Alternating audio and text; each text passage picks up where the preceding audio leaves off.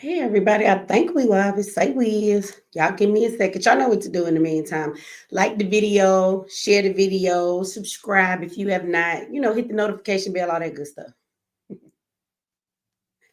gotta get my MX Network folks on, and we're gonna have this conversation tonight. It's gonna be a real good one. Now, some of y'all might be like, Michi, we keep having this topic. No, we got some new stuff to add, and I'm sure until it's all said and done, we're gonna be talking about these topics over and over again because there's just new shit that keep happening every single damn day, every day.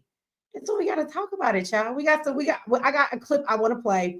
And we're gonna check out the AG in New York and watch her and her bullshit, okay, and address some of that. She's funny. I can't wait to watch this clip with y'all.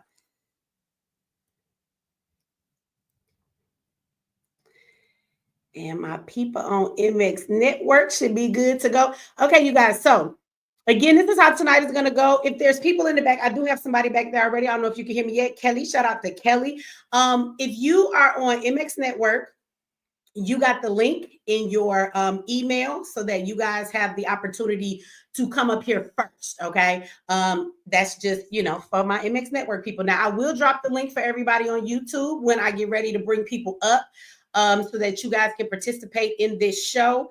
But in the meantime, the people who already have the link, you have it in your email for the people on MX Network. You should have got a reminder. You should get one right about right now that the show is started and it's in there for you guys. Okay. So you guys already have the link for tonight. Now, for anybody who does come up in the back, I need you guys to give me like about 25 minutes before I bring anybody up because I do want to play some clips first. I want to show you guys what we're going to have our conversation about, at least where we're going to start. Y'all know before it's all said and done, this panel is going to take a mind of its own. And before it's all said and done, we're going to be talking about all kind of stuff. Y'all know how this goes, but we're going to start off with certain topics. Okay. And so I want to do that first and play those clips before I bring everybody up. So y'all just have to bear with me and give me a second, okay, you guys, and then I will get y'all over here. Shout out to everybody over on MX Network. And thank you for the people who said my hair is pretty. Thank you. Yesterday, I was gonna go live. I was tired. If you know, like I know where the girls that we be when we go get our hair done, it take a long time. Besides, I get my hair done from my friends, so we take all day. We laugh, we talk, we sit wine. We be taking all day for no reason. We stop, we have lunch. So I had to put some hair on because I cut my hair off, y'all. I did a big chop because my bob, all of that curls on the side, that shit was tearing my hair up. I should have just stuck with my curls. So anyway, I cut it off. But you're not gonna know I cut it off because we're gonna rock this until it grow back some. Yeah, I'm not the big chop walk around big chop. I got a big ass head that don't work on me. Some of y'all sisters real pretty with your big chop. That's not me, okay? So we're not doing that. But thank you for the compliment, y'all. So I do want to make a couple announcements before I get into the clip I'm gonna play. Give people a minute to get in here. I hope y'all had a good yesterday. Y'all know I don't really celebrate the holidays and not even Valentines. I already told y'all that. Like if you love me and we in a relationship, we should be loving on each other all year long. Like Valentine's Day, you can't get in nowhere to get nothing to eat. Everybody in a mama in a dang restaurant. You know what I'm saying? And everybody getting the same gifts, some flowers and some chocolate, same bullshit every year. So love on me on a Tuesday in May. That's how I know it's real, okay? So I don't need the government to tell me in capitalism when we should love each other. So I don't celebrate Valentine's Day just like I don't celebrate anything else. But for any of you guys who did, I hope y'all had a good time with your boo thing. You know what I'm saying? I hope none of y'all got no fight because y'all the side chick or whatever. I hope you didn't feel lonely because he didn't call you. Or maybe you might be the side dude. Like, it's okay. I hope your feelings wasn't hurt yesterday because they could spend time with you.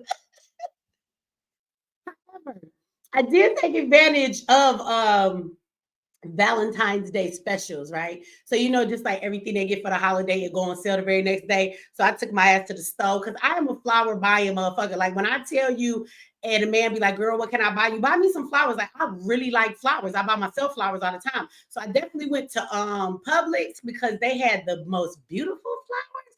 They was pink and purple roses and all these little cute mixtures. They have flowers everywhere for Valentine's Day. And so today all that shit was half off. So I got like, 15 bouquets of flower all around my house, in my room, in the kitchen, in the bathroom, everywhere, just because they was on sale. So I did go and do that. So I did get flowers, but I bought them for my damn self, which I do all the time. I love some damn flowers in my house. But I want to remind everybody, in the description of the video over on YouTube, we're going to be here for a while tonight. We normally are on Saturdays, right? We're here until I'm delirious or until y'all don't got nothing else to say, one or the other, whichever one comes first. And so if you do not want to watch the commercials, then you guys can click the link in the description of the YouTube video, and you guys can get your subscription over on MX Network. Now you can get a free subscription to watch the lives. While I am live, all of the lives are able to be seen with your free subscription, okay? So when I'm live, you can watch them over there. We have a chat as well. We have a super chat. You can do all of the same stuff over there you can do on YouTube, except you don't got to watch the commercials, okay? Now, after the live is over and within 24 hours, if you don't get to watch it, you can't go back and watch it if you just have the free subscription. But with the free subscription, it will allow you to watch it while we're live, okay? So keep that in mind if you don't want to watch all of the commercials. Also, in the bottom of the description on YouTube, you are going to find, if you watch the other video about the Malachian Empire, my tribe, and y'all want to be down, you want to see what it's about, the link for that is there, because some of y'all asked me about it. It's in the other video though, so I don't know like how y'all watch the video, but y'all ain't see the link. So it's in the bottom of this video too. You guys can come over for 30 days and check it out and see, ask all the questions you want. Monday nights are all of the meetings for questions and answers and things like that. So you can come over there. General is always there until all the questions are done. So you can come and get informed and kind of, get your feet wet and see if it's for you for the first 30 days before you make any commitments. So that information is down there. Also, you guys have been asking me about the boot camp. So my next 6-week boot camp does not start about how to make money online. People are like, what boot camp, Michi? You don't be doing push-ups, but you'll be doing some business push-ups, okay? It's a lot of information in the 6-week boot camp. We go over more than 10 ways for you to make money online, stuff that costs you nothing to get started, and having your own full-blown network like a Netflix, and you don't even have to be a content creator, right? So, and everything in between, okay? So we go over all of that in the 6-week boot camp. You get plenty of classes where we're just there for you to ask questions and get help with whatever you're working on. And so the next one is not until the first week of April. This one finishes in a couple of weeks, and then I'm going to take a break. My birthday month is coming up, and I think I might go somewhere. I don't ever do nothing. I'm going to go somewhere. I think I might, go find me a nice little resort in Florida or something and sit in the sun. I don't know. But I'm going to take a break. I might just stay home and sleep. I am a Pisces and my bed is my favorite place. So I might just sleep, but I don't want to teach no class for a minute. So it's not until April, you guys, but I do limit the class, and it's not extremely limited, but I don't like to get like, you get into 200 and 300 people in the class. That's a lot. It's too many because I can't see to everybody, right? And I tailor my boot camps. You learn the same information, but some of y'all might specifically want to do something with a certain product, or you need certain information. So I tend to tailor each boot camp. They're all a little bit different because I like to make sure I cover specific things for the group. If there's too many people in there, it's very hard for me to do that, okay? So for all of y'all who keep asking me, right now, if you get in early, you will have your spot, even though it's not until April. It is on the website. The link to that is also in the description of the YouTube video, okay? For all of my people on MX Network, y'all know where to go to therealmichiex.com on my website, and you go over to the courses. And right now, I think it's only going to be for about a week. I ain't decided yet, but you can get $50 off if you get in early. So you put in 50 off, 50 OFF, when you check out on the website, and you can get $50 off the already affordable damn price of my boot camp. I promise you, my students have took it, and even though they was the ones paying, they was like, girl, I done paid thousands of dollars and didn't get half of what you gave. It don't even cost $1,000. We're not doing all of that. And apparently everybody getting laid off. So if you work for the government, you really might want to take the boot camp, because I heard you ain't got no job, man. I heard Trump just been laying y'all off left and right. Hey, I don't know what to tell you. Take the boot camp, and you get $50 off now because your funds might be limited. You can learn how to make the money. I laugh because a lot of people are like upset, like the Department of Education is going away. All of these different things are going away. The IRS, well, like really, if you understand where we're going, nobody's gonna have no job. So welcome to the beginning of where we're going. AI finna take all of y'all shit. Ain't gonna be no school, because school gears you to be a worker. There will be no jobs for you, man. That's for everybody. You're gonna get a high universal income. Remember Elon told you that? Well, I've been telling you that since COVID, okay? That was their test run, them checks they gave you. And so yeah, you're really not gonna need none of that stuff. The new industry, like the gold mine, either you're gonna learn to produce AI, you're gonna learn to keep the AI running, create the AI, or you are going to learn how to do business online. You're going to learn how to learn new skills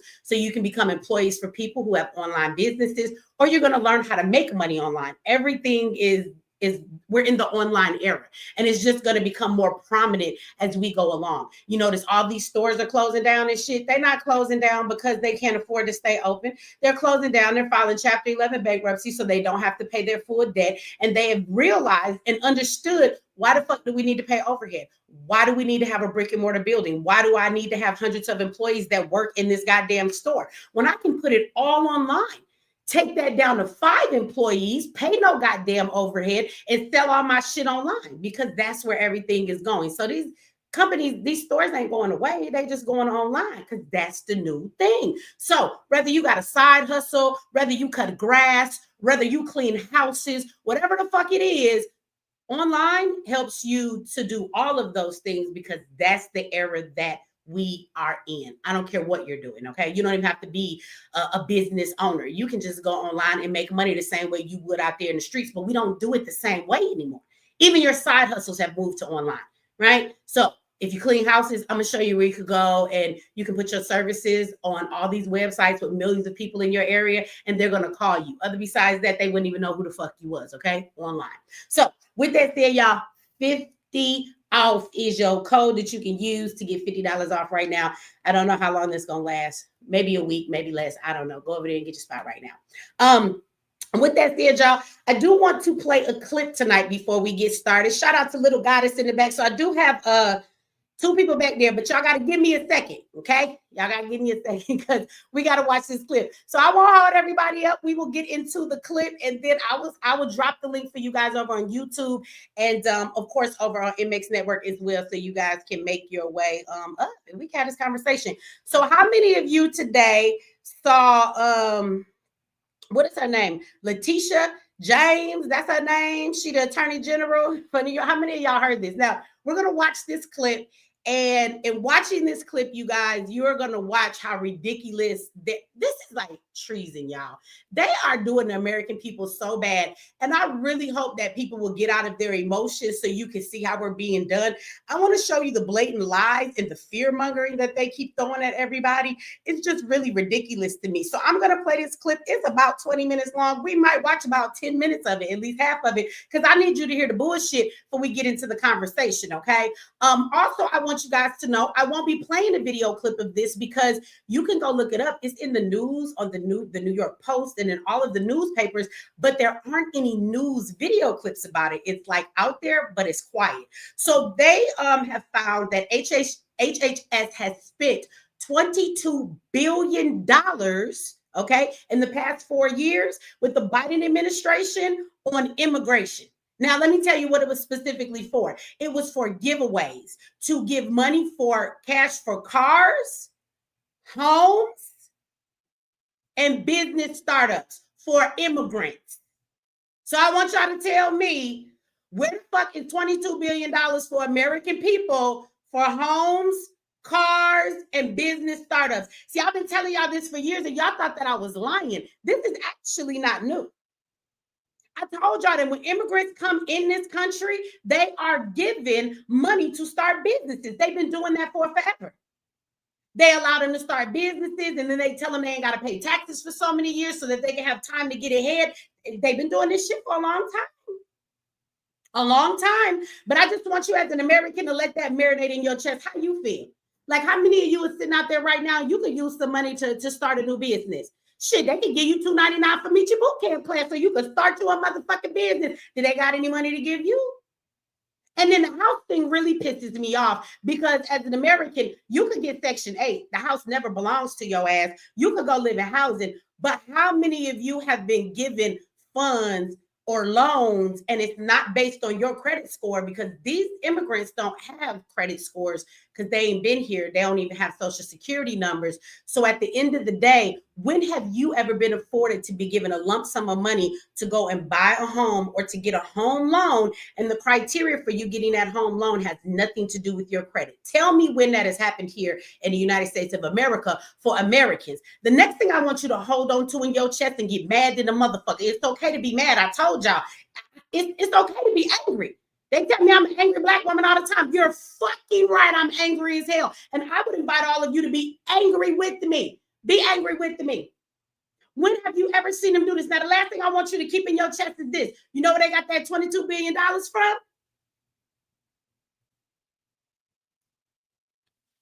I mean, everybody should know the answer to this question. You should all get 100 points on this. Everybody should know the answer to this question. Where the fuck they get them dollars from? That's your money. Those are your tax dollars. That's your money. So they tax you every damn day. You go work your ass off, and before you ever get that check, they snatch it from you. They don't even give you the option to pay them later. They just take the shit from you before you ever touch your check. It's gone. You don't pay taxes, they'll come get your ass and throw you in jail eventually. They will garnish your goddamn wages. And if that don't work, have you ever been a person in the chat that you done had them put a freeze on your bank account? Oh, they want to talk about Elon. And oh, he got all your bank account information, your routing number, your account number. Well, last time I checked, the IRS will just jump into your bank account, freeze that bitch, and take all the funds up out your shit if they think you owe them. That's where they get this money from. And they do all of that to us in our country to give the motherfuckers that ain't American citizens. You should be angry. You should be angry as hell. But they want to justify this bullshit. So again, they haven't made a lot of noise about that, but I promise you, even though there's no video to show, you can go look it up. Please do. Just Google 22 billion by HHS given to immigrants for cars, homes, and business startup. Go look it up. It's there in the New York Post and everywhere else. The newspapers are reporting it, but you don't find it on any news channels just as of yet. It was reported about 2 days ago. I want Elon to keep looking. I want Elon to look at everything, break it down, turn it around, flip it upside down, and post it all, find it all. I don't give a fuck. I want him to keep doing what he's doing. I don't give a damn if he make a mistake and push a button and everybody payment stop. Guess what? What have I always told y'all before? When you are tired of where you are, sometimes you just got to take that step into the abyss. And the abyss is this. I don't know what the fuck this is going to bring. I don't know what's in front of me. I don't know what's out there if I just go forward in something I've never experienced before. But this is one thing I do know. I can't stay where I am. And in America, we can't stay where we are. The way that this government is run, the shit that they do to their people, the stuff that they do to us as citizens, the way that they treat us, the freedom we don't have, the enslavement that they give to us, the misuse of our money, the way that they tear us down, the way that they poison us from left to right, from air to land to food to everything else, the way they house other motherfuckers, but let black vets sleep on the street. I'm sick of it. And I don't give a fuck what comes from this. All I know is something got to change. So whatever they turn this shit into, even if it becomes a fight, at least it's a new fucking fight. Because I'm tired of the same old goddamn fight. I don't know about y'all, but I'm tired of it. I really the fuck am. I am. If you lost your job and you work in the government, oh well, we're at war. And we've been at war for a very long time. We just don't know that we're the ones being attacked. We've been at war. So wake up to that fact. You lost your job if you work for the government. I'm sorry, but I'm not. It's called a casualty of war. And some of those motherfuckers that lost their job, you deserve to lose it because you were sitting back collecting money for nothing, not doing shit, working remotely from home. Go to work. If you want my tax dollars, take your ass to work. Okay? Now, let's watch the Attorney General and this bullshit she had to say today or the other day, whenever the fuck she said it.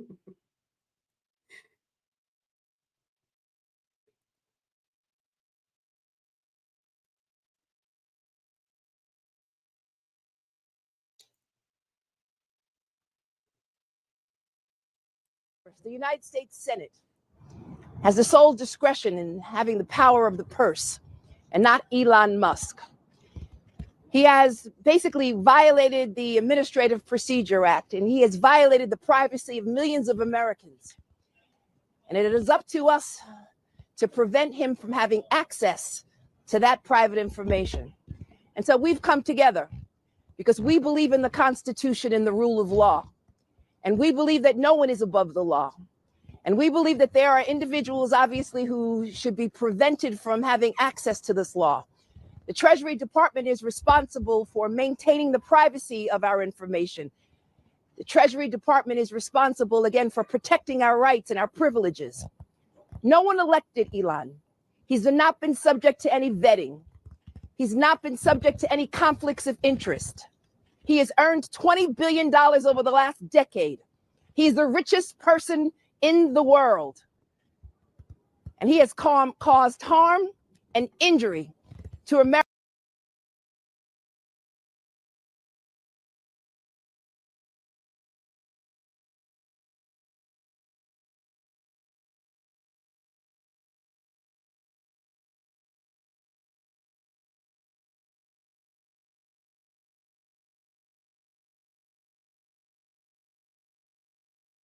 You muted. Okay, I'm sorry. I'm muted. I'm back now. Look, I'm gonna stop her a couple of times in this conversation because I want to point out something to y'all. Why do they keep bringing up the fact that Elon is the richest man in the world? What does that matter? Like, if they kept saying he the brokest nigga in the world, that might matter.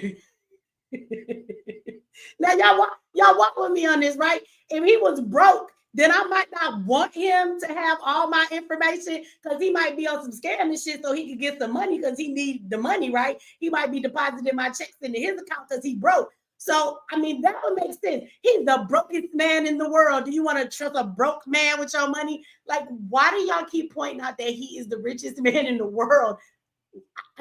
That's called a meaningless statement. If you've ever studied philosophy, if you understand debates, like that is just one of them things they throw out there to get an emotional reaction from people because I'm not understanding. Now, if anybody want to come up here and tell me, I'm just not understanding why it matters that he's the richest man in the world, for one. The next thing she said is that he has been doing all of this harm.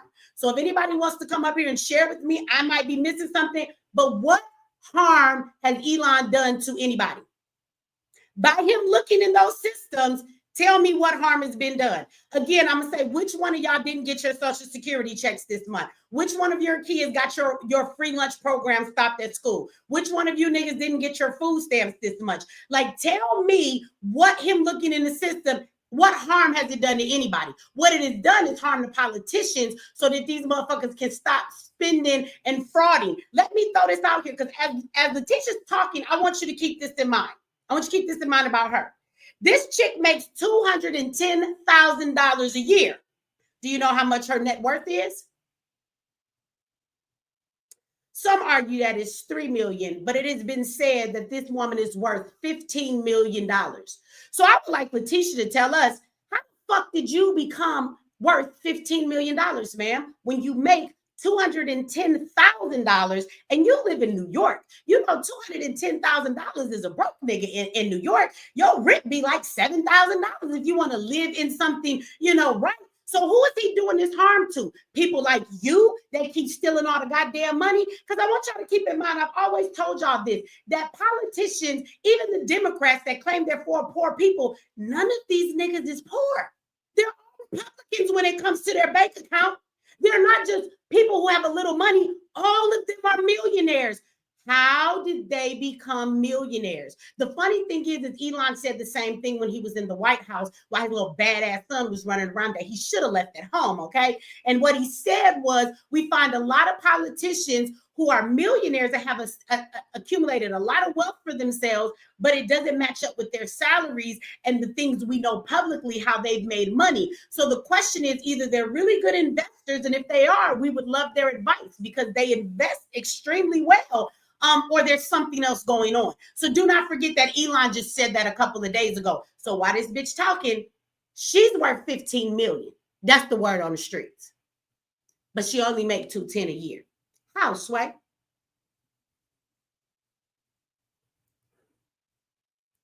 Americans, and that's why we are here today to seek a preliminary injunction. to stand up against those forces who believe that they can unilaterally have power and have control, all in the hands of the President of these United States. It's important that Elon Musk, the Treasury Department, the President of these United States understand that is not how our order of the Constitution works. And so I'm joined here today by my colleague, William Tong, from the great state of Connecticut. And I would ask him to say a few words as well. Thank you. Thank you. Let's hear for Tish James. Let's hear for Tish James. Thank you, Tish. Thank you. Let me thank Attorney General James, our colleagues, for standing together today here in federal court here in the Southern District of New York in defense of our country, in defense of the rule of law. We stand together to stop Elon Musk and his army of tech bro wannabe stormtroopers from tearing up the Treasury Department, now IRS, we hear, the Department of Education, and the federal government. Let me frame this for you and put this in context. You know, you're going to hear a lot of legal arguments today. We're going to talk about the Constitution. We're going to talk about the Administrative Procedures Act. Let's put that all to the side for a second. What is this about? This is the largest data breach in American history. That's what this is. Okay. Our job as state attorneys general is to protect and safeguard our states, the citizens in our states, from data breaches, to protect their confidential personal information. I'm going to stop him right there, because that is another key word to trigger you as an American. This is the biggest data breach in history. Now, a data breach is usually when an opposing person, an enemy, an outsider accesses your information, and they do it for nefarious reasons. Okay. Now, throughout the time of us being in this country, have we not seen breaches come from enemy states? People have breached bank information systems. People have breached other systems that have your information in it, and they will tell you might want to change your passwords. They tell you all of this different shit is going on. But to me, that is a trigger word. This is the biggest data breach in history. And sir, this is not a breach.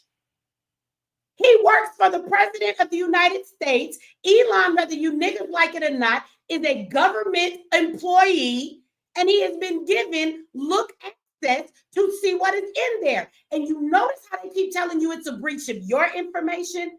Elon not in there looking for your information. Elon is in there looking for the fraud, looking for the waste, looking for the shit that's actually going to lead back to these crooked politicians. That's what he's looking for. He's in there looking for their shit. He's not in there looking for our shit.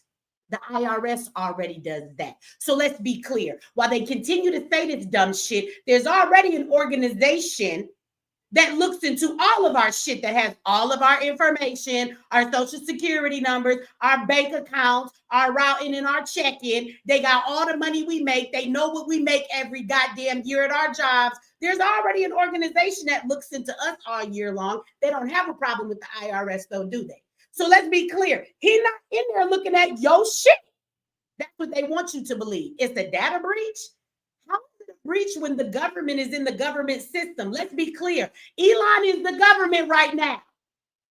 So the government is in the government system, and that's a data breach. Pay attention to these trigger words that they use, that if you use some sense, they don't make any sense at all. They just want to get you upset so they can have the backing, so they can try and hide the bullshit that they've been doing. To protect our states and residents from cyber attacks and cyber crime. And what you have here, never mind Equifax and a data breach that impacted half of all Americans, never mind Change Healthcare, which we're still working through, which has impacted our healthcare system in this country. This is the largest data breach in American history. We're talking about social security numbers. We're talking about banking information. We're talking about address. I don't mean to cut the man off again, but I want to tell y'all something else. If you ain't heard it, it's coming in the news now. It's just starting to get out there, so it may not be as big yet. He talked about the healthcare system. Do you know the funds in the government that are used for the healthcare system? We just recently found out that 95% of the money brought in when it comes to medical and the healthcare system that should be paid out to help people when it comes to their medical needs, Americans, you know, those of us that need to go to the hospital, go to the doctor, and they'll let your ass die if you don't have the money. There was a story of a man who needed his, it was albuterol or something he takes to breathe right. He went to go and get it, and it was normally like $60. And now, because his insurance company didn't cover it anymore, it went to $450. He couldn't afford to get it. It's a life-saving medication. This nigga died a week later because he couldn't breathe, because he couldn't get his medicine. So let's keep that in mind. And he talks about the healthcare system. Do you know that they just found through Doge, it's coming, give it 48 hours, it's going to be all on the news. So 95% of the money that has gone into the medical system has been paid out to investors. 95% of the money has been paid out to investors. This is why your coverage ain't shit. This is why you don't get the care that you need.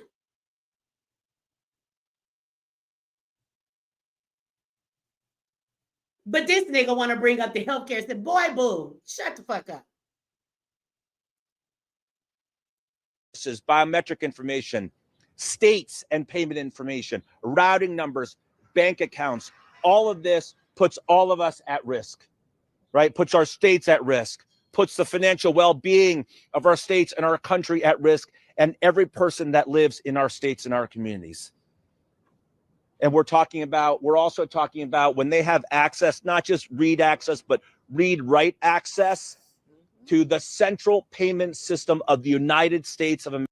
Another key word. I don't mean to keep stopping it, but we got to break it down so we can see what's being said. He said when. Did you hear that? When they have not only read, but read and write access. Let's be clear. He only has read access. He doesn't have read-write access. So why are they trying to put you in a panic over some shit that ain't happened when he do have that access? Motherfucker, he don't got that access. So why are you talking about some what if shit? He hasn't even requested the right to be able to get in there and rewrite or refund or reroute no shit. All he's asked for is read. He want to read where the money is going. So that's not the case. So why are you speaking on a what if that ain't goddamn happened?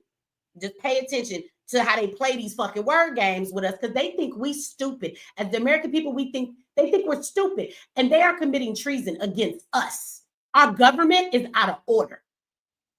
America, the Bureau of Fiscal Services, BFS, right? We are concerned about payments to everyday Americans, Social Security payments, Medicaid, veterans payments to support our veterans, our first responders, police officers.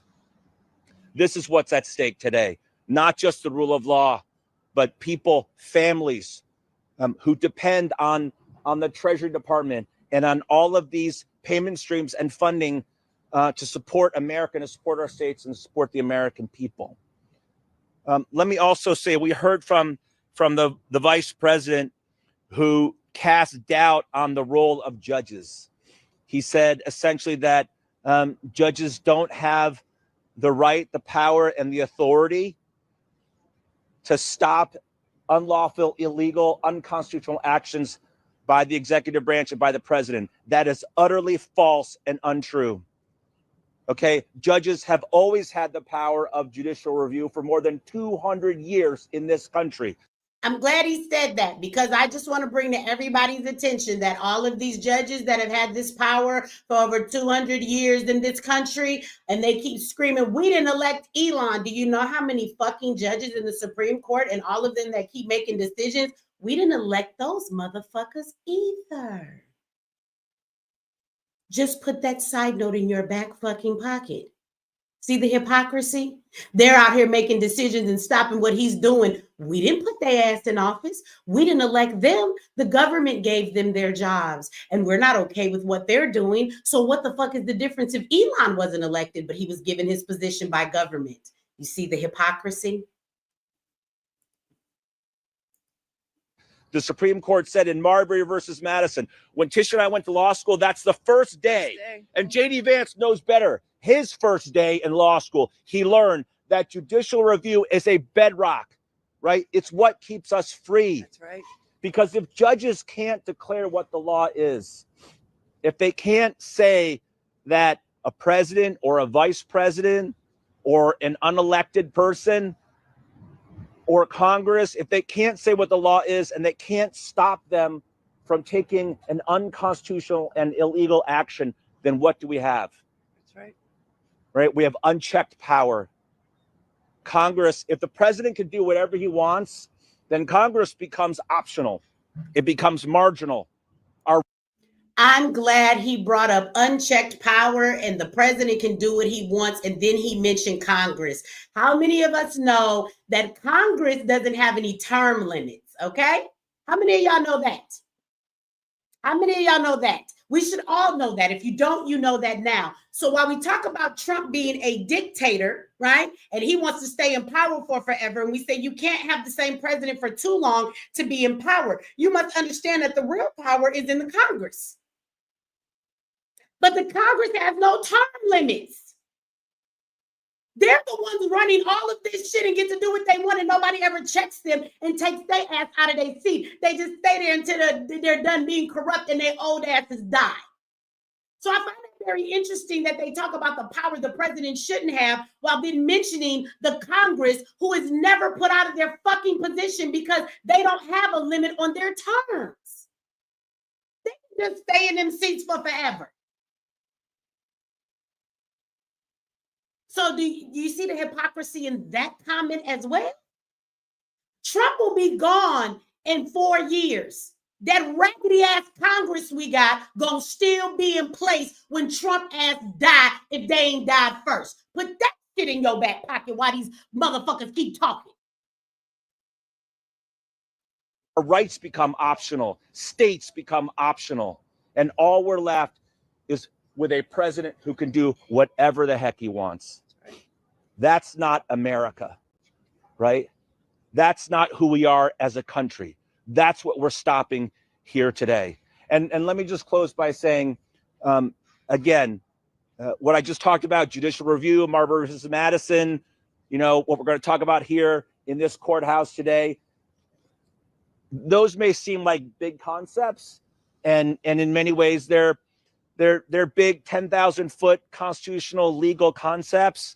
But what we're talking about today, every middle schooler in America understands checks and balances. This is about checks and balances. It sure is This about is checks a and check. balances. That's what we do. This is a check on executive power run amok. This is a check and a balance on a president who wants to do whatever the hell he wants. We can. Nah, it's a check and a balance on you motherfuckers. It's funny how they use all these words for everybody else. They want to check and balance Trump, but they afraid for somebody to check and balance themselves. Cannot have that in America. And that's why we're here today. Come on, bitch. Stand to the mic and start lying some more. Come on. And as attorneys general, we're not going to bow to the president or to Elon Musk. It's important that individuals understand that right now, Elon Musk is untethered to any accountability at all. And the fact is that they would like for us to engage in an ideological litmus test. And that's why they've paused funds. That's why they have freed Social Security and veterans payments. I just want to say, unless you have something and y'all want to come up here and show me, that is a fucking lie. Whose Social Security payments been stopped? Whose veterans payments have been stopped? She just straight up lied to everybody. No Social Security payments have been stopped. Now, if I am wrong, correct me. Have some of you heard it? Because I looked. The only one that a freeze is being put on and money is not being spent, he's putting a freeze on certain organizations and government organizations, and people are being fired or they're not getting paid because he's put a freeze on the funds they're getting for their employees. He has not stopped anybody's Social Security payments. And when we talk about veteran payments, let's talk about that for Black people for a moment. You do know that it is a fact that statistically, Black veterans are usually denied their money. They're denied their funds more than anybody else. I know a couple vets who have had to fight and fucking fight just to get a little bit of money because they can't get their 100%. So y'all be denying Black veterans their money all the time after they don't work their ass off. What they do is while they're in the military, they wait till they're about to get out after they've served all of these years for them. And then they turn around and they will find some reason to dishonorably let you go on some small bullshit so they can use that as an excuse to say you don't get to get your payout after you spent all your years in the military fighting for this country. Bitch, and don't get me started about that. We are almost 40% Black people of the homeless population. And in that homeless population, there is a gang of veterans that you ain't paying, a gang of vets that you won't put up a shelter for to put no roof over their goddamn head, although you did it for the goddamn immigrants. This funky bitch just stood here and lied and said he stopped payment on Social Security checks and veteran payments. That is a fucking lie. And she stood at the microphone and said that shit. But Trump is the problem. Okay.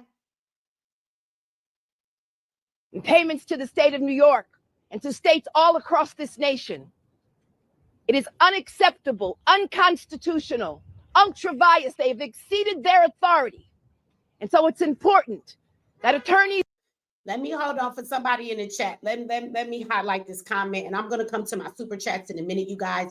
So this person said, stop calling them immigrants. They're illegals. No, I don't know. My screen's small. Can you see that? Middle finger to you and your mama, okay? See, let me tell you something as an American. I don't give a fuck if you're illegal or if you're an immigrant, because even the immigrants that are here legally now, you got the same benefits when you got here for 90% of y'all. When you came into this country, you might be legal now, but when you got here, you got benefits. When you got here, you were able to get a home loan quicker than us, not based on your credit score. That shit has always been around. There's always been laws that says immigrants can start businesses in our fucking country and not have to pay taxes for 6 or 7 years. There's always been programs to give your funky ass a motherfucking grant to start you a goddamn business. We got DACA babies. Those motherfuckers ain't illegal, but they get free school. But fucking Americans don't. So no, I'm not making no goddamn distinction. Fuck a goddamn immigrant. I don't give a damn if you legal or you ain't. At the end of the day, our country has spent way too much money on you motherfuckers before you ever became legal. So no, I will not clarify legal or illegal. They have spent too much money on helping you motherfuckers live the American dream, and we're Americans, and we've never been able to live that dream without working hard than a motherfucker and fighting tooth and nail to get it. You can miss me with that shit in my comment section. Make sure that's not what we do. Stop calling them immigrants. No, I'm talking to all immigrants. Okay, we're not gonna play that game because I can point out some of you legal motherfuckers who don't deserve the shit you're getting either. I've been in this country all my motherfucking life, born here. My great-great-grandfather was a motherfucking slave. Ain't nobody in my goddamn family ever been given free college. Bitch, I still pay a motherfucking student loan right now. My 16-year-old son is in the next room studying to get a high score on his SATs so he can get a grant. Because if he does not, guess what? His black-ass mom and dad, who are fucking Americans by the fact that we built this bitch, guess what? We're going to have to go get a student loan to pay for my son's college. Maybe if we was an immigrant baby that was legal without the word illegal attached to it, we could get it for free. You got me fucked up tonight. You got me fucked up. I'm not making no distinction of nothing. I said immigrant because that's what I mean. General, representing our respective states, stand up and enforce the rule of law, because Elon Musk, individuals at the Treasury, and the President of these United States is not above the law. And we will continue. You know, as attorneys general, we've been preparing for this. This is not the outcome that we wanted.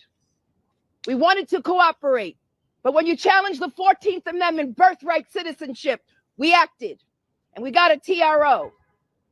When you challenge the NIH, individuals who are engaging in research to find a cure to cancer, to find a cure to a cardiac disease. I'm going to have to stop this bitch one more again. Let me tell you why. Did she just say that he is stopping funds and he's stopping things from research on cancer? That's what she said? How many of y'all understand that cancer is something that is given to us? How many of you, if you go to the grocery store right now and you walk, matter of fact, hold on. Let me put my face on the screen because I need y'all to see me when I say this. They need a cure to cancer. I think this is what Elon is talking about. That is a waste of money. You know why it's a waste of money? Because all they got to do is stop giving us cancer. That's all they got to do. Stop giving us cancer and you don't have to find a cure. You do realize for the people who have cancer, they give it to us. Go to the grocery store right now and your shelves are filled with nothing but cancerous food. The same food that they make for other countries, they have chemicals. There is paint thinner in your child's cereal. Why? Why is it okay for the FDA to say you can put paint thinner in cereal that children mostly eat? Yeah, I think they should be shut the fuck down. Oh, we should keep the FDA for what? What do they do? They allow fillers to be in our food. How many of you know that there's a such thing as called a filler to be put in food? Do you know that sand is an approved filler? You out here eating sand? So do you want to talk about the deodorant and the aluminum and all the things that they have told us for a fact causes cancer, but they sell it to you left and right in capitalism? You don't want to talk about that? Do we want to talk about the fact that cancer is actually given to people? And if you would stop poisoning us and would focus on people living healthier lives, because even when you try to be healthy in this country and you go and get you some fruits and vegetables, that shit ain't organic. That shit is genetically modified and some bullshit too. I went and bought a watermelon from Walmart and I set that motherfucker on the counter. It deflated like a basketball the next day. I went to go squeeze it and water came out of that goddamn thing. And when I peeled the skin back, it was like leather and it was lines and shreds of shit in there. So that shit wasn't a real watermelon, but this is what you feeding me. And I went and got a fruit and a vegetable trying to live healthier. And even then you feeding me some fucking poison. Is this fucking bitch serious? Money towards cancer cures is a fucking farce. We don't need to study a cure for cancer. We just need America to stop poisoning its citizens. That's all you got to do, bitch.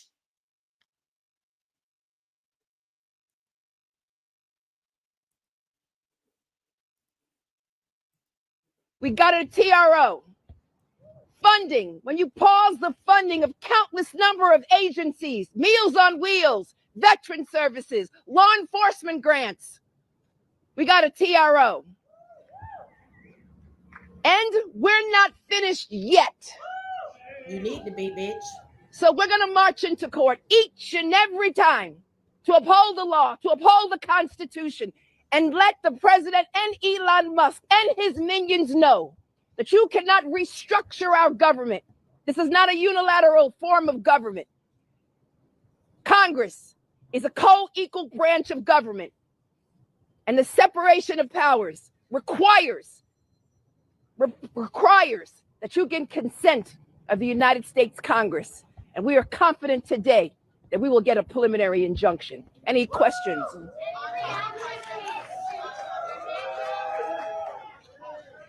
Hey, good afternoon. That bitch looked guilty. And he just looked dumb.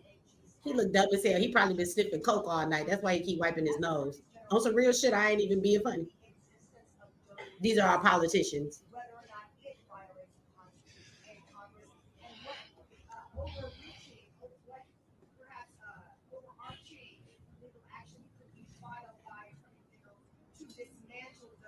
We're going to listen to this last part when homie come back to the mic because he says something that's real interesting. And then I'm going So as you know, there was another action that was filed in New Mexico by 12 other attorneys general. But our action here is against specifically the Department of Treasury. And we are seeking at some point to amend our complaint to specify other agencies. We believe that the best course of action is to focus on agencies and not name Elon Musk. We question whether or not we have personal jurisdiction over Elon Musk. At the end of the day, this is a lot of legalese. At the end of the day, we believe that this is the proper and the most correct way to respond to an entity which is not a government agency, which has not been confirmed by Senate, where employees have not been vetted and have not. You know what else is not a government agency, you guys? You know what else is not a government agency? A private entity that is used outside of the government that has all of your information. It's tax season, y'all. Everybody say it with me. The I to the R to the motherfucking S. The IRS is not a government organization. But yet y'all have given them the authority to have all of our information. And they even have the authority, unlike Elon, not just to look at our bank accounts, but they actually can suspend our bank accounts and snatch all our money out our shit if they feel that we have not paid them. Now, as we picking and choosing, or we gonna do this with all agencies because the IRS is the exact thing that she just fucking described. The thing they want to make Elon, actually, that's what the IRS is. They have the ability not only to see, but to rewrite, to stop your payments, to go in your bank account, to steal your motherfucking money and everything else, and to garnish your wages from your job. I'm glad she brought that up. Why don't nobody say that when we talk about the IRS? Y'all don't vet them goddamn people. They over there come in and get all the jobs and they get hired. They fill out the application. If they know how to fucking do taxes, they do taxes. They get them niggas guns and swear them in. Are you fucking serious? You vetted them all? Shut the fuck up. This is the shit I'm talking about. This is the shit I'm talking about. Not been subject to any checks and balances and or conflicts of interest. Again, Elon Musk earned $20 billion over a 10-year period of time and is still enjoying contracts from the federal government. That should not be the case, and it must be stopped, and that's why we are here today. Sure.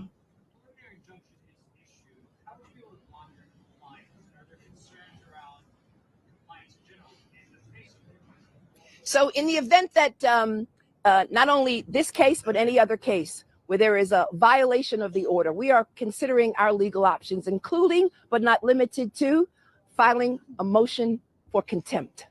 Yeah, and that happened in the funding case in which we're both involved in the district court in Rhode Island. We have concerns that they're not complying with that court order. So we moved to enforce that court order, and the judge granted that motion on Super Bowl Sunday. Yep. And so there are real questions about compliance and non-compliance, and we're gonna go in any court anywhere to make them comply with these orders. Yeah. Yeah. Thank you so much. Secretary of Defense said that it is the Trump administration's that they want DOJ and civil servants to work together. I can't hear their questions, but it don't even matter. I just want y'all to hear these dumbass responses. 2 more minutes and we done with this video.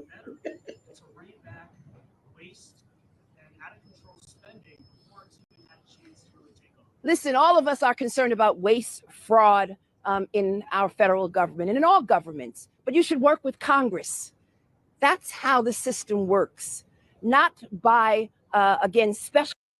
Okay, I want to point out something. Now, remember what I said earlier. Congress doesn't have any terms. So if the waste and the fraud and the shit that we have seen all of this time has been in the government and nobody has stopped it, and Congress is the one that should be doing that, is it fair to say that Congress has not been doing their job?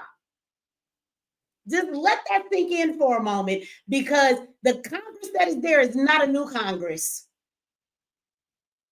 All this shit went about on their watch. All the fraud, all the waste, all of that happened with them there. They are not new. But that's who you want us to deal with? That just sounds stupid if we understand how the government works. See, they bank on talking to us. I told you, that's why I say in the title, they think we're stupid.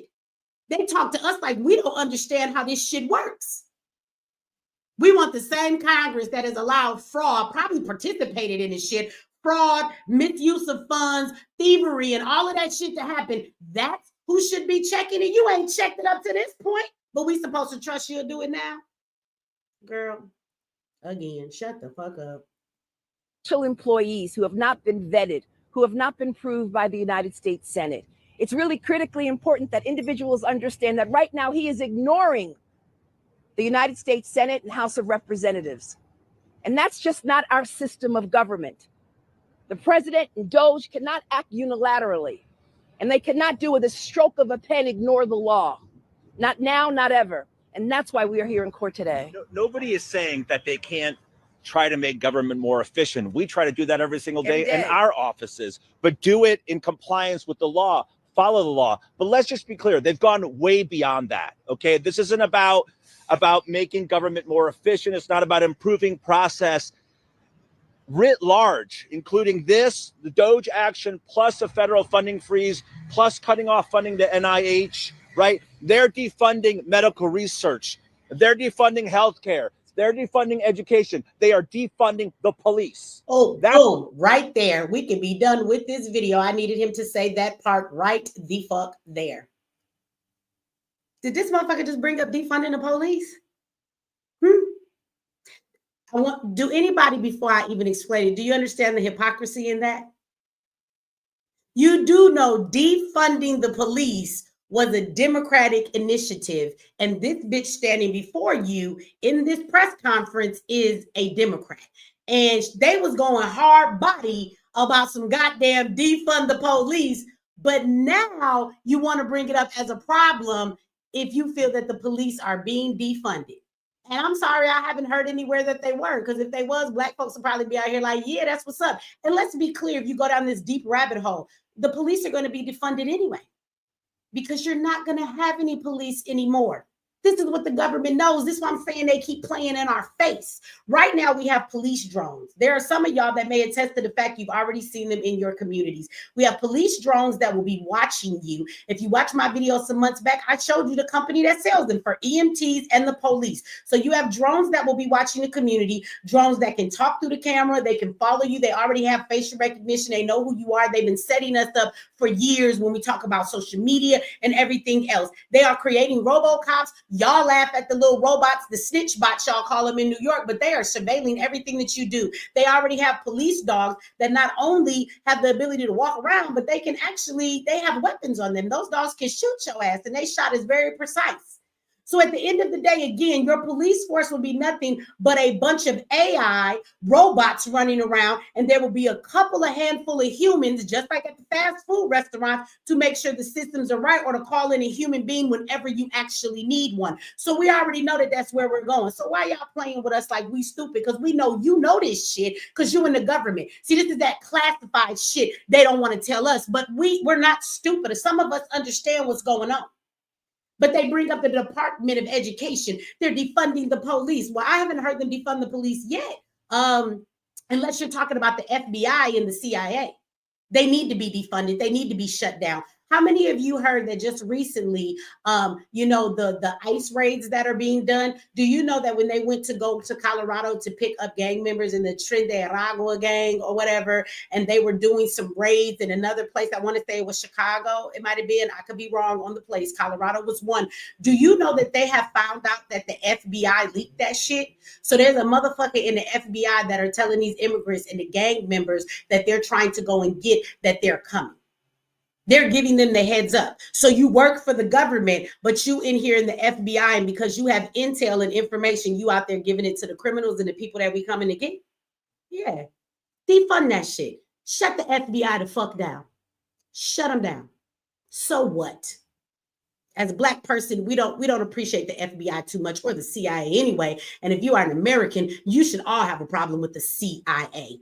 If you only understood what the CIA has done to us and what they continue to do to us. They are the group of police that experiment on the public. from MK Ultra all the way up to giving foster kids medication to see how it works on their bodies because nobody cares about the foster kids, shooting motherfuckers up with syphilis when they come to the hospital, doing experiments in the prison. They the ones dropping all kind of stuff on folks that we call chemtrails. They're the ones responsible of seeing how all of this stuff works. They're the ones that are behind all of the mind control and how they teach these politicians how to talk so they can control the mind of the masses through the control of the television and everything else and the fake news shows and all of these fake wordings. That lady used a lot of trigger words that if you don't recognize them, you don't. But I see them for what they are. And all those were things to make you get upset as an American. They talking about they're going to be in a courtroom every day making sure that Trump gets stopped. A bunch of Americans should show up in that courtroom too and attest to the opposite and say, we are the people. We don't want you to shut shit down. They would feel stupid as fuck, and I guarantee you that would not be reported on the news. So stop playing with us. Now you mad about them defunding the police? It was the Democratic Party that was screaming defund the police. Do you see this hypocrisy and how they play on us like we so stupid? I don't know if y'all forgot that, but I didn't forget that the Democrats wanted to defund the police. I didn't forget that. Did y'all? And Letitia is definitely a Democrat. So girl, shut up. You was a part of that movement as well.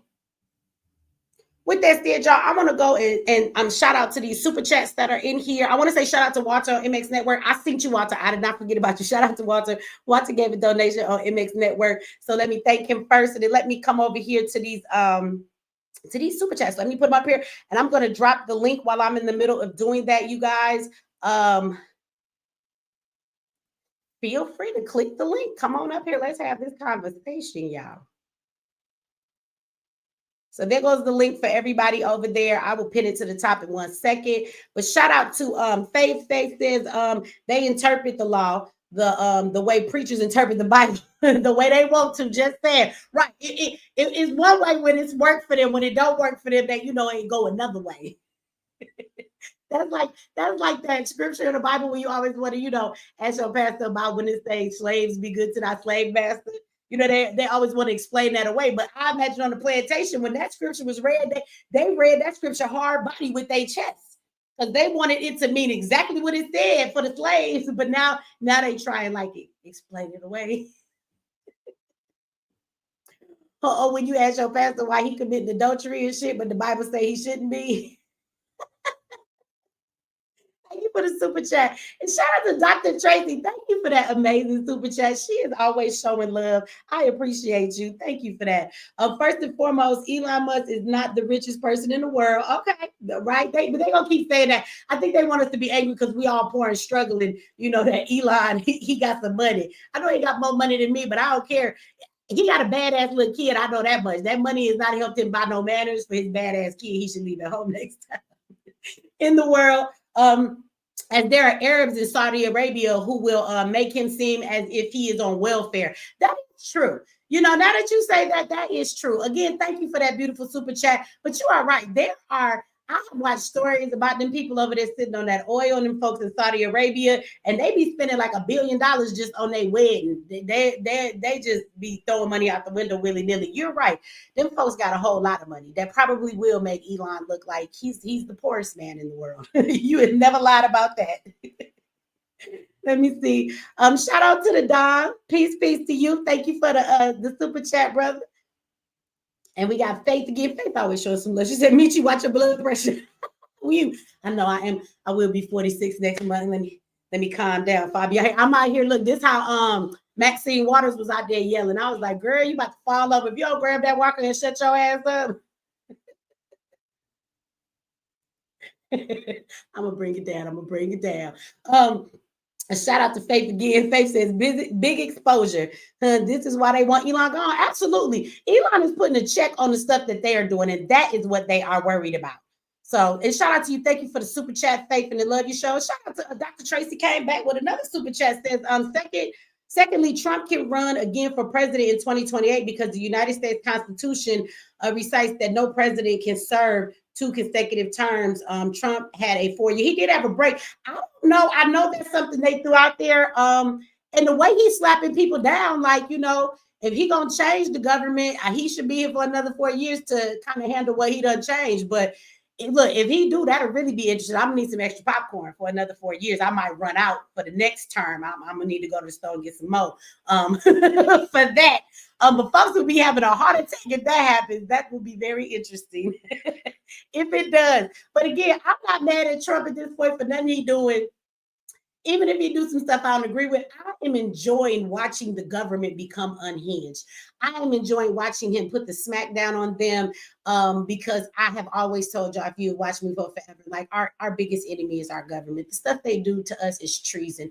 They have absolutely gone against us. They want to scream about the Constitution, but understand that in the Constitution, we actually have a right to go against such a corrupt government, right? That is part of our constitutional rights to stand up if they are committing tyranny against its people. And they are definitely doing that. And they've been doing it for so damn long that it's like, I don't know, have you ever had somebody that you don't like and be trying to do stuff to you, and then like a Debo come down the street and start slapping them around, and you just glad somebody whooping their ass, whether you like Debo or not, you just like, ha, I'm glad to see that bitch get beat up because I don't like her and she always messing with me. You know what I'm saying? So I'm enjoying watching them get beat the fuck up. So shout out to the beat down. Thank you for the super chat. Faith, thank you for the came back in with another super chat. She said, this is night school. Thank you, Michi. Thank you for all your support and showing up for the night school on Saturdays. And then we got Byron B. Thank you. Thank you very much, Byron, for the super chat. Says, keep up the good work, sis. Okay, so I'm about to bring some folks up. We got a few people in the back. That is the link. If my mods, shout out to Freedom Over Equality, always got it. I was about to say, can you put it over on MX Network? I already did. So I'm going to add Little Goddess to the stage. We got Kelly in the house, and we got Candy Lee in the house. We had somebody else up here and they dropped down. We do have room for more people. Ladies, y'all gotta okay, and Aaliyah is back. So you guys make sure there's not any background noise from your microphone, and that you don't have like the show playing in the background. And so let me see. Okay, everybody up here on stage. I done run my mouth enough. So how y'all doing tonight? What do you want to add to this conversation? Go ahead, any of y'all. Now y'all know the panel. Y'all got to jump in. It's like double dutch. You know what I'm saying? It's a lot of us up here, so y'all just got to get in where you fit in. It is ladies' night, right? We got a whole bunch of ladies up here tonight. Usually it'd be the brothers. We don't got no brothers up here today. So go ahead, Little Goddess and Kelly and Candy, y'all got your microphones on mute, so you have to unmute them. It won't let me unmute it for you. But go ahead. What do y'all want to say about what we just watched or about this topic at all? Hey, Michi, this Candy. Hey, how you doing? How you doing? I love your channel. You speak nothing but the truth. I just want to say I agree with you 1,000%. They are lying and running for cover, and I'm glad to see it. Let me ask you, is there anything that you see going on? Are you upset about anything that you see or you wish wasn't happening? Or you think that there's something going on that's going to really affect, you negatively? Because we the average citizen. Do you think any of this is going to come back on us and hurt us? Absolutely not. I live in Atlanta too. I'm in the education field, and I see, I hope they do shut education down. It needs to be shut down. Because it's horrible. I laugh because I say that for everybody who's not used to where we are, that they all about to get introduced to what it's like to be Black in this country. Because for the schools that are getting funded through the Department of Justice, we've never gotten those funds, and our schools have never benefited of any of those things. So I feel like even the stuff that they are taking away that's going to affect people, it's not going to affect the Black community like it might affect other communities. So, for the other Americans, like, welcome to, you get to see what it's like to be a nigga now. Welcome to Absolutely. I agree with you 1,000%. I love watching your show. I'm not going to take up too much of your time, but I got to tell you, I agree with you 1,000%, and I love to see it. Well, thank you. And let me tell you, one thing I love about you, you're so smart, you're so insightful, and you're very intelligent, and I love to see that. Well, thank you. You're welcome. Thank you. Let me see. Okay, we got some other people. I want to say shout out to B Katrina. Shout out to you. Thank you for the super chat. I appreciate it, sis. But I'm gonna put this person on the screen now. John Wick, you come in here and say a lot of stuff, and you says Trump is the nut job. Only the rich stay rich. He better run once his term is up. Lord knows what the government is going to do his ass once he is once this mess is over, he'll be in there with Diddy. So I would invite you, John Wick. I assume you're a man. I know that's not your name. You took that name from, off of television. But I would invite you to click the link because you run your mouth, sir, a whole lot in my comment section. And it's amazing because that comment that you made, and you made it to the teleprompter, like everybody sees it now. So now you have the attention that you wanted to garner. Would you like to come up here and expound on that a little more? Because I would definitely like you to do so, because nothing you said dismissed anything that I just said. You called him a nut job, but why don't you come up here and explain why he's a nut job? Why don't you explain when you say this mess is over? So what mess is he causing? How is your life affected? And tell me what he's doing that is hurting the American people so much versus how it's actually hurting the politicians. Like, can you do that? Or you just, because you be leaving like these long ass, these long ass feelings in the goddamn comment section, and then you don't never come up. There's a link, bruh. You got a big opinion, so you don't got to turn on the camera or nothing. Come on up here and let us understand. It's funny because it's always these people in the chat who disagree or have an opposing opinion, and I'm okay with opposing opinions, but I need you to be able to present that opposing opinion in a way that makes some damn sense. And this comment don't say much of fucking nothing. You ended it with, he'll be in there with Diddy. What does Diddy have to do with Trump? Is there some comparison? I missed it. Please come explain it to me. I don't care. John Wick is white. We let the white man up here before. Transgender sister, that's your name on the thing. It says I cannot let you up because your microphone and your camera is not connected. So you have to make sure before you come in, StreamYards will ask you to check your mic, and it'll show a little meter that says it's working and it's going up and down, and to make sure your camera works. So make sure you clear all of that before you come up, because if the microphone and camera is not connected, it won't let me let you up. So I was getting ready to bring you in, but it won't let me. So I need you to go back out, and I'm gonna kick you from the studio. But go back out and connect all of that first before you come in, and I will be more than happy to let you up on the panel. Hey, how you doing, brother? All right, so let me see. We got some other folks up here. Kelly, Lil Goddess, y'all was sitting up here from the beginning. Y'all was in the back waiting this whole time. So what y'all gotta say? First of all, love you. I don't know if you've been getting my emails. I have you on my list. And I just think it's obfuscation. It's a lot of doublespeak. They're trying to definitely, and which is what they know works, especially with Black community, to use emotions in order to drive something. And if you do use emotions, and that, if you go to martial arts or any of that thing, that's why they tell you to meditate and, Zen and anyways, you could center yourself. But if they play on your emotions, you will always and never will sit there and think clearly, and they can program you much easier. And it's the same thing they did with COVID, right? Yeah. You take the jab because it's your grandmother. They had to use illogicness, because I worked in the health field for over 20 years. I worked in the operating room. We didn't use masks to stop stuff. You used a mask in order to, when you breathed out, that's what the mask was for. When the doctor or someone in the operating room was breathing out, it was to stop their, to collect their thing before it can go outside. Basically, that was basically what it was. But it wasn't stopping anything that you were breathing in. So it wasn't going to stop you from getting anything, but it's telling you to wear masks everywhere, right? So it's like, again, they keep playing on emotions. They understand that they've been dumbing down America and the world for how long.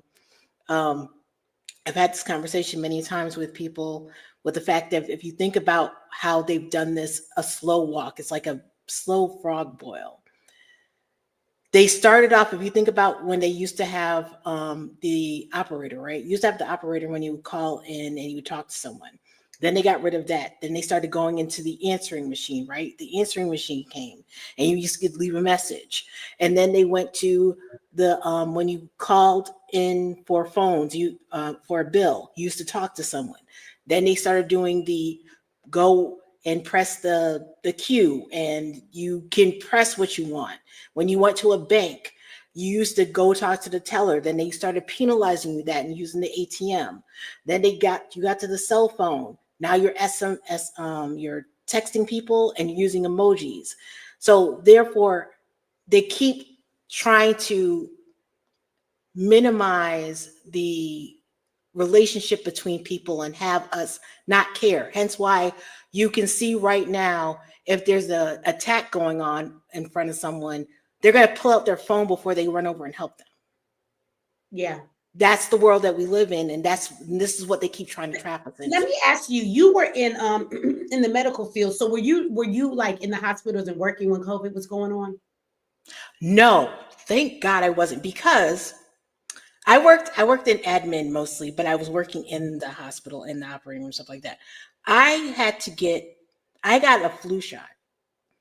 And when I got the flu shot, I had a horrible adverse reaction. I went to OC Health. They told me never to take the flu shot again. Then they made the flu shot mandatory.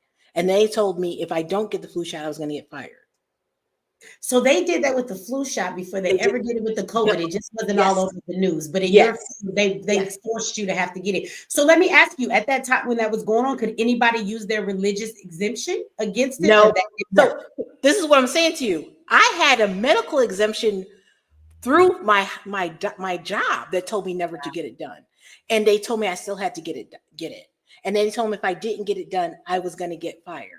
So I went and got it done, and then I was out of work for a week again. And when I went to OC Health and they pulled up my record, the nurse started screaming and like cursing. She's saying, "How can they have done this?" She's like, "You about to get what do you call it? A settlement?" You should no. When you are out of work, work. She's like, "You about to get workman's comp?" She's like, "They're pay for everything." And then my boss couldn't stand me, and you know what she did? She tried to take it out of my not my sick time, out of my vacation time, that I had to go fight to get that time back. But yeah, they did it. They stayed, and they always do this. They experiment. If you go to the hospital now, or if you're going to any hospital right now, you're going to see them with masks on, and it's that pre-programming that they're trying to do. And no one else, they're not telling the patients to do it, but you see all of the people wearing masks again. And you're like, what the hell's wrong with you? And the sad part is they're the most indoctrinated group in the world. The health field. They're most indoctrinated. You can't tell them anything. And their ego is so big. It's just like, they can't do it. It's kind of like, you've gone to school, or you've done something and you've invested so much time in it, and that cognitive dissonance will not allow you to accept that this is thing. It's kind of like, if you want to do a microcosm of it, you're dating someone and he's cheating on you, and your girls are like, "Yo, he's cheating on you." You're like, no, that's not what's happening. That's the same exact thing that happens in the medical field in a broader sense. It's the fact that they cannot accept that they are being duped, or they have been duped. And of course, it was, corrupted for how long? Because if we go back, over 100 years, they used to do natural medicine. They used to, they used to care about the patients, all of those things. Well, now, they have a big problem with that. They make it seem like that is like an illegal thing to do. Like, you can really get in trouble for, promoting natural medicine over, the medicine that they want us to take. Yes, because some of them are getting kickbacks as well. Like, there's that kickback. I'm glad you said that, and I think the brother was getting ready to say something. Yes. But you're right. Let me say, in her mentioning that is the truth. Like, there have been physicians that have come forward, and the truth is that they actually get a kickback or get more money if their patient is given medication, or their sickness lasts longer, or whatever. If they get less money or don't get all of these things, because I want y'all to know, like, your doctor can prescribe you a gym membership, and you can go get a gym membership. Your doctor can prescribe you as your prescription to go get some healthier food. In your healthcare, there is room for you to get those things as well as a prescription versus the medication. Your doctor can definitely write you a script and say, go get a membership at a gym, and your healthcare will pay for that gym membership. So they can give you healthier alternatives, but they do get more money if they don't give you those alternatives and they're prescribing you medication instead. So that's crazy in a system where we want people to be healthy, but you detract them from the thing that will make them healthy just so you can fill them full of medication and launder all this money to the pharmaceutical company. Or even look at how it affects them, because every medication got these side effects. Even if you just use it as a way to study them like a lab rat, it's crazy. Our government should be taken down for shit like that. Like, that's a war against its people. I agree with you, because I have a friend who watches you as well. He's a veteran, and they told him, one of his doctors told him, listen, I can't get my bonus if you don't take this vaccine. And he's like, you're not about to get the bonus. And you know that and the other sad part is that they know that if you take high blood pressure medication, or if you're taking, what's the other one, stuff for cholesterol, it leads to diabetes, to the point of that the doctors are actually looking for that. That's how they know if you're taking the medication or not. If you're telling them, I'm taking the medication, and you're not having these additional symptoms, that's when they know that you're not taking them. Because they're like, are you sure you're taking them? So if you ever go into the doctor and they're prescribing you something and you're like, yeah, okay, I'll take it. You're just like, I'm not going to take any of this stuff, but just to keep them off my back. And you're like, I'm going to do healthy alternatives. They're going to know that you're not taking it because you're not getting high blood pressure, or you're not going to get diabetes, or you're not getting all these other side effects that's going to be happening to you. Yeah, that's a big thing for me. I am for one who like homeschools my kids and everything like that. And I live as much as I can not in the system. For me, I don't go to the doctor very much. I listen to my body, and when something is wrong, I don't even do medication a lot. From Tylenol or none of that stuff. And so I listen to my body, and I teach my kids the same thing. And so that's important to me. If I go to a doctor, I always tell them, I'm going to need you to talk to me about lifestyle before you ever talk to me about a medication. If lifestyle can change something that's going on, and don't ever try and offer me and my children no vaccinations, we're not taking them. And if you're not going to respect that, then we just don't give a fuck, because we'll go somewhere else, or we won't go to the doctor. Like, I know people be like, we need the doctor. We need the doctor. Now, don't get me wrong. If there's something wrong with you, yes, you need the doctor. But if ain't nothing wrong with me, and we don't take so much medication, or we're not pumped up on all this other shit, you listen to your body, and your body will tell you when something is wrong with you. But other than that, no, I don't go. And I don't need a doctor that if I walk in there and they say to me, you ain't brought your son to the doctor in 3 years. Oh, now you want to call Child Protective Services? Bitch, this is why we don't come to the doctor. Ain't nothing been wrong with him in 3 goddamn years. You know what I'm saying? So at the end of the day, no, we're not coming in every year for this checkup for you to try and find something wrong with him, or for me to come in and for you to tell me it's my annual this and that, and then you want to find something and biopsy stuff. If there's something wrong with me, my body will know it, and I will come and seek you out. We need to spend more time living in a clean body that doesn't have medication and all these things in it, and learn to listen to your damn body. And if you did that, I'm gonna be honest with you, it's one thing if a doctor says come and get checkups, because it's preventative health, meaning we want to make sure you're good so that you stay healthy, right? But that's a lie. We know that to be a lie. We know that they actually want to pump you full of medication, tell you some shit is wrong with you that ain't wrong with you, give you even more problems from the medication. So if we know that that's not what it's really about, then the question is, if it's not about healthy measures, why do I need to come and see you unless something is wrong with me? And that's the bottom line. And so, I know they say we can catch things early, but guess what? If America would stop feeding us poison, putting it in our water, dropping it in our school systems, dropping it in the air, and doing these things, putting it in everything from your toothpaste to your aluminum and all of this different stuff. Again, I want to remind y'all, we brush our teeth with something every single day that has the poison control number on the back and tells you if you take more than a pea size, your ass could have some very bad serious side effects. Why are we even putting that in our mouth? Like, let's think about the logic in that, because we've been conditioned to do it. So if they would stop doing all of those things, we wouldn't have all of these things you got to do preventative measures for. Well, here's the thing too. I'm a cancer survivor. I went through chemo and all other stuff. Horrible experience. I've been allergic to all my stuff. I told them that. They didn't listen to me, whatever else like that. But funny side note, when the insurance pays for a annual checkup for you, right? And it's supposed to be covered by your insurance. Mm-hmm. I remember going to the beginning of my checkup, And the doctor was asking me questions about, stuff that I've had in the past, and I was talking to him about it. Do you know that I got charged for that? And I said, wait a minute, is this my annual check? They're like, yeah, but your annual checkup is only this.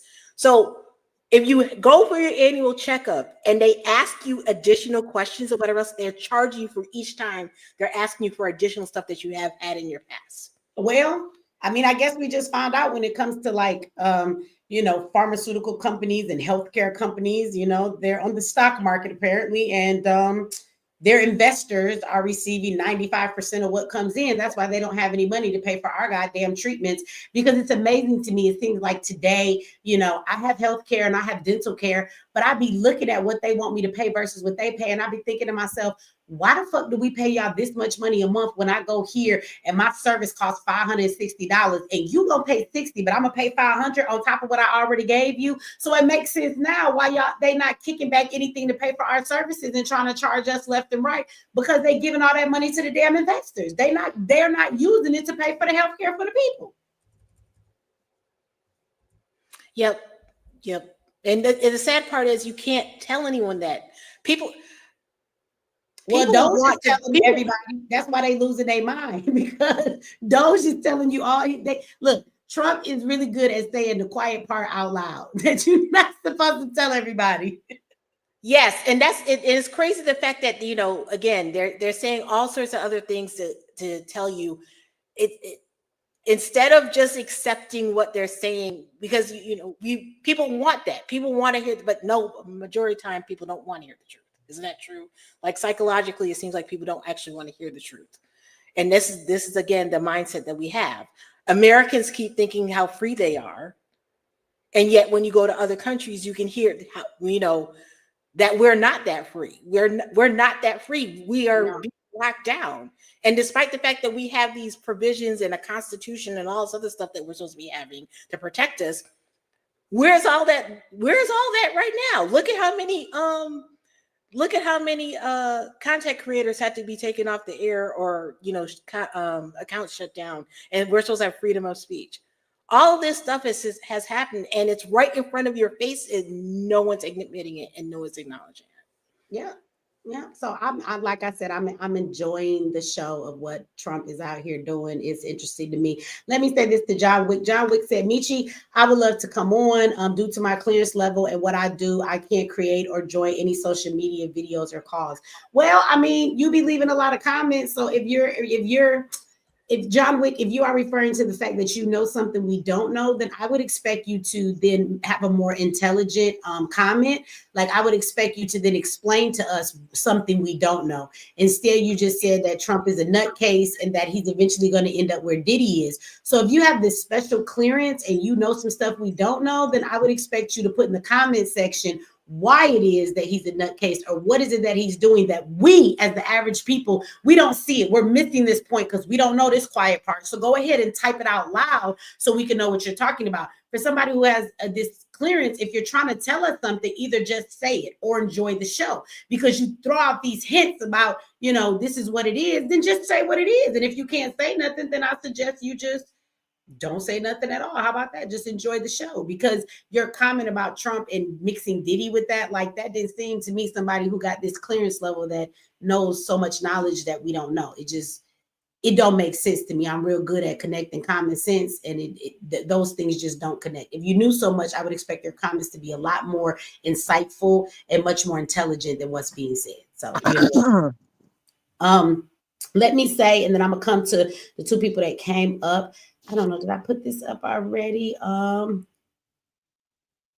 out to Otis. Thank you for the super chat, brother. I don't think I put that one up before. And then shout out to Nene Loyal. Thank you for that super chat as well. And to Faith always showing some love. Thank you for that super chat as well. She said it's called programming, right? And Nene said what they got the people stuck in the stimulation with the bullshit. Yeah, I mean, conditioning works really well on people. And I don't want anybody to think that if you don't see the stuff, I completely understand that sometimes people be like, Michi, that's a lot, and they want to go against what I'm saying. But I think that all comes down to y'all just been taught something a certain way for so long that if it's the first time you hearing something, it's really hard for people to receive that shit because you are conditioned. You are very conditioned, and I'm not gonna act like I woke up like I was born woke. There was one point in time I believe this. That's true. I know. That's very true. Yeah, I ain't always been here. It's a process, y'all. I apologize. No, go ahead. Go ahead. Say your piece. Go ahead. I have been following you when you were in Colorado. Okay. And at one time, I wanted to leave Georgia to come out there to be with you and to represent all the bullshittery. Oh, excuse me, may I say that? Okay, that was happening and that was occurring. No one was paying attention what was happening in St. Louis at that time, but you were on point. Now, since you're here in Georgia, I'm just right up the street from you. Let the truth be told. Here's the matter of the fact of the point. With Donald Trump and those are not understanding, we're not Democrat and we're not Republican. We're not citizens either. This is our land. All of those are illegal immigrants, let the truth be told. But here's the thing. He's trying to get it to a medium to where there's a little justice for the ones that have been underwater for so long. And he realizes he may have had a silver spoon that he came up with, but he has been broke. He is a felon. Now he knows what it's like. So he can't pretend and say, oh, I didn't know, that never occurred to me. No, Trump has experienced it. And since he does not know because he was an actor, he had to get Elon Musk in there, someone that does know about money, that does know about business. So that's all I'm going to say about that. Someone else take the floor. But I'm agreeing with you, Meech, and all those perpetrators, puppeteers out there. Listen and learn. Speak on what you know. Otherwise, sit down and get off the floor. I will say this is definitely finna be an interesting 4 years. It has started. How many of y'all feel like Trump done been the president already for like 6 months? That nigga been the president for like 30 days. How long he been president? And it ain't even been long.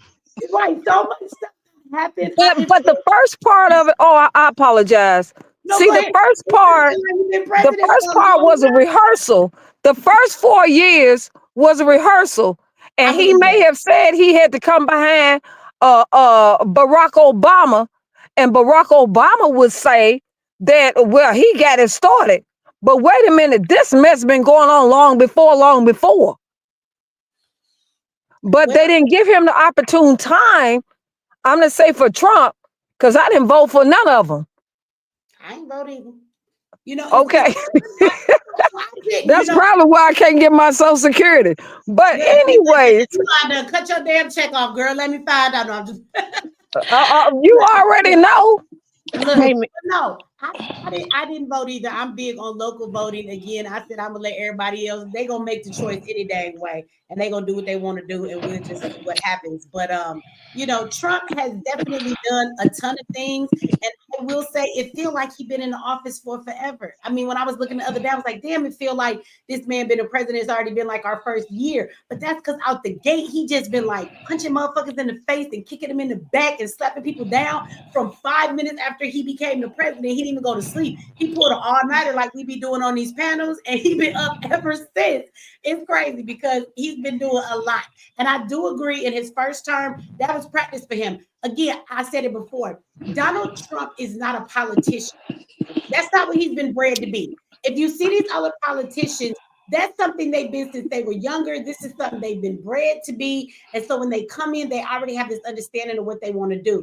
Trump was not bred to be a politician. So I think he got his feet wet the first time and he kind of didn't know what the hell he was doing. He said some stupid things. He tried to implement things, but he didn't fully understand the power that he had. And going out, he figured some things. And that's why he came in this time straight off the bat using what he knew he could. He really honed on his skills and said, if I'm going to be the president again, I'm going to use the power I have. He wasn't, the Trump we have now is not the same Trump we got the first time he was president. This is True, because he's changed colors and he done changed skin color and he done changed hair color. Continue. Yeah, he a different one. Let me give a shout out real quick and then I'm gonna let somebody else go. But let me real quick, I want to give a shout out over on MX Network to E7. E7 just gave a beautiful donation over MX Network of $100. E7 be showing big love when E7 do show up. I ain't seen you in a while, but I want to thank you so much for that beautiful donation. I appreciate it. I really do. So thank you to E7. Shout out to them for the donation over on MX Network. And so let me bring Tisha up. But y'all go ahead, y'all. This panel is like double Dutch. Okay. All right. I would like to. And I'm up all night with you. I'll be up all night with you. You don't gotta wait your turn. If you want to go ahead, Tisha.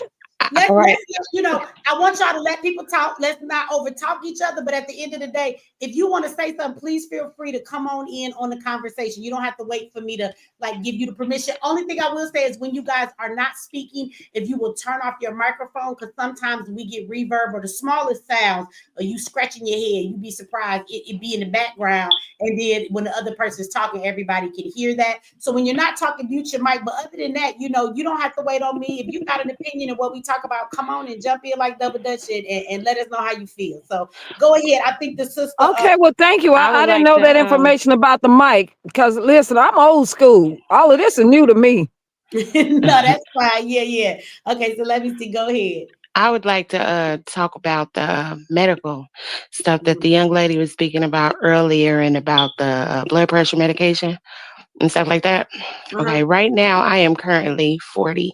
I have been on dialysis since I was 31 because I blew my kidneys out, not listening to my doctor. Now, I'm with you on taking medications that's unnecessary and stuff like that, but you have to also listen to the doctor when they give you those lifestyle changes that you were talking about earlier, Michi. I didn't. When I was 17, I was in nursing school. That's how I found out I had blood pressure. My teacher was like, you need to leave now and go to the emergency room. My blood pressure was like 213 over like 1 something. And it's crazy because it still runs that way now. And I definitely agree with you about the food and everything like that because I have a ghetto twin. We're 3 weeks apart. He got diagnosed with high blood pressure before I did. And it seemed to happen where we always, like, whatever happens to him, it happens to me a year later.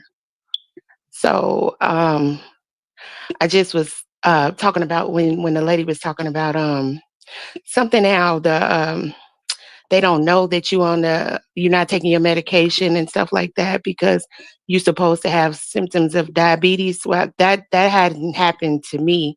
And I've been on blood pressure medication since I was about 18. The reason why they knew I wasn't taking my blood pressure medication is because my shit was still out of control. I just want y'all to be careful with that. When they do give y'all lifestyle changes, you got to take their advice because a lot of doctors, well, at least in my experience, I've had good doctors that have tried to tell me, but they'll also say something like, well, you're young, you can change this, you can turn this around. And because I was young and dumb and not listening, I blew my kidneys out. My brother currently now is not only is his kidneys blown out, his heart is, because his blood pressure was out of whack. So now that's scaring the crap out of me. So I just want to let y'all know out there, anybody who's listening, you got to listen to your doctor if you're going to avoid medication. I wish I would have. That's all I wanted to really add to the conversation. If you don't mind, can I ask you though, because like when I say, you know, they tell you lifestyle and stuff like that, I think another part that was added to that conversation is that a lot of the things that are given to us are there to put us in a position of being unhealthy. So even in that lifestyle, I guess my question is, it's like when a person is eating something or just, you know, doing a regular routine, we don't really think about all of the things that are being put into our body. And we Very might true. necessarily, you know, we're not out there trying to eat paint thinner and eat things Right. that give us bad issues. You're just trying to live a regular life. But these things are put in stuff and hidden in a way that is given to us to put in our bodies and Very sabotage. true. You know, so, you know, I mean, I get what you're saying. I mean, you got to go to the doctor if something is wrong with you. But I want to also say, you know, that at the same time, there's another aspect of how our government will give us things and put them into your everyday lifestyle, from the air that you breathe in, from the water that you wash your hands with and take a shower with. You know, your skin is your biggest organ. So Right. you're absorbing anything that is in that water, things of that nature. And they'll do these things to us. And you just going about your day. You got up, you took a shower. Okay, you go downstairs and you eat some cereal. Then you go outside and you wait a minute, no, you brush your teeth, okay? And then you go Right. outside and you breathe in some air.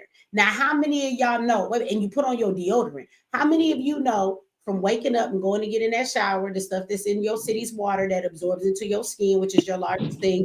Then you put poison in your mouth when you were just trying to brush your teeth. Then you went downstairs to go eat some cereal and you was eating some more poison. Then you went outside and you breathing and you breathed in chemtrails and things that dropped on you. So do you get what I'm saying? That even Oh, just I definitely get what you're normal, saying. I they definitely just get it. constantly poisoning us, whether it's a choice or not of our own. So that's Right. where it starts, you know. And then when you get to your doctors and something wrong with you, you absolutely have to make lifestyle changes. But also, I think that the way that they are so corrupt, even in trying to make the right changes, there are still things that you don't really have control over that are still not good for our systems and our body, even when we think we're doing the right thing, you know. You're right. Now I'm gonna give you an example, because I agree with everything you said. I guess my best with example would be like mine's blood pressure, so it would be sodium, right? So when I'm 17, 18, you're pretty much living off snacks. At least I was. Mm-hmm. So if they tell me to watch my sodium, and I'm like, fuck that, I'm about to eat these Cheetos for breakfast. I'm about to drink some liquor tonight. That's gonna raise my blood pressure up more. So I'm meaning it like in those type of ways, but I definitely understand what you mean when you say sneaking stuff in, because even using that example with the Cheetos is poisoning us because of that what is it, red 40 or some stuff like that. Yeah, but I So want y'all to know too that food. This is one thing they studied about us. So food, when you eat certain foods, you know how they call it comfort food. Like it's the true thing that food can be called a comfort food because it actually will release endorphins in your body when you are eating that can make you feel better. So you could be depressed and people eat because it literally will make you feel better. So that's why they call certain things stuff like comfort food. Understand that sugar is just as addicting as crack. So, like at the end of the day, some of these things that you are given because they are given to you at first, or people think it's okay to get their kids some snacks, we don't always realize that there is a lot more in that creates eating disorders, yep. craving foods. Like, how many of y'all have ever really been in a situation where you crave something? Now, I'm not talking about, oh, I just, I think I need me, I want to go eat some tacos today, and you go do that. I'm talking about a craving like a nigga wants some crack. How many of y'all have ever been in a position where you somewhere and you're thinking about a certain kind of food, or you're trying? How many of you ever tried to eat healthy or go on a diet or something? And in the midst of that, it's not like you can't put down your food intake, you're not exercising, but something in your body, because you have not given it that thing that it fiends for, there will come a point where you will start. If anybody's ever been on a diet and had to lose weight based on the food they eat, you guys will understand this, because your body is used to certain sugars, certain foods, certain dyes, certain things that you eat. You will start to think about that thing obsessively, and you really got to go and do something else to go work out so that you don't give in to going to eat that thing. That is an addiction to that food. And the addiction comes from the things that are put in the food to make you eat that way and to think that way. So I want y'all to know that even when you are eating food and putting substance in your body, especially when our children are younger and we don't know to make better choices, or they don't know to make better choices, like those things do create eating problems and eating addictions within them. And when I say addiction, I want to emphasize that word addicted. There are things in food that do addict you, and they put them in there on purpose. There's been a study done on sugar, and sugar is just as bad as crack. Like getting sugar out your system or not wanting sugar. If you don't have sugar, you will crave the hell out of something sweet. And we think, oh, that's just a sweet tooth. Nah, you use a crackhead for sugar. That's just the truth. And Right. sometimes it's hard to fight Not that the craving because your crackheads. body is demanding the sugar intake that it has not gotten because it's used to functioning on that and it needs it, or you literally are going through different withdrawals. How many of you know that people can have like headaches when they change their diet and they're eating all the right foods, but their body will give them headaches? You will feel sluggish. Try and go on a fast. Do a water fast or don't eat no food for 3 days. You're going to become lethargic and feel tired. You're going to have headaches. And it's not because, and you're thinking it's because I'm not supplying my body with food. No, you are actually starving the addictions in your body to things you've been given it. And that is actually a reaction to going through withdrawals from not having that thing. That's Yeah, I heard that a In lot. your That's brain. true. In That's your true because brain. I heard your that a body In lot is your with actually brain. purging. Your with body is actually purging all that stuff, that bad yeah, stuff out. and when that's I wild. was working around a bunch of Caucasians, they really serious about their Mountain Dew. And when they didn't have it, like they would turn into some monsters and they would complain about having caffeine headaches. Like that was a thing. And I'm like, for real? That's really a Mountain thing. Dew ain't no joke. Let me So tell you a story about Mountain Dew. So people used to say, whatever you do, don't give your kids Mountain Dew because it's like crack. And I was like, really? So I'll never forget when all my kids was little, they wanted some Mountain Dew. Now we don't really drink Mountain Dew. It's a drink I don't even think of. But we gave them some Mountain Dew one day because all the other kids was drinking Mountain Dew, blue, green, all of these different colors.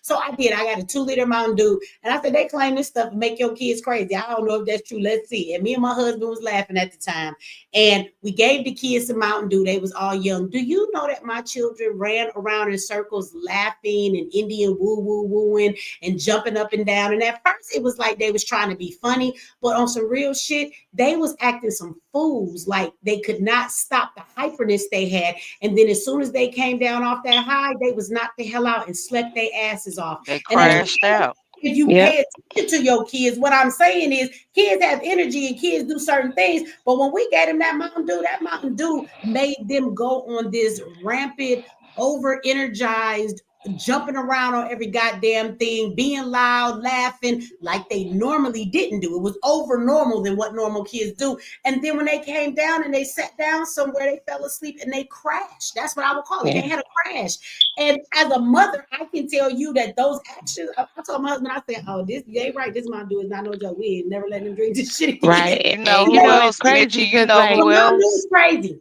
yeah, You know a who? Mountain Oh, Dew is I'm not sorry, even y'all. sold in a lot of other countries. I No, just they found that out don't let people do recently. it. You know, Yeah, I just found that Coca-Cola out.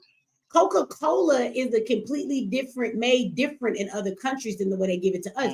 The Mm-hmm. Coca-Cola we have here in this country, you can use Coca-Cola to clean your car battery. It will take the rust off of it and all of the decay Yep. that's on it. So if it will clean that off of your car battery, what the hell you think it do to your insides? Right. It's like this Just is go crazy that they tear it allow these up. type of things. In other countries, they ban this stuff, but America knows it's bad because they will make the same product, but they make it in a much healthier way because the other countries won't receive it by law without Mm-hmm. doing that. So if they know it's a bad Pharmaceutical thing, to keep you sick. why they don't make it Yep. Y'all know what they used to put in Coca-Cola years ago, right? Yeah. Cocaine. Yeah, they Yep. used to put that coke drug. Used to put cocaine in Coca-Cola years Yeah. ago. And actually, Coca-Cola was a douche product first You said a to what? clean a woman's insides out for the prostitutes. I don't know, but I would tell you that Well, I I'm gonna tell you, I'm old because school. That let is me tell But you, go interesting. ahead, continue. I apologize. no, it's fine. If Mitchie, you can eat, you hear me? yeah, I can hear you.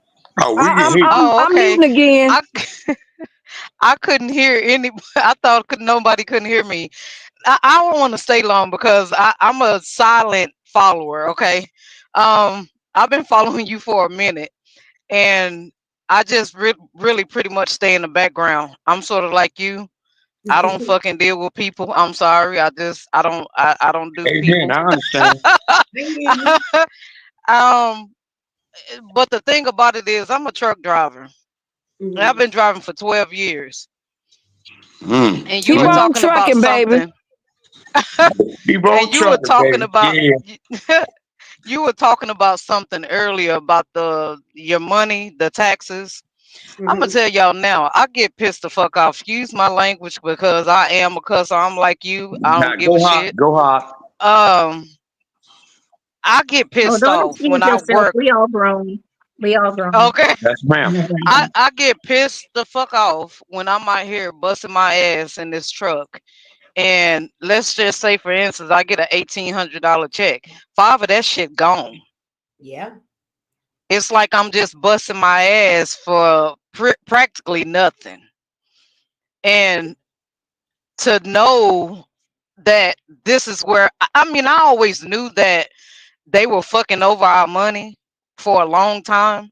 I just didn't know where, and the fact that you've allowed us to see that list, which I know we can pull it up too, but for you to put it on and let us see it, that's some fucked up ass shit. Condoms and all of this stuff. What the fuck, these people? First of all, what the Sis, hell is I our was money doing pissed going over there when I saw to Michi's everybody video and else?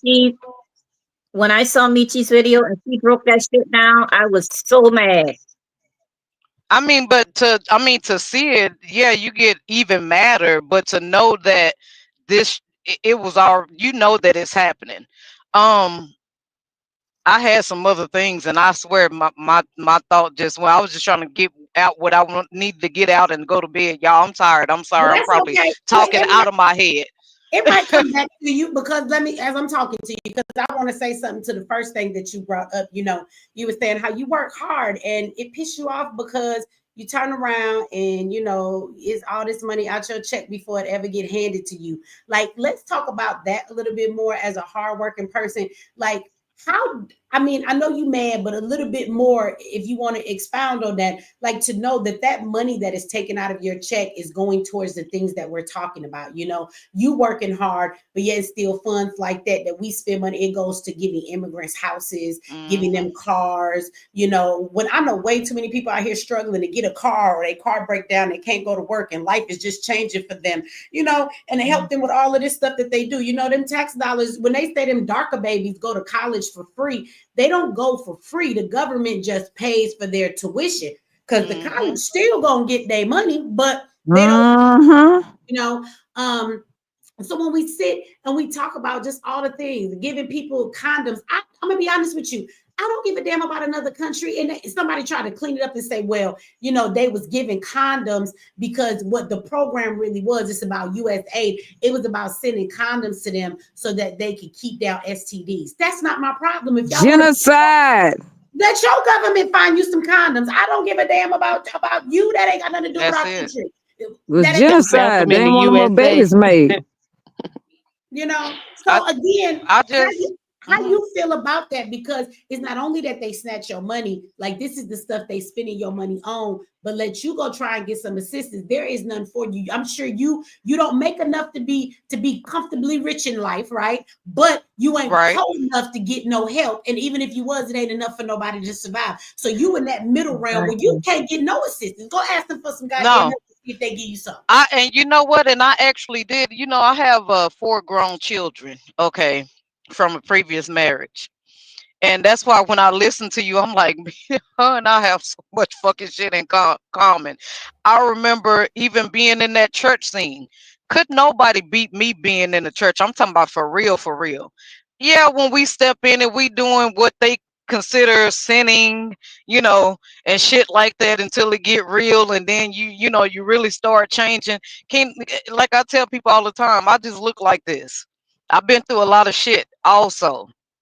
But, you know, one thing that I'm proud of myself on is that, and I pat my own self on the back, is that throughout everything I've been through, I did not become a bitter bitch,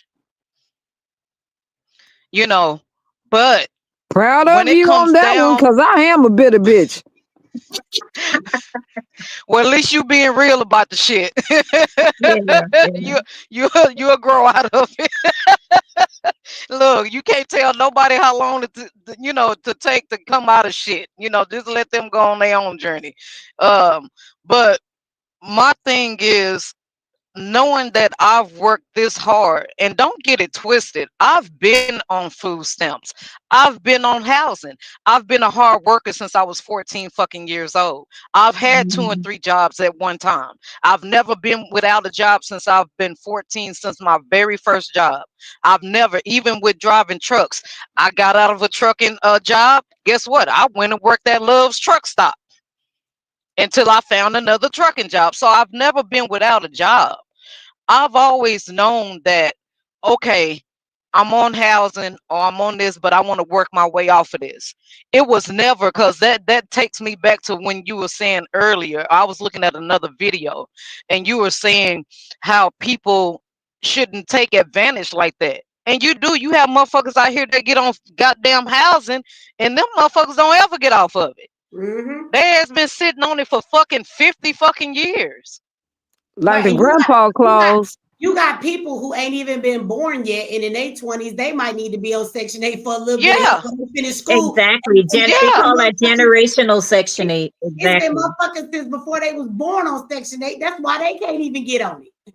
That's it. So I've That's been on crazy. housing. I've been on housing to the point where I, like I said, I've kept jobs. I've always been in a lot of management positions. I've had more management positions than anything else. Or I'll just get on the job and I work my way up to that. And it never take me long. Take me 2-3 months and boom, I'm a manager. But the thing about it is, when I got on it, I wanted to, they had this one program where you could, and I'm in Texas. So they had this one program where through housing, you stay on housing for so long and you pay whatever portion that you pay, and you can work your way up on getting buying a home basically. A house, yeah. And yeah, and I never did that because I looked at it like this. I'm like, yeah, I can go through that program, but I started making so much money that I was practically paying for the majority of the rent. So I was like, well, take me off. I'm already paying full, the full rent now. And when it come down to the food stamps, don't even let me get started on that bullshit. I remember going, they were like, my 2 older children were in high school. I had a middle school and a elementary. So I go to run across some hard times. Matter of fact, this was around my divorce from their father. So I'm like, man, I need some help. I go fill out all the paperwork, trying to be honest about shit. They get my account, all that information, what I make, whatever.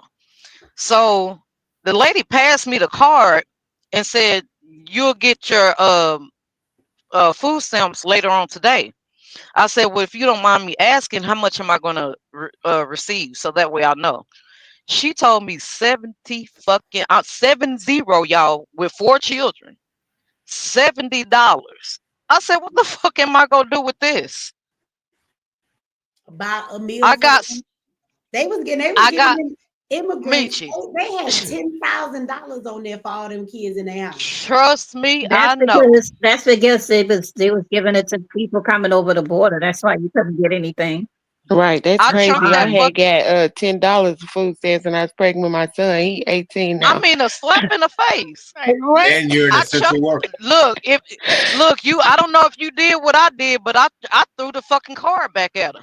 No, I And went straight down part to of the me was bread. like, damn, I shouldn't have. Part of me was like, damn, I shouldn't have did that.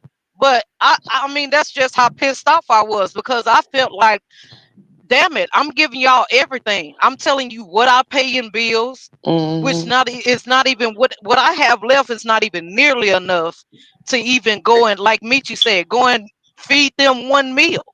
Right. May I It's ask you a not. question? And that's the crazy part, though. Let me say this: as Americans, you are paying your tax dollars, Yeah. so You are paying your tax dollars. And then when you need to go to your government and say, I've been paid into this system and now I need some assistance, they have nothing for you. They put you through all the hoops. How many of y'all know, since we speaking on welfare, and I see you here, Niece, I see you, Real Estate Babe, and I think some people was trying to come up. So in a minute, I'll have a couple people come down because I know Yeah, I'll drop down because when we talk about, the welfare system, do y'all know that immigrants have always been to come in here, and even though they don't have any ID, social security card or nothing, they will give them food stamps and things right away under their Healthcare. status. Now, I don't know about y'all, but back in the day, I remember going to get welfare, and if I didn't have everybody's birth certificate, now look, I've been born here. Yeah, and social too. Look, no, It's I'm social sure you too. can. I'm sure they can type in the damn system and see my information. I was born here. This ain't the first time I've been on welfare. I'm coming here trying to get some stamps and shit for my kids. But if I don't have everybody's birth certificate, or if I wait a minute, you also had to have their immunization shot records. Yep. Exactly. Yep. They just changed that where you can do the Say that religion. again. Say it again. If you do That's not right. have all of your credentials to be able to prove that you a citizen, you got an ID, your children have all these birth certificates, they will tell you you cannot apply. You need to come back later, or they will deny your application until you get the information. Yep. But you got motherfuckers coming over here that cannot prove who they are at Ain't all. got shit. Now birth certificate, now paperwork, now ID, and they automatically will give them stuff based in that. It's shit like that. They got some all right. They got some all right. They got their fucking hand out. That's all the fuck they need to do is put their hand out and say, I need some help. Hey, y'all And know what they excuse me, do? the They forms said the were so money. They thick, said they were they like didn't a even use the money. Chicago They sent it right back home telephone to book. where they came from. I just went to I'm a drop down, but I just wanted to say something to I'm everybody miking who's out. listening about you were saying earlier, Michi, about the free gym membership. I know that is very true. So if anybody listening have Medicare, I can't speak on Medicaid. I'm not sure about it, but I know Medicare, they definitely offer a gym in your local area. So in the area I'm staying is I forget the name of it, but the classes are there and you get a full membership for that. And so if anybody out there listening and they want to do that. Just about every healthcare system does. So just so everybody knows listening, if you did not know that, if you are getting Medicaid, but you are paying for some type of insurance through your job, they may not tell you, but all of them offer a gym membership now. And so you can call and tell them that, and they will pay. Right now, they pay for the gym membership for my whole entire family. This healthcare that we have is the paid healthcare. It's not Medicaid, but they actually pay for a gym membership for everybody in the household that's on the insurance at Planet Fitness. So and also they also do like factor meals. I don't know, I like them. If you have private insurance, I have both Medicare and a private insurance. Through my private insurance, they pay for my factor meals. And I think I only got to pay like $20 or something out of pocket. So you can get a specialized diet if you wanted to, or if you needed it for whatever reason. And I'm gonna go ahead and drop down, meet you. Y'all have a good night. I'll be in the chat. All right, thank you for coming up. But y'all remember that. Thank you for your information. Yeah, ask y'all insurance companies if you don't know what they offer, because also your doctor can write a prescription for you for healthier foods, and some of your health insurance companies will actually pay for your groceries at the store. Or like she said, that factor meal she's talking about is a home service where they send you already pre-portioned meals and you put them in the oven or you cook them or whatever, but they're healthier things. So there is a lot more things like that your health insurance company will pay for it, pay 100% of it. But if you don't ask, they won't tell you. Okay. And so somebody say, oh, those factory meals taste pretty good. I used to have one of them food delivery things, and definitely them meals was not bad. I like the ones where they send you all the ingredients and you have to cook it yourself, but they send you everything, the seasonings and stuff. They have some pretty good meals, and it helped me to make new things because we're always used to cooking the stuff we grew up eating, you know. So you don't think about all the dishes out there. So I actually like some of those meal delivery programs that will send you the food. But yeah, y'all check with y'all insurance companies, even if it's Medicaid, because those are things they don't freely tell you. They'll tell you in a minute you can get some goddamn medication, but they don't always tell you about the other stuff. That gym membership is a given. I'm sure 99% of all insurance companies will pay for you a gym membership at this point, right now in 2025. Also, I've been Well, dropping this stuff my in the first chat. time on here. I'm about to drop down, Michi. Like I said, I'm a long time follower, and I don't say much. I stay to Well, myself. thank you Same for thing. doing Stay in my house, locked up. Me If I'm too, gonna if girl. I'm gonna Me pay, too. look, if I'm gonna pay bills at that motherfucker, I need to go on and enjoy it. I don't go nowhere. I don't do nothing. I don't do none of that. I'm solo dolo. I'm in this truck by myself. But you're It's I working mean, for someone. You're working for but someone else. but like I said, I get pissed off, you know, with You can the work for taxes and yourself. stuff like that. You can work So for yourself. Just sweetheart, I know that love. That don't Speak, mean you don't know brother. what I'm working Speak, on. brother. We need a no, man That don't voice. No, I well, just first I of just all, want to that wait a minute. doesn't mean Well, that first of all, he let's don't know just what be I'm taxes. working on. hold on. Taxes. First of all, I'm gonna Talk ask y'all about to wait a taxes. minute and stop over talking. The sister getting ready to leave. Let her say her piece and don't over talk her as she go. You know, and I work for myself too, There's and a lot of feedback. There's I'm a not lot of ever feedback, wait a minute. Michi. I'm not ever finna sit up here and lie and tell somebody that that's the easiest thing to do in life. So she's a truck driver. No, I'm sure she made plenty of money to pay her bills to be able to survive, and to say for her to work for herself and turn around and do all that to be able to make enough to survive. It takes time to get there. I've been an yes it entrepreneur all does. of my life, and you know Well, how to many have times. Wait a someone minute. But hold to on. have You someone know. already Wait in a the minute. business, You wait a minute. You know to how have many. I'm someone gonna let you say already your in the piece. business. I'm gonna let you say your piece in a second, sir. But the thing is that even the times I failed, I was able to fail because I was a married woman who had a husband that took care of the bills and paid the job for the job that he did. He took care of the home. So I was able to Hmm. work on those things and fail. But had I been the only breadwinner, just trying to run my businesses would not have been sufficient because me and my household would have been homeless. So you have to That's it. understand that's not something automatically everybody does. You can do that and work yourself up to that. But as somebody who works for myself, I don't just throw that out there at people. There are two types of people in this world. Some people are business owners and some people are workers, and Hmm. everybody's not a business owner. They're not. That's Everybody it. doesn't want to do that. So And it that takes a lot of and drive. It takes a lot of will. It takes a lot of yeah. effort to do that. And so everybody, that's just not their thing, honestly. But go ahead, sis. Say your piece before you get up out Well, of here. I will say that, you know, I mean, had this is where, because I did want to point this out. I'll be wanting to type stuff too, but I'm not a typer. I barely talk on the Me phone, either. you That's why know. I was reading the picture So out and send it I to hate the video. typing. I I hate knew doing the you type. comments. So I appreciate this. I appreciate your panel. I appreciate, you know, us coming on, but this is where I I appreciate remember you. you had a video. I look at so many of them, but you had one particular video, and it was one of the Saturday things because I know you just started this. But Mhm. when I say they were getting into an argument, I was like, you know what? This that nigga shit right here. You Oh know, my Yes, that's why goodness. yes. we can't. I saw That's that. why we I was can't. on that live. I That saw that. that's why we can't fucking get along and shit. You know, we throw out things like I said. I don't bite off Michi. This who the fuck I am. And I swear I've been wanting to come over here on here and say that. If we can just shut the fuck up sometimes and Mhm. ask questions first, get to know each other, because it's not a hard thing to fucking do. You Well, know, and I'm not I don't trying know to if you bite your head off, brother. But the thing about it is, when we come out and just start saying shit and just talking without getting answers and shit like that, that's how no, shit I gets don't started. no, Mhm. I don't know if you heard me, but I That's said how shit gets. it's not my company, it's my sister's company. My sister But I'm has just saying, when you say I need to work for she has a myself, company here in Augusta, ask or Georgia. suggest first. Augusta, But Georgia. my My thing is, sister. I don't have a trucking company. okay, She well, does. I didn't hear that at first. You, like I said, we That's overtalk because each Mickey other she instead of muted the mic. waiting to She muted the talk. mic. She didn't let you hear me say that. My sister has a trucking company in Augusta, Georgia. That's Okay, it.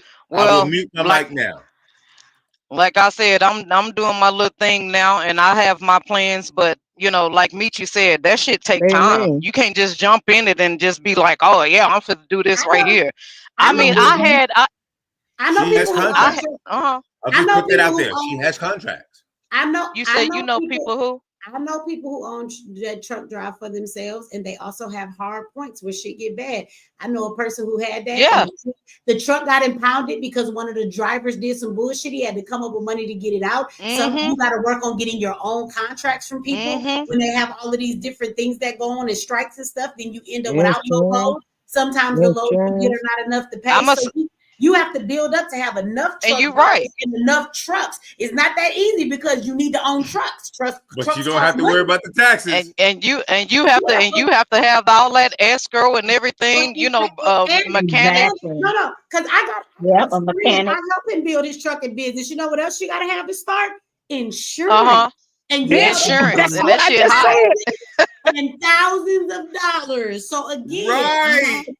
yeah, That's you my say right, point. but where's she supposed to get that money from when she talking about her I'm gonna check tell you, and they take yeah, $500 out in and taxes they because she taking, didn't and get a they check taking that. and it's hard for her when they take her money out. That's all I'm saying. So Mm-hmm. again, And I've especially a had, trucking company, you need at least $10,000 to $15,000 up you front, do. and that's renting some trucks That's not or how it getting works. okay. Wait That's a not minute. Wait a Well, minute. Let us well, speak. see, that's what I'm talking about. We all have information. You just can't he, shoot it he down and said say that's not how it worked. that's I not had how a it works. trucking, That is how it I works. had a truck, Michi. I had a truck, and it burnt completely down to its shell. I was with a company where I was trying to do the lease Y'all just, purchase, and y'all see I me. had just started trucking. So I really didn't know.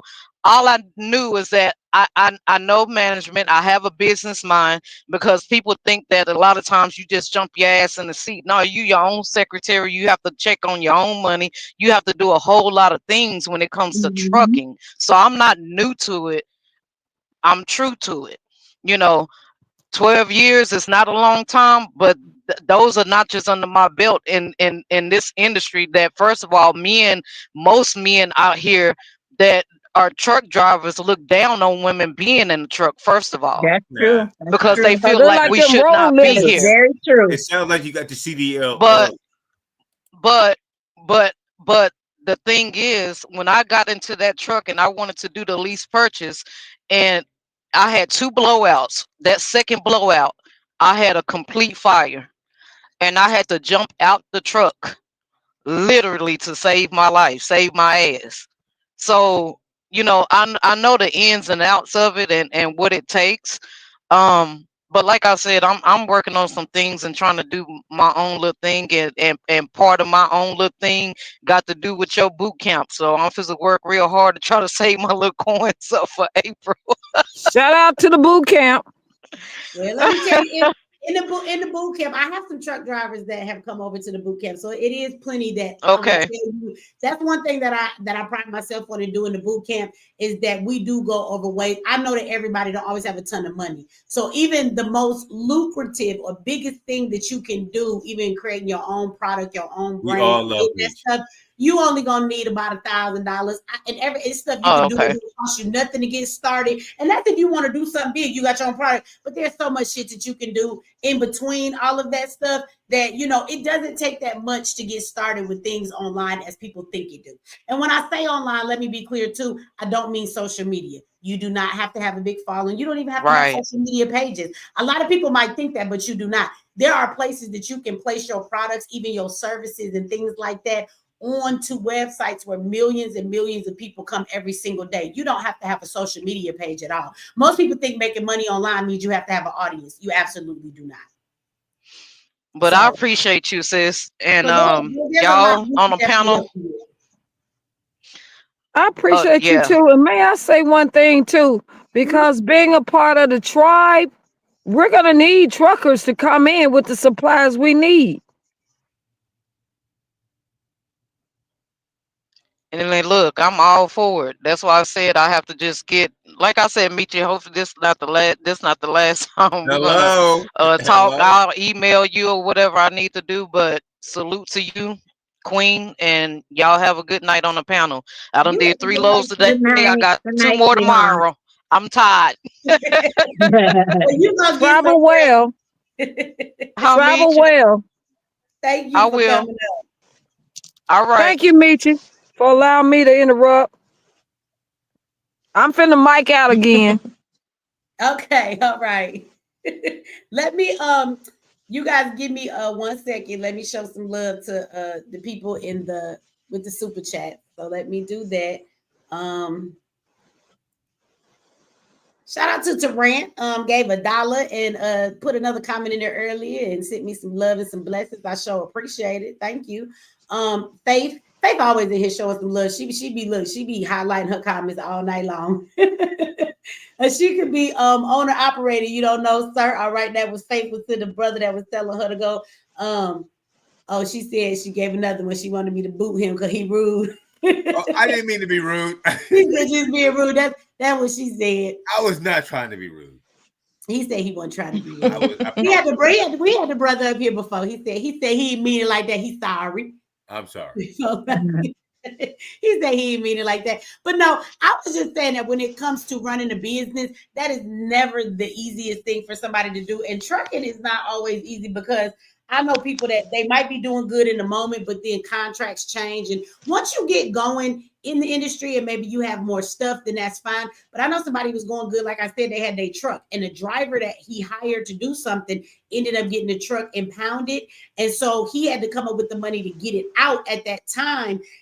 And because he had to wait to get the money every day, it was more and more and more. And then and then he was losing contracts at the same time to get the money to keep things going. And stuff just fell behind after that, or if you get a truck and you leased it and you paying for it, you got to make your payment every single month for the truck you buying or whatever. But then the truck break down and you got to get work done on it. So those things are always, they kind of, difficult. It just depends on how it goes. It can work out good for somebody or not. And like she said, when it comes to running business, especially in the beginning, you're everything. So when you talk about that, you got to be the person that get the contracts. You got to be the secretary. You got to make sure you call them up. You got to get it all. You got to make sure all that stuff is done. And sometimes people in the beginning, she the truck driver. So that means she got to pay all the bills. She got to get all the stuff. She got to be the secretary. She got to get all of the contracts and she got to be the one driving. A lot of times that's a bit much for a person to do sometimes. So, and she has to be away from her children. Let's keep that in mind, Mr. Man.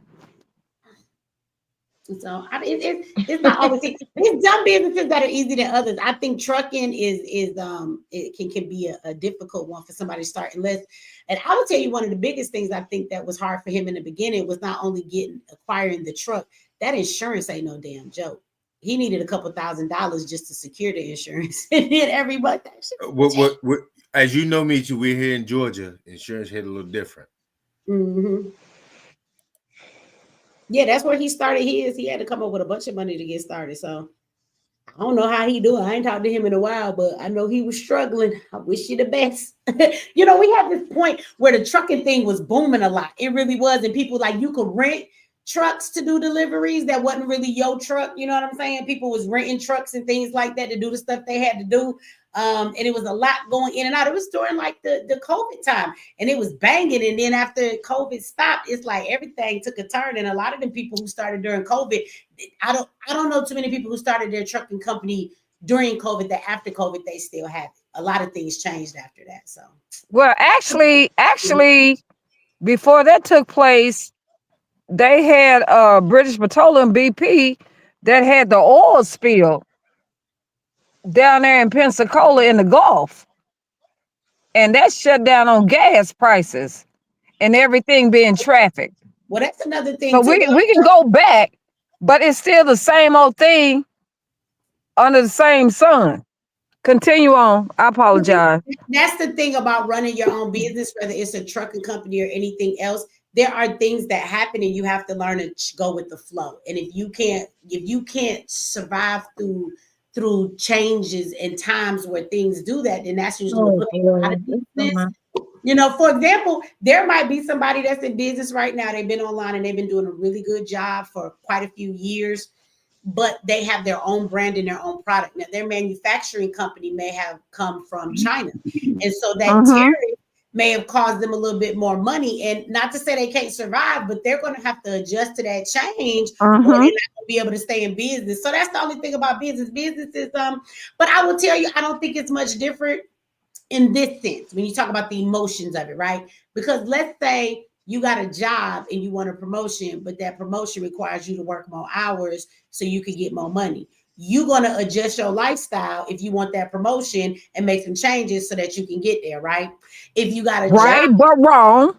Well, I'm saying if that's what you want, that's what you're going to do. So, and also a job is not guaranteed, just like your business sales are not guaranteed. So if you lose a job, you're going to be on the hunt for another job, right? Okay, so let's get back to the presidency and the government on the point that we started with.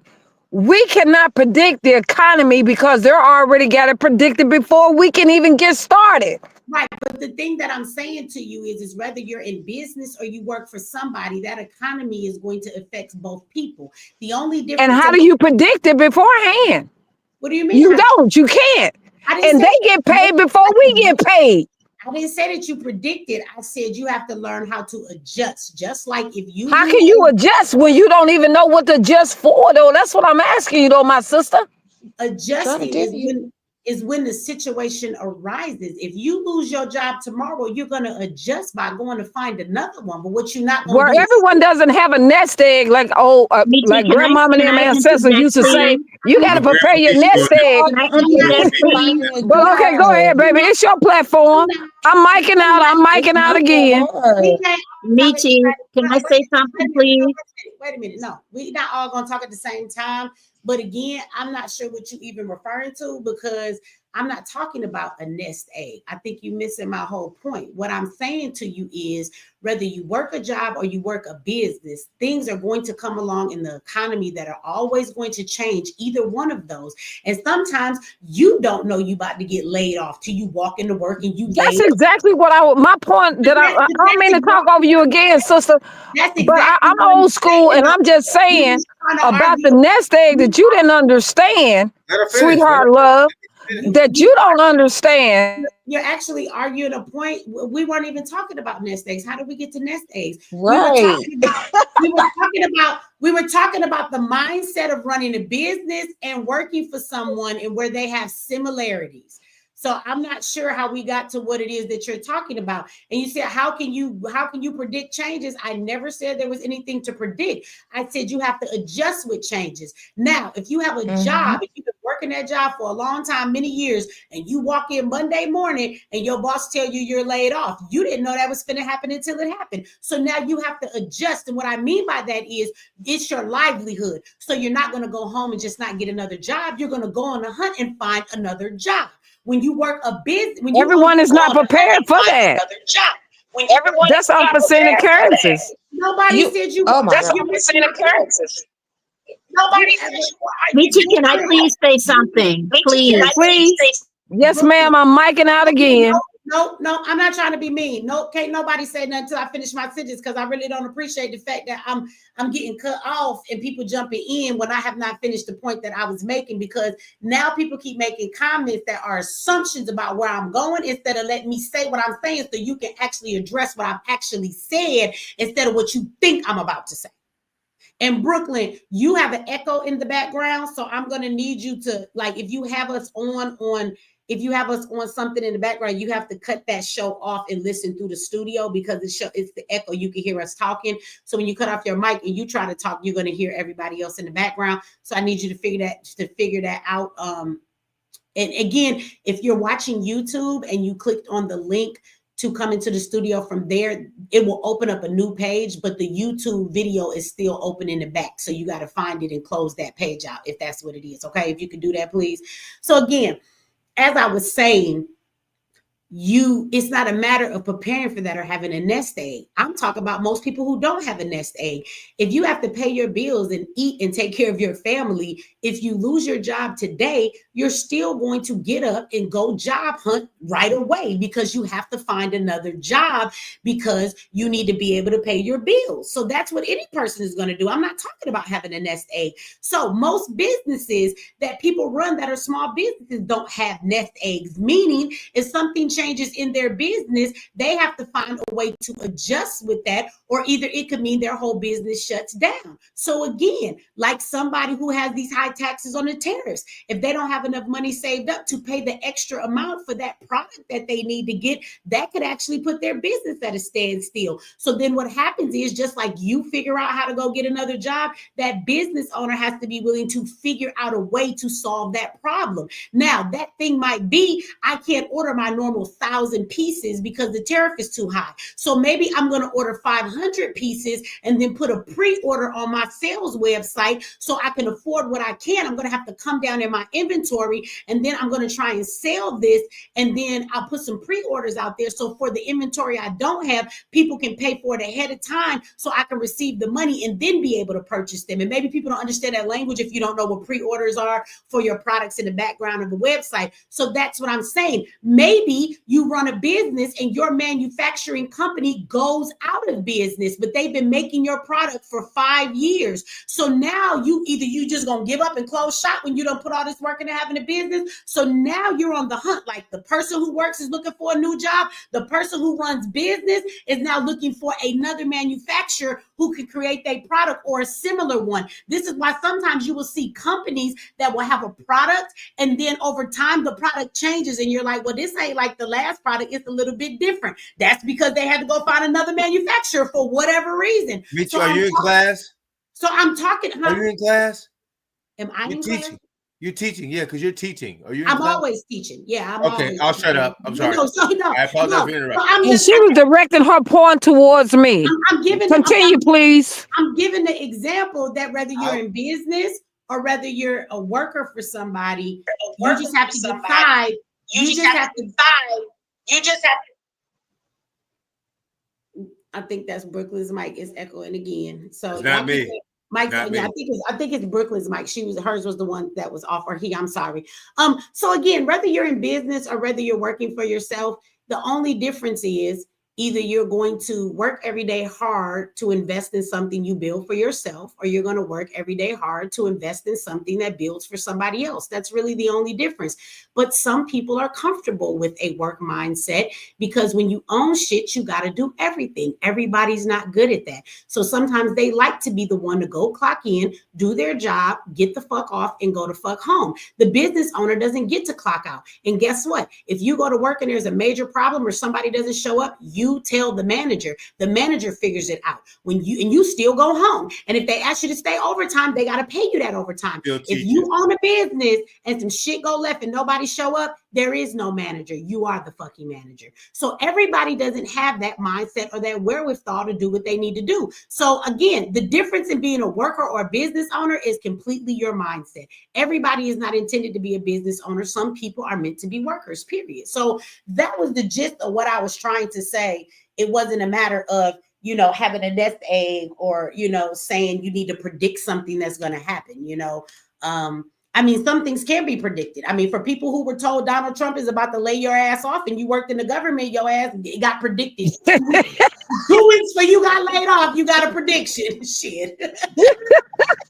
That was a warning and they didn't heed to it. It's kind of like having the same attitude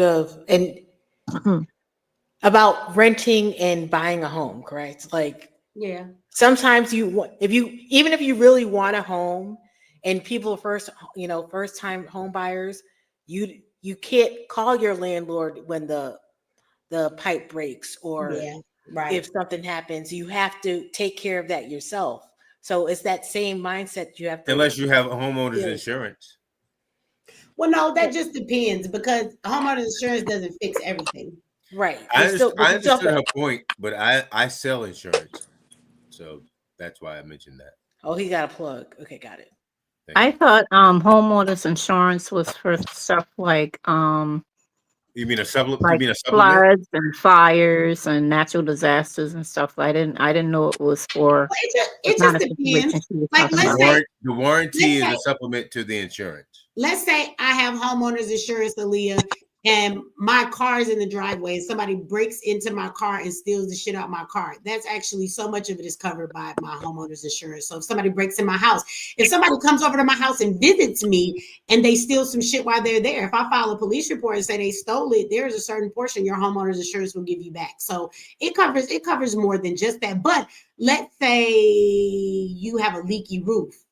Mhm. Let's Like say something a like pipe that. bust. They don't necessarily cover That's the warranty. those things. Mm. Okay. You know, you're correct. It is very hard to change people's mindset from going from an apartment to a house. And I remember when I was younger that people, oh, you don't need to buy a house. You don't need to buy a house. You're too young. You're going to be by yourself. What are you going to do with the house? And it took me many years to actually learn that that is something that will create generational wealth. And I finally Amen. was able to buy my house. And it was only through God, you know, and through a lawsuit that I was actually able to pay off that house. So it's in Georgia. So I know that when I retire in 2 years, I have a house that is paid for. Proud of you, my sister. Let me ask y'all a question here, since we're talking about houses and stuff and bringing it back to the subject that we was initially talking about up here, since we're going there with houses. How does it make you feel when we talk about all that it takes? The owning a home is like the American dream, that we do all we do to try and obtain a home. And that if you get one, to try and keep that home. I want y'all to think about, for a person who actually pays off their home mortgage, it's been 20, 30 years, they own that house, And it gets and then taken you from got them. gentrification that comes in and raises the taxes, and they lose that shit over But they $5,000. never own the property. Well, I mean, again, you don't own the property in any way You like tax that. to death on the property, which the taxes become more valuable than the home itself. But again, right. But again, what I'm saying is, part of that is the government can come in and they can raise those property taxes. This is what they do. It's a gentrification. Yes, they do. And so Exactly. they'll And make they the raise it property too high, so you can't higher afford to pay than it. what your house is worth. And I then feel they can the same take way. it because they found a mineral underground that they must have. We got to not talk over each other, y'all, okay? Please. So again, I'm saying that if they come in and they raise those taxes, if let's say your taxes are not, you know, you don't own your house, you live in paycheck to paycheck, but you owe $5,000 for the year in taxes, but normally you owe $1,500. Now they've raised it to $5,000. That extra $3,500 is not always easy to come up with for somebody that thinks that's a small amount of money. Imagine a person do all that and then you lose your house for that $5,000. Then they sell your shit at an auction to an investor that comes in and clears out the whole neighborhood, because they took everybody's house that way. So you have that happens. Or how about the fact that California, North Carolina, and the goddamn immigrants could come in and they get home loans without no credit checks or nothing, they get in the house? Because we just found out $22 billion was given to immigrants for homes, cars, and businesses. So since we're talking about starting a business, the one Talk about it, Michi. Talk about and it. shut down Talk about and it, shut Michi. down schools, shut down hotels to put them in shelters. Come on now. You got to have some capital You to know start how this, even if it's a little bit of capital. So they're giving all of these things away. So whether we're talking about starting a business or we talking about owning a house, I want everybody to remember in this conversation that immigrants were getting this shit from your government and ain't added no motherfucking taxes. They never paid shit, and they came over here, don't even have citizenship, and they were given all of this.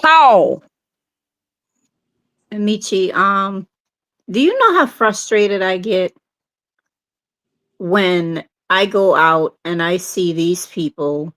They can't speak a word of English. I work in retail, but you driving when I say a brand new, and God says you should not covet, brand new red Mercedes truck. Spanking They don't brand new. speak a word of English. I'm only 51 years old. I'm on Section 8 for the first time in my life. I always paid Girl, rent. I'm homeless. I got burned out of my house 2 years ago, you know, and I had a heart condition ever since I was born. So I need it right now. I'm not one of those ones that milk the system. I've worked 3 jobs at one time. You see what I'm saying? So it's hard. And to be honest with you, Michi, We built this fucking country. We shouldn't have to pay for water, dirt, shoes, clothes, air. We shouldn't have to pay for nothing. Everything should come to us. Now, this is my question. If he's taking all of this money, because I watched your video the other night, and when I tell you I was pissed. I think that video was what, 17 minutes long? I was shitting when I saw the list of things that you literally had your receipts for. I mean, you really broke that shit down. They said it was trillions of dollars, but stupid shit like that, I was pissed. I'm still mad at the fact that, stop, hold on.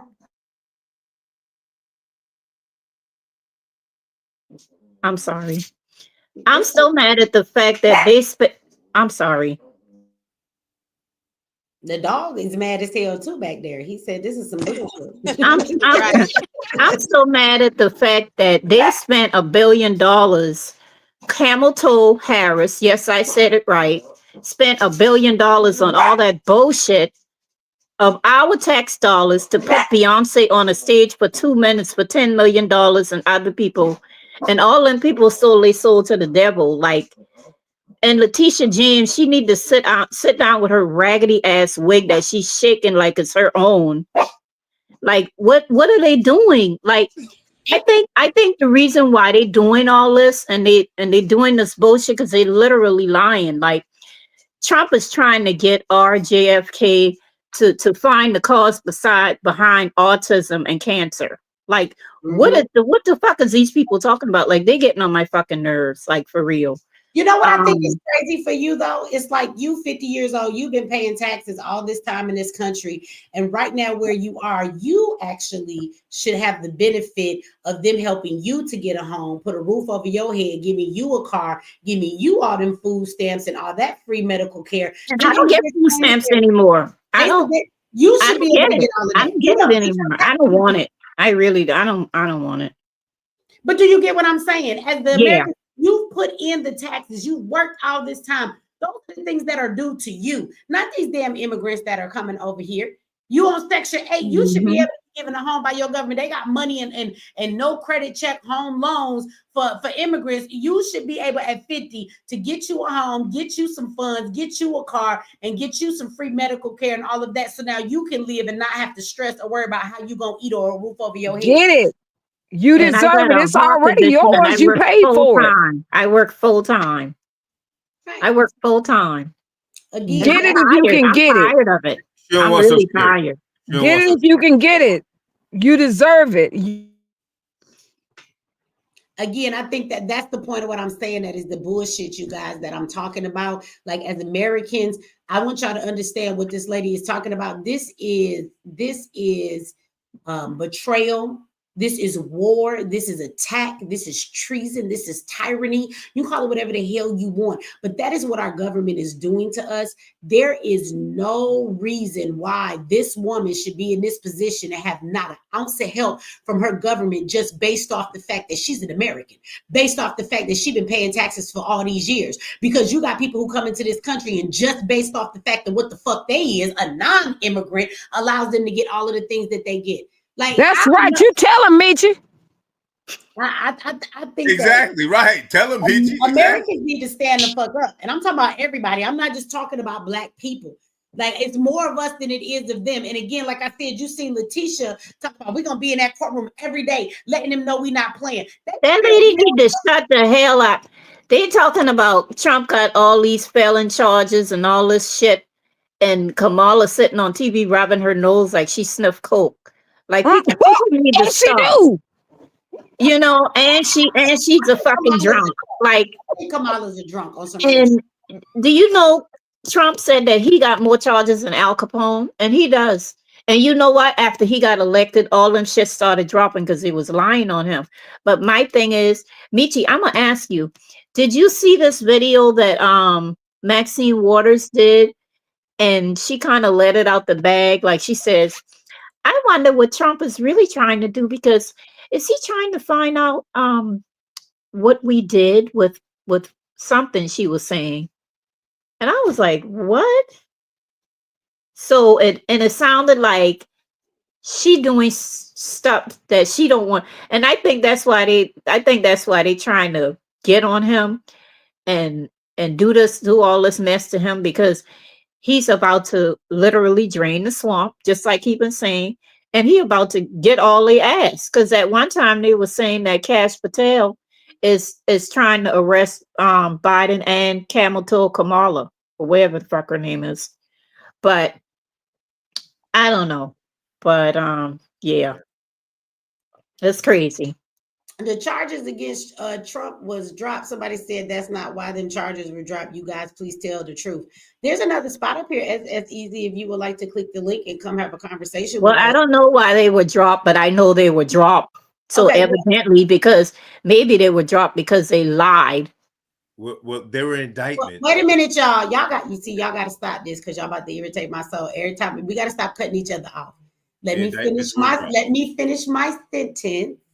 And we're going to let other people finish their sentence. This is not how we have a conversation, okay? So I want to say to the brother that put the comment in the thing, I would like to invite him up to the panel if he would like to come up here and talk, because he said some stuff the other day. You seem to be really against Trump. I don't know if y'all remember his face, but his face was up there when I was like, this is what I'm talking about. Look at this black man, and he got an attitude, and everything I'm saying is the damn truth. And so you make these comments in here and you watch. So if I don't understand why you even here to watch, because the stuff I be saying, all of it you completely disagree with, I guess, because you're really upset at Trump. But do you want to tell us why the charges were dropped against Trump? I'll tell you why I believe the charges were dropped against Trump, because it was all some bullshit. That's why they were dropped against Trump. Do you know what they were actually charging the man with? Like, at the end of the day, they were just really coming up with charges against him so that they could stop him from running for president. That's what that was about. And now that he's actually the president, there's no reason for them to continue playing this game. Like, there were charges they were trying to give him based on having some documents. So then are we locking up Biden? Are we locking up Obama? Every damn president got goddamn documents in their house from when they was in the White House. So again, when you're talking about things like this, my question is, some of the shit they were trying to charge him with, you could charge all these presidents with, and they were only doing it to try and stop this man from being able to run for president. Now that he's the president, there's no point in continuing this bullshit. This is why they dropped him, because that's the reason they even brought them up. They did not succeed in what it is they were trying to do. So this is why they've let it go now at this point. So, you know, I don't know. I just, people be killing me because the dude, they keep saying that, like, he says stuff all the time against Trump. Like, we get it. You don't like Trump, but do you want to come up here and explain why or your stance, or you just going to always say stuff like that in the chat? Come on, tell the truth. Let's play devil's advocate. We're all up here lying. We don't know what the fuck we're talking about. Why don't you come up here and then enlighten us? We really would like to know. I will make sure everybody turns their mic off, even mine. I will shut the fuck up, and we will give you the floor, and we will let you talk until you are done. We would like to be enlightened, because apparently we don't know why they dropped his charges. We're wrong. We would like to know the truth. I'm big on truth, even if I'm the one. I can't say exactly on that, but I appreciate you making the remark about the advocate. And Trump is very intelligent enough to know to get Elon Musk to be his advocate and not governmental presented. So the government can't touch Elon Musk. He's very clever on what he's doing. And he knows very well, as a businessman, what to do. To get an account assistant, to also be able to have someone that's not tied to the United States of America. So what's taking place right now is a cleansing and getting as much money back into the United States of America, because it was never theirs in the first place. And we can go back to the Boston Tea Party. And I'm not going to speak to you again about the nest egg situation, but just to say, it's all propaganda. It's all set up. It's already been And the other presidents, yeah, they had dirty laundry. They got skeletons in their closets. And they're all related. Why vote? because they already know who's going to win. You got the floor back, my sister, but hey, speaking on that, and I'm homeless. I'm gonna say and again, and you being homeless, that's some shit that is some bullshit, because as an American, you should be able to go and have them help you find an apartment. They was giving them immigrants 2 years of no rent to pay, fully furnished apartments, no bills, no nothing, for 2 years to live, then giving them cars and helping them start business. There's no reason, sister, why you should not be able to go, and you supposed to be able to get that shit more than them. You're an American, remember that. I know as Black people, we don't like to say we American because we be like, fuck what this country did us. No, you better start screaming, I'm an American, because that's why you entitled to the stuff you're supposed to have, right? You're an American. America owes you before they owe some goddamn immigrant, right? But this brother right here, Hello. I'm just saying, you know, I had to get over that because I was like, fuck America. I ain't American, but I ain't African either. I ain't never even fucking been to Africa, so I'm not finna claim that shit no more. I'm American, goddamn. I'm from west side of Detroit, Finco, baby. That goddamn it, I'm from Africa. Now, do I have ancestors that come from Africa? Absolutely. I got ancestors that come from quite a few places, but you have the African. right. I'm American. You have the right. I'm American. No, than anybody else that walks around this country, because my ancestors done built this motherfucker up. It would be no America if it wasn't for people like my great-great-grandfather, right? So at the end of the day, you're more American than any of these people. This country, you know? But the brother on here, SS Easy, again, I'm going to invite you to click the link. Like, why do y'all be so resistant for that shit? Like, damn. Like, y'all got so much to say in the comment section, but you be so resistant to just click the damn link. If you got something to say, just come up here and talk. Why do y'all be so fearful? It's like the comment section makes y'all comfortable to like just say anything you want, but you don't know how to represent yourself and your thoughts good. Is that why you don't want to come up here and say something? I don't get it, because again, you coming up here and you say to me, how could you not know he won the presidency? He couldn't be charged at that point. So you wrote that really wrong, and that is very grammatically incorrect the way you wrote that. But I think I know what the fuck you're trying to say.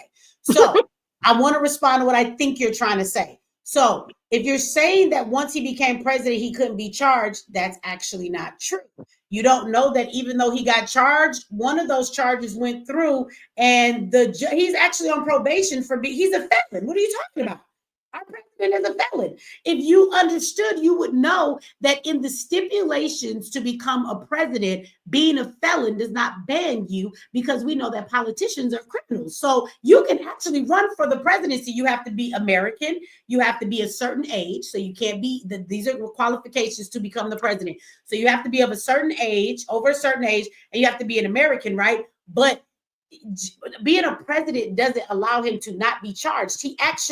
You didn't know that he actually still got charged after he became the president. The judge said that he was giving his ass probation for what he did. He's not serving any jail time, but he smacked that charge down on him. That was his charge, because he was convicted of one of them. And he's an actual felon. Can I say something real quick? Me, man, I say something real quick. Yeah. Remember earlier when they were talking about Diddy?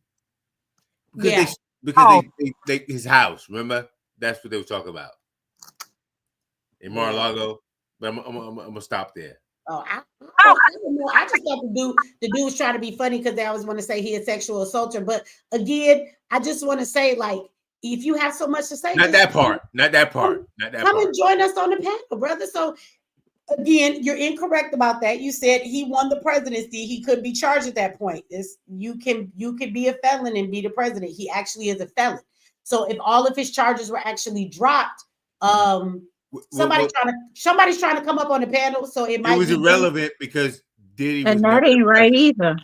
Why our black men can't get jobs? They felons. They can't get jobs, but you can be the damn president and be white and get a job. Like, what the?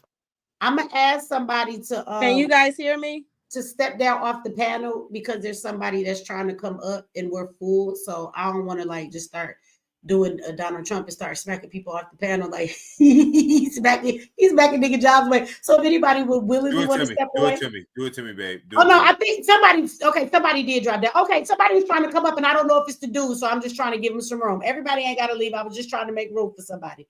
Let me see.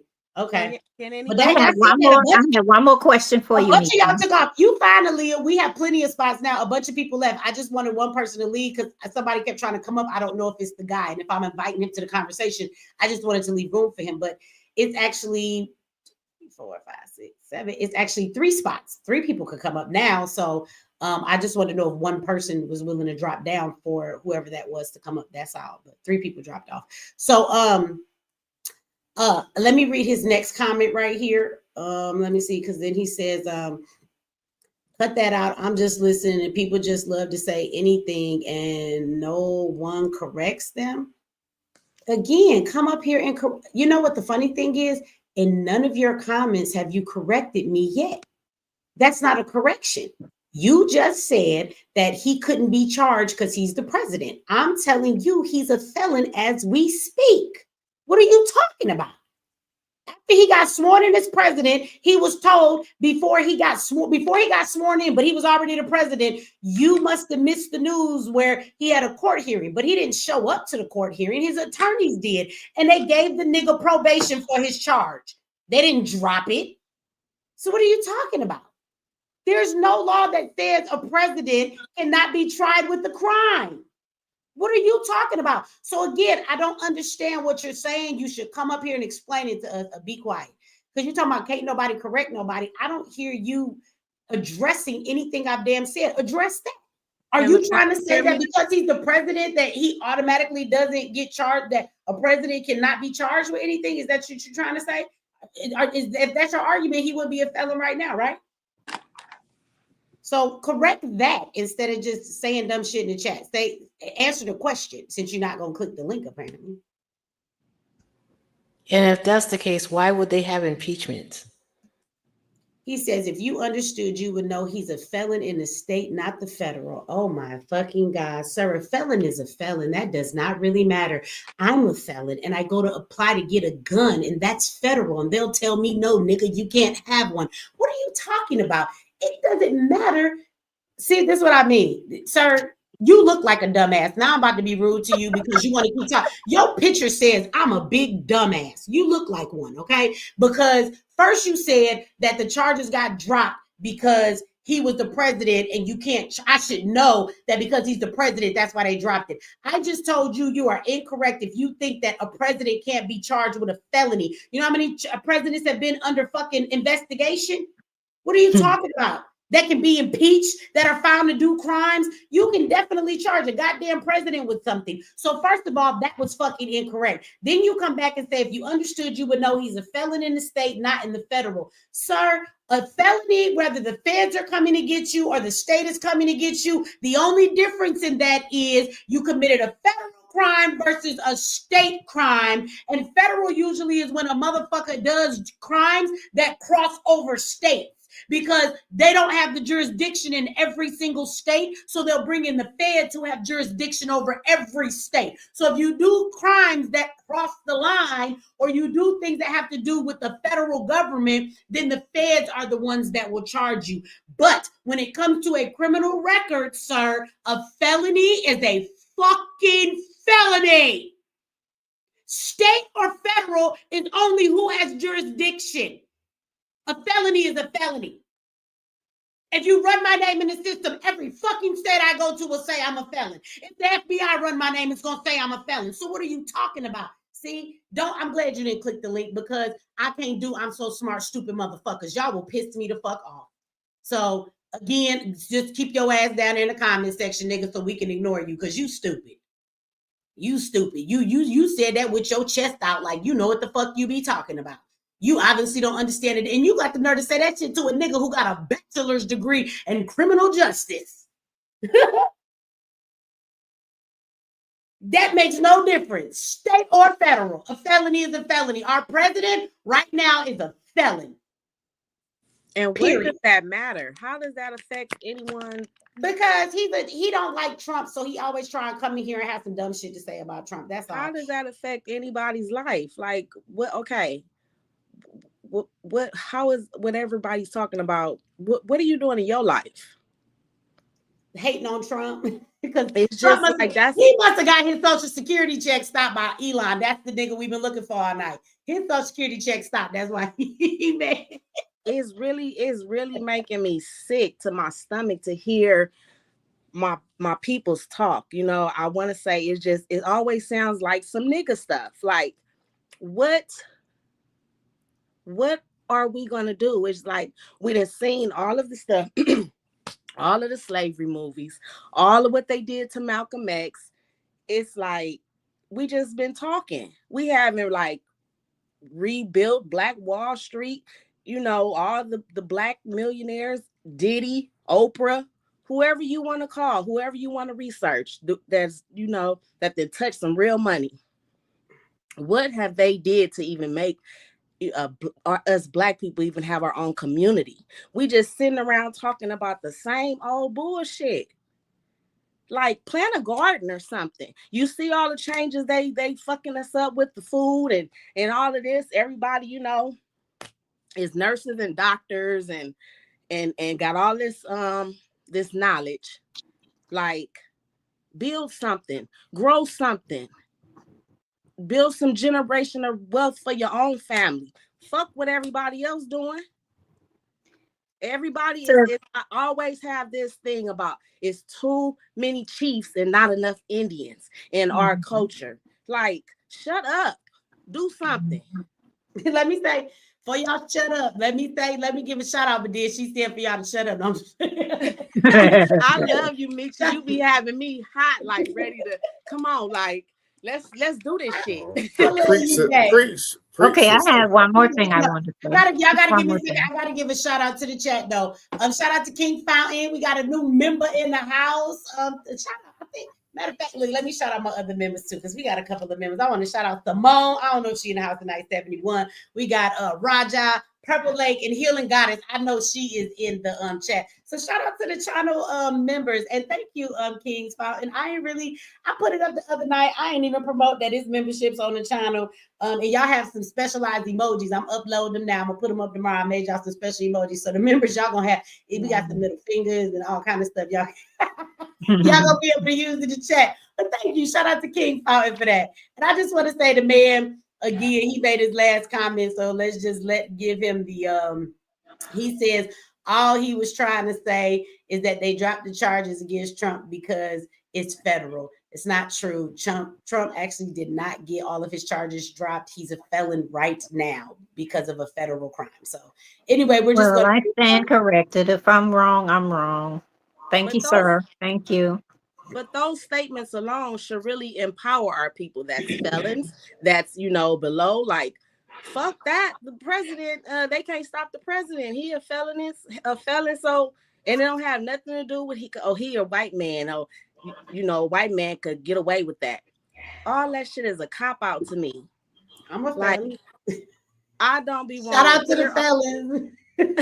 It's kind of interesting though. It is kind of interesting. Like I want to really see all the stuff I be hearing. It's like this how they infiltrate us when we have some shit. This how the people infiltrated Malcolm X movement and Marcus Garvey and all of this. Y'all the ones sound Black like Panthers. Y'all let people infiltrate us. Shut up. And when they say like we need to handle our own, it's like I wish it was still like stone him. Yeah. He our people. Hello, get him out of here. He against the movement. He's fucking up the movement. He gonna let people in. You know, he's a hater. Let's stone him. Let's get him, lock him up. Somebody said hello. I can hear you. Shout out to King Fountain again. I love you back. Thank you for the love you show me. I truly appreciate it. And I just want to give a quick shout out to Shiny. Thank you for the super chat. She said it's a fun show. I'm Shiny girl. I hope it's fun and I hope it's entertaining and all in one. But we got some new people on the panel. I'm gonna be quiet for a moment and let y'all get y'all piece in because we got Chelsea up here. Of course, Shiny Girl, I think she said something. We got Simone all day. We got Tasha. We got Faith. And we got Tiffany. Although I think that's Tiffany's husband using her account because I don't think that's Tiffany, but maybe it is. No. It really is me. I have cancer, so I have no hair. Okay, But well, I apologize, Oh, Tiffany. God. That wasn't you that said something a minute ago. What man took off their yeah, mic? I thought that was you talking. it was me, but That No, was that's me. not the I'm voice Shawnee I heard. girl. I heard a That's man voice. me. I thought that was you talking. Oh. I'm oh sorry. I no, thought that was okay, you. No, that's not the no, voice no, I heard. It's one of these brothers on the panel. But I'm gonna be quiet. okay. I'm gonna let y'all go ahead and y'all speak your piece for those of y'all that just came up here, and whoever the brother was trying to get your 2 cents in, go ahead. Hello, I just wanted to first ask this question, Michi. What do you think about the fact that Trump said he trying to make the U.S. the AI capital of the world? That is going to affect a lot of people, especially us. I think that is a serious issue, and nobody's looking at that. He's doing a lot of good things, but then there's other stuff that he's signing that we need to pay attention to that he's doing. And I don't think people are paying enough attention to the other stuff that he's doing. Well, I will tell you this. When it comes to the government, they are not going to do. I'm sorry, I'm muting everybody's mic so I don't hear no back. So again, y'all can take them off when y'all ready to talk. When it's y'all turn. But I muted everybody. I would tell you that when it comes to the government, right, there is stuff that they're going to do. They're never going to do everything in our favor. And I think that the AI thing, that's not something that Trump can stop if he wanted to. As a businessman, I don't really think that that's something that he does want to stop. Because Right. I think it will benefit him greatly because AI is not a bad thing for business owners, right? If you look at it from that perspective. Also, just like how Trump is he's not admitting that Israel is wrong as hell for what they're doing to Gaza, right? Like every president that's in the White House is always going to side with Gaza.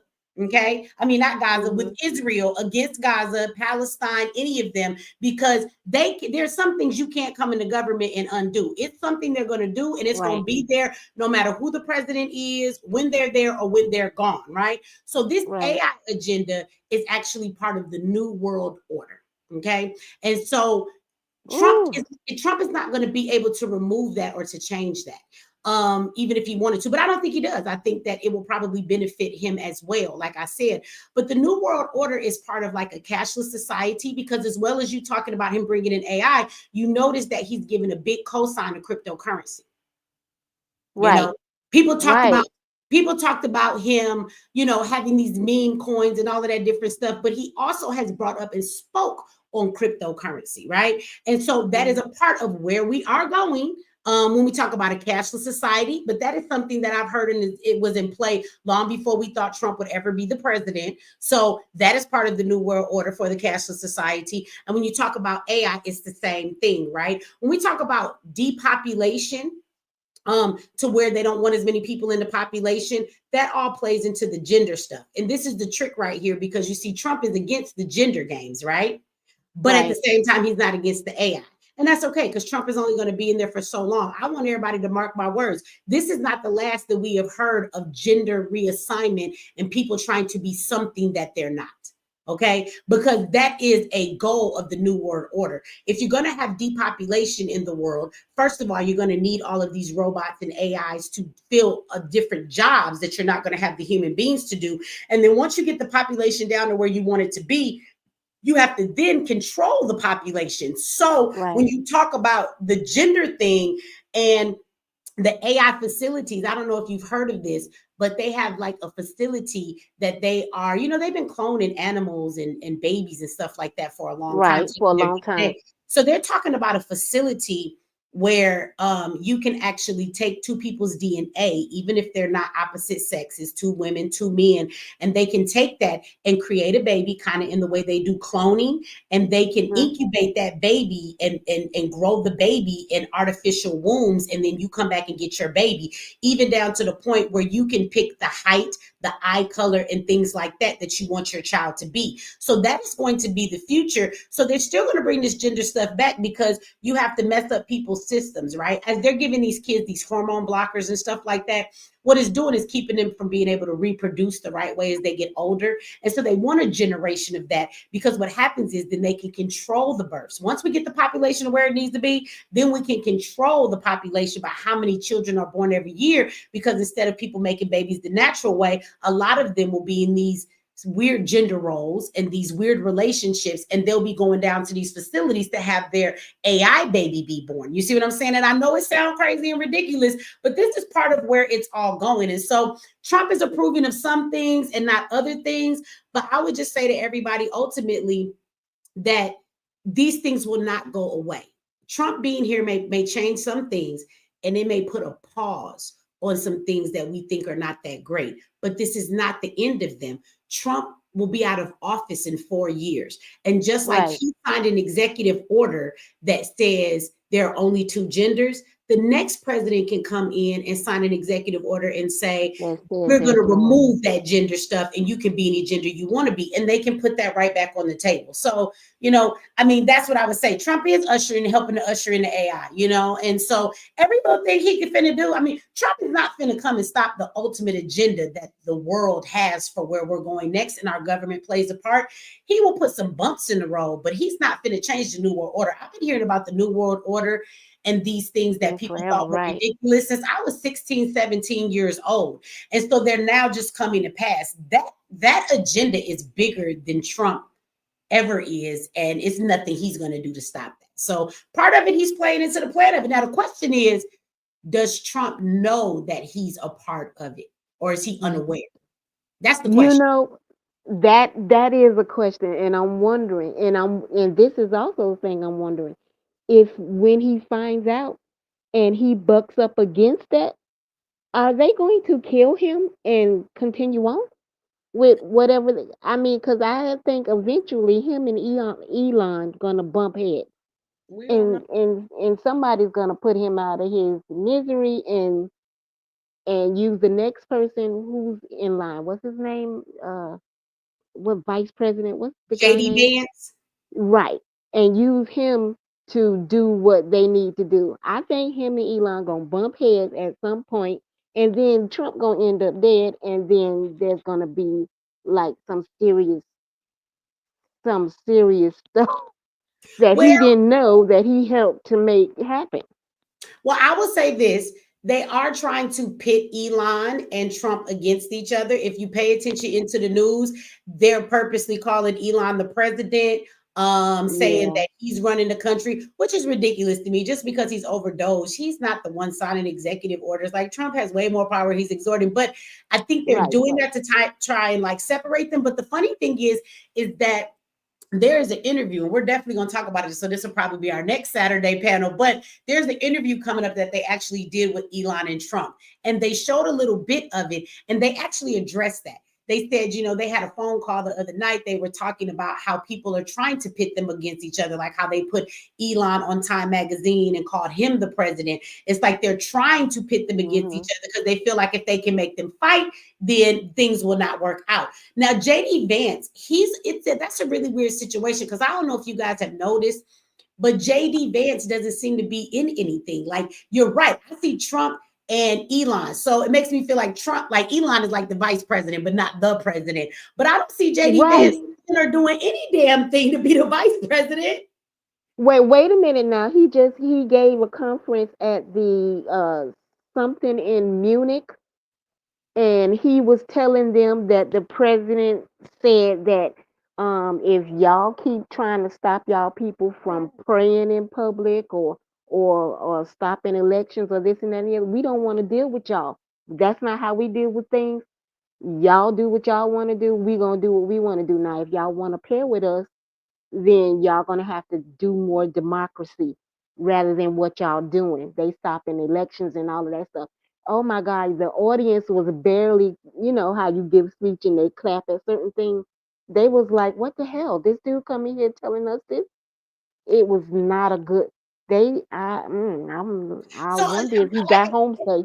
I have seen him speak sometimes, but when I look at like the news currently, I see the borders are talking about immigration a lot. I see Elon left and right because Doge is the big thing. And then, of course, Trump, he be signing new executive orders every single day he wake up. He just wake up and be like, where's my pen? I'm going to sign some more orders. So JD Vance seems to not be in the forefront of everything going on. And, Trump said the other day when they asked him, is he going to, I guess, endorse JD Vance for the next presidency because he can't serve any more terms. They said, are you going to endorse him? Trump was like, I'm not going to say that right now. He said, I can't promise you I can. He said, we'll see. He seems like a good guy, but as of right now, I can't tell you that. So he kind of threw him under the bus. I thought that was really weird. When it comes to that, and I would tell you this, the Simpsons, if we believe what they predict, they predicted Trump dead. So I don't know. Trump might get taken out. Let me tell you something. If there's ever been a time for the government to take any president out because they are problematic, it's Trump.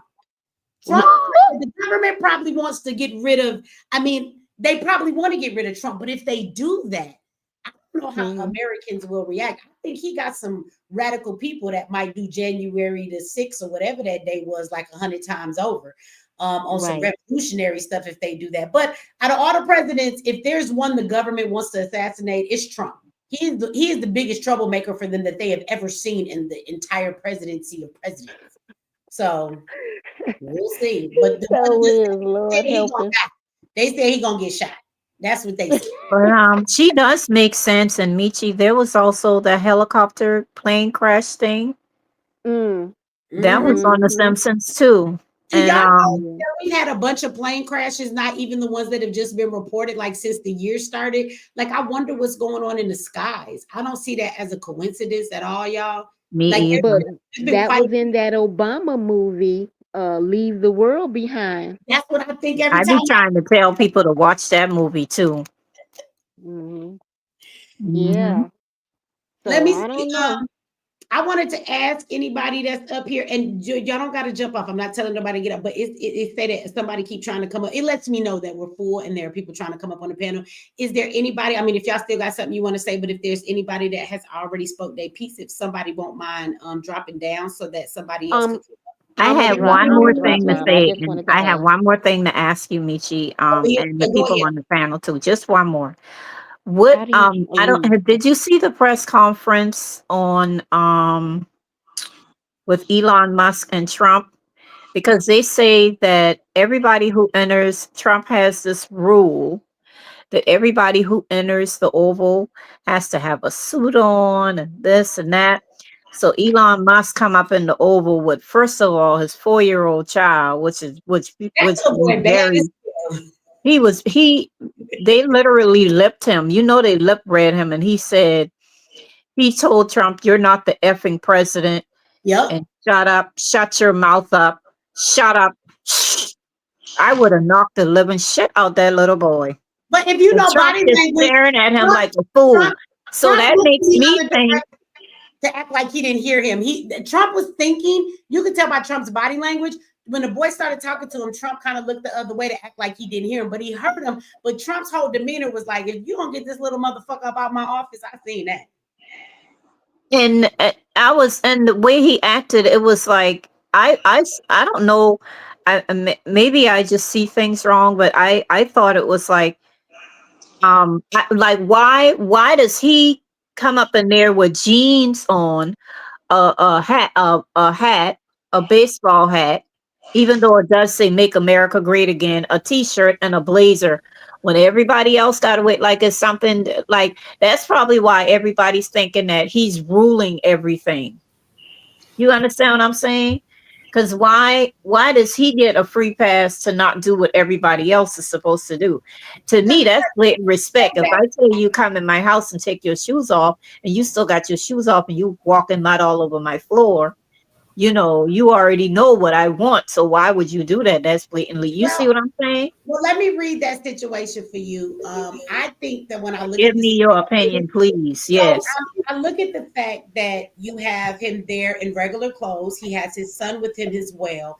I think that what happened is that press conference thing might have been kind of last minute, and that's why his son was with him and he wasn't dressed in the right attire. But I think for Trump, he probably didn't want to make that be so big of an issue that he cared. He wanted Elon to come and report what was going on in Doge. So if you look at his dress and you look at the fact that he had his son there with him, I think that it was just one of those situations where, Elon wasn't prepared or it was last minute. And so those things were acceptable in that moment for him to get away with, because I think Trump thought it was more important to have the press conference. So when I look at all that together, because if you think about it, it would be different if every time you've seen Elon, he had his son running around with him, but that's not necessarily the case. I've never seen Elon with his son on his shoulders or as a parent, when you go into some place and you got your kids running around and you're trying to get them to act right, it's usually because you don't have no other option. Now, this is Elon. If he had enough heads up, I'm sure he could have found somebody to watch that little badass boy, right? So, But then the mom,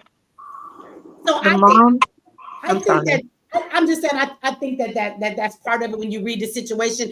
I don't think it's a matter of Elon came in there to disrespect any of Trump's rules. I mean, sometimes rules are rules, but sometimes based on what's going on, sometimes it's okay to overlook the rules for things that are more important. And I think that's what happened that day. That's just my perception from reading the room. And then the mom was like, well, he was just such a good boy. And what the fuck do you mean he was a good boy? Like, he literally told Trump, you're not the president. Like, somebody must be told him that in front of that little boy. Because kids don't repeat what they hear other people say. I mean, kids only repeat what they hear, So I'm questioning things right now. I don't know.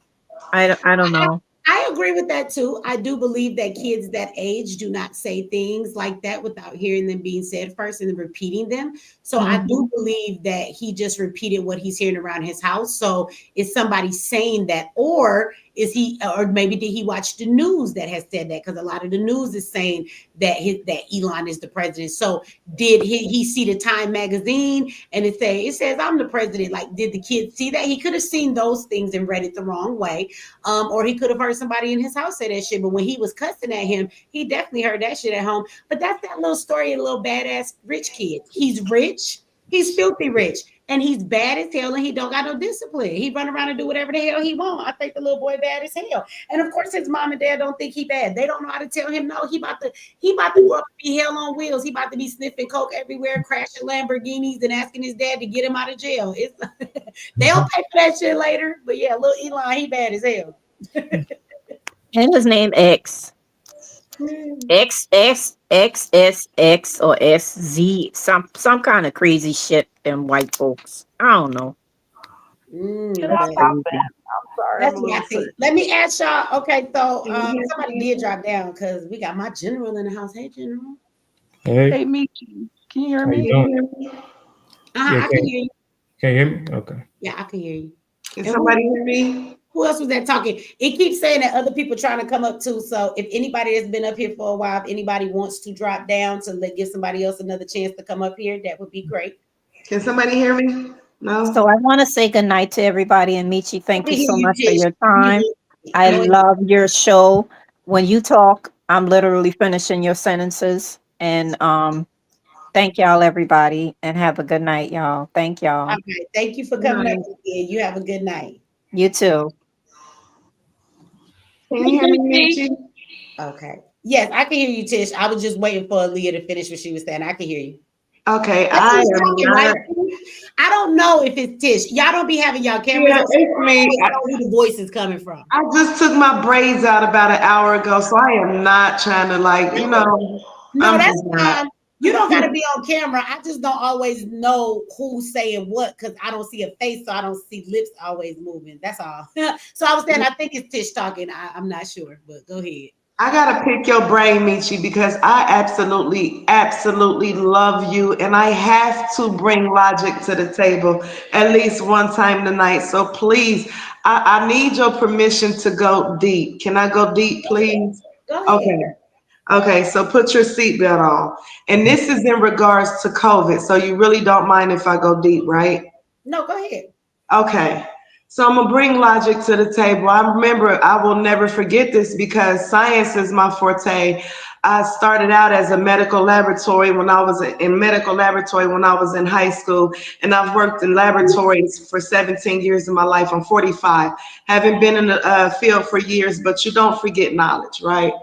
So I remember between October and December 2019 in China, in the Wuhan lab, it was a viral outbreak so bad to where they had to make makeshift hospitals. I don't know if anybody remember this because they quickly, when January hit, they didn't say absolutely nothing about it. And then February hit, now they're talking about it. March 15, 2020, now they're talking about it, right?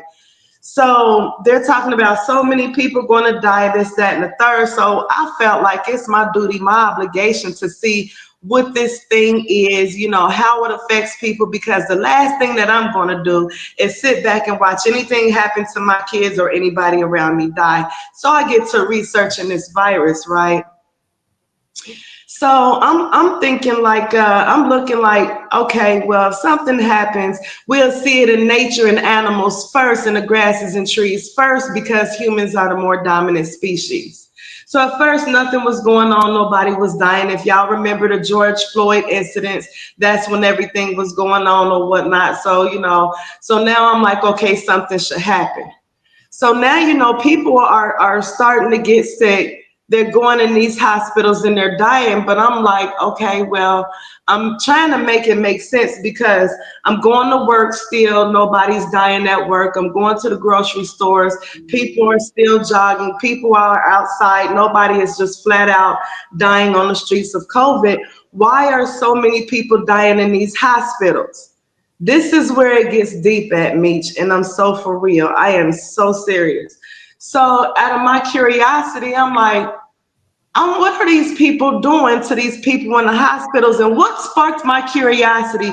Because I had like 3 friends on Facebook, and at the time, Facebook was super blocking me. I'm on 30-day, 10-day, 15-day block, so I can't say or do nothing. But I got friends, right? They are literally on the ventilators on Facebook. I'm like, you got to be kidding me. Now, mind you, I've worked in laboratories all my life, and I've worked in ICU, CCU, neonatal, all types of every unit in the hospital. I've worked in 800 to 1,000 bed hospitals, right? And I've never seen a coherent patient on the ventilator on Facebook. So this sparked my curiosity. Like, what are you doing? You can't even, if you're on a ventilator, the ventilator is breathing for you. So you can't even pick up your phone enough for you to even be on Facebook, let alone on the ventilator. So that sparked my curiosity, but that wasn't what did it for me. Even though that's bad enough, improper use of ventilators, but that wasn't what really bugged me. Ooh, so I got a friend, Meech. This girl just had a baby. She was actually a RN at a local hospital, right? And she just had a baby, and they told her that she had COVID, right? So of course they put her on this ventilator or whatever, and they let this girl know that she had chances, that it was chances that she wasn't gonna live, right? But they told her that they was going to put her on this trial medication called remdesivir. This woman put this on Facebook. It's up there to this day. They put her on remdesivir. So me being the woman that I am, Meech, and me being, you know, the inquisitive person that I am, I got to make it make sense. So what is remdesivir, Meech? Do you know how it didn't take up rocket science? It's all it took was a couple of doctors like Dr. Peter McCullough, Dr. Rashid Buttar. I mean, just a couple of doctors would let you know what it was, Meech. How could they do this to us? And you know what was so crazy? Even about this vaccine with all these nanoparticles and hydrogels and this and that and the third. Do you remember when they said Black people were disproportionately affected by the virus? So we need to be the main ones to get the vaccine. How could they do that to us? How could they do that to our people? And how could you literally suffer people? Well, I'm not going to go through through the chemistry of it. But if you look up remdesivir, what was really happening to our people, they were asphyxiating on their own mucus. Basically, what it means, they choke to death. You can, man, listen, you can research this shit. You can say whatever, you can go against the grain, you can tell me whatever, but until you research this, please don't, because I spent hundreds of hours 5 years later, and it still come out with the same thing. But I say this to say, Mish, we are owed so much as Black people, but because of our ignorance, because of our flat out ignorance, hell, that's the reason why I feel like we have all these isms. We got the Republicans against the Democrats, the gays versus the straights, the light skins versus the dark skins. We got the thises versus the that's, because they're really trying to hide the fact of what they were doing, which is at the very end of the day, by 2030, to end the Black, African American, Negro, colored, Black American, whatever they call us, whatever we're accepting to be, they're trying to exterminate that race. And I don't understand why we can't see that, man. I don't understand why we couldn't see that, why we're even having conversations like what we're having today, when the main concept, we need to go get that, we need to go get our check. Like Malcolm X said, if it ain't no other time, we need to stick together, because all of us have lost somebody that we know to this COVID thing in the hospital. What if it was remdesivir poisoning? What if our people did die from remdesivir poisoning? What if our people in the nursing homes actually were injected with fentanyl, sufentanil, morphine, and Oxycontin concoction? What if that was the case? But this is the thing. I mean, if that is the case, that's not nothing new. Like, remember, I don't know if you've ever heard me tell the story, which testify, I mean, other people that can testify to it, but this is why the Black community has stigmas of certain things we don't do. And go talk to the Black men around you and ask them why they don't go to the doctor. Now, traditions get passed down, and we do things that we don't know why we do it. But if you go talk to the older Black men, our grandfathers, right? They will tell you they didn't go to the doctor. And if you ask them why, they will tell you it's because you will go in there and come back home with something worse than you went there for. You will come home and be missing a kidney, a spleen, or something, or anything. Or again, you're going to come back with something worse than you went there for. So this is why Black men would not go to the hospital way back in the day. So what happens is, as they grow up and we raise our children, the boys watch that the men don't go to the hospital. So it just becomes something that they turn around and they just don't do. Now, Black women, we have to go to the hospital because we have a lot more health issues. And I don't mean bad issues, but I mean like we go because we have to give birth to children or different things, right? So it's harder for us to stay away from the hospital when a man just be like, I'm not going. And so they pass these things down because, you know, a lot of traditions we do in any community, you do it because you see it for the most part. You don't even have to have a reasoning behind it. You just know that's how it's always been. And so what I would tell you is that I don't think that anything you're saying is wrong. I don't think that anybody in the Black community that understands this should be surprised, because this is something they do to us all of the time. Guinea pigs when it comes to society, when they want to test something on a group of people, they would do it to Black people. Do you remember the experiment when they was shooting the brothers, the men with syphilis, and they was supposed to be something, but they gave them syphilis and let them go home and see how they would pass it on to their wife and what the effects would be on her if she was pregnant, what it would do to her pregnancy. So they willingly did this, and then let them go home and spread it to their spouses or whatever, so they could test the effects on it. So, and they did that through Black men, you know, and so I mean, I'm sure that you're not wrong. You know, I do remember like when you know, the pandemic was here, they always promote everything to us. I thought it was funny how they like had billboards everywhere, you know, telling the Black community that we need to take care of ourselves and make sure that we get the vaccination. Like, I didn't see no billboards about the vaccination promoted to any other group of people, but they were so concerned about Black people. Like, they're not about us like that. So why you got all these billboards and commercials telling us to save our life and be healthy, go get the shot to be protected? That's when I knew it was some bullshit, because they don't never invest that much into making sure that we're okay. That's when I knew they was full of shit, because they didn't do that for everybody else. So if they just promoting it to us, like we need to go get it. Do you remember Juvenile did a video called Vax That Ass Up? Do y'all remember the disrespectful shit he did? Yeah. And he said so that you could, it was done by this app called Black something. It's a dating app, but it ain't owned by Black people. Let's be clear, okay? Because I looked that all up when I did the video on it. But their thing was, you want to go and have sex again, so you should get vaxxed up. And they promoted it to Black people, called Vax That Ass Up. And they wanted you to get your shot so that you could go and have sex again with somebody. Yeah, I remember that. To nobody else. I was like, you know what? They trying to kill us, and that's why they telling you to go get it. You know what? It's so crazy. I cannot believe that we fell for it. Like in Ohio, Governor DeWine was giving people, and he's still the governor. How you gonna give people $100 per person and then free pizza coupons per person one time they get the vaccine? How could you do that? Like, and you're still the governor today. Like, it's just like we don't learn our lesson. It's like we're repeating things over and over and over, and we keep hitting our heads and we think that everything is sweet. We think that we want to be pacified or something, man. I don't understand it. I think that's part of the conditioning, though. So we have to understand that conditioning means exactly that.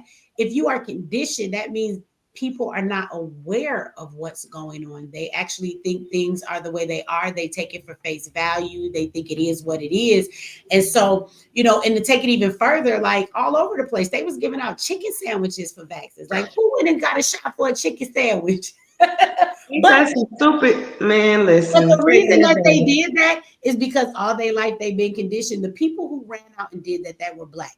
Those are people who got all of their vaccinations on their time schedule. Their mama took them to get all their shots every year for school. They had their little immunization chart up to date. They go and get their flu shot every year. They didn't think anything was wrong with vaccination. So they like, well, I don't care. I get shots all the time. And you gonna give me a free chicken sandwich? I'm gonna go. So it really came down to the conditioning. You have to understand that people don't know what they don't know. And just because something seems obvious to you, or for those of us, this is why a lot of times you get people on my channel who are resistant to the stuff I'm telling them. And for me, in my mind, sometimes I'll be like, why are you arguing against that? Like, this shit should be obvious. Right.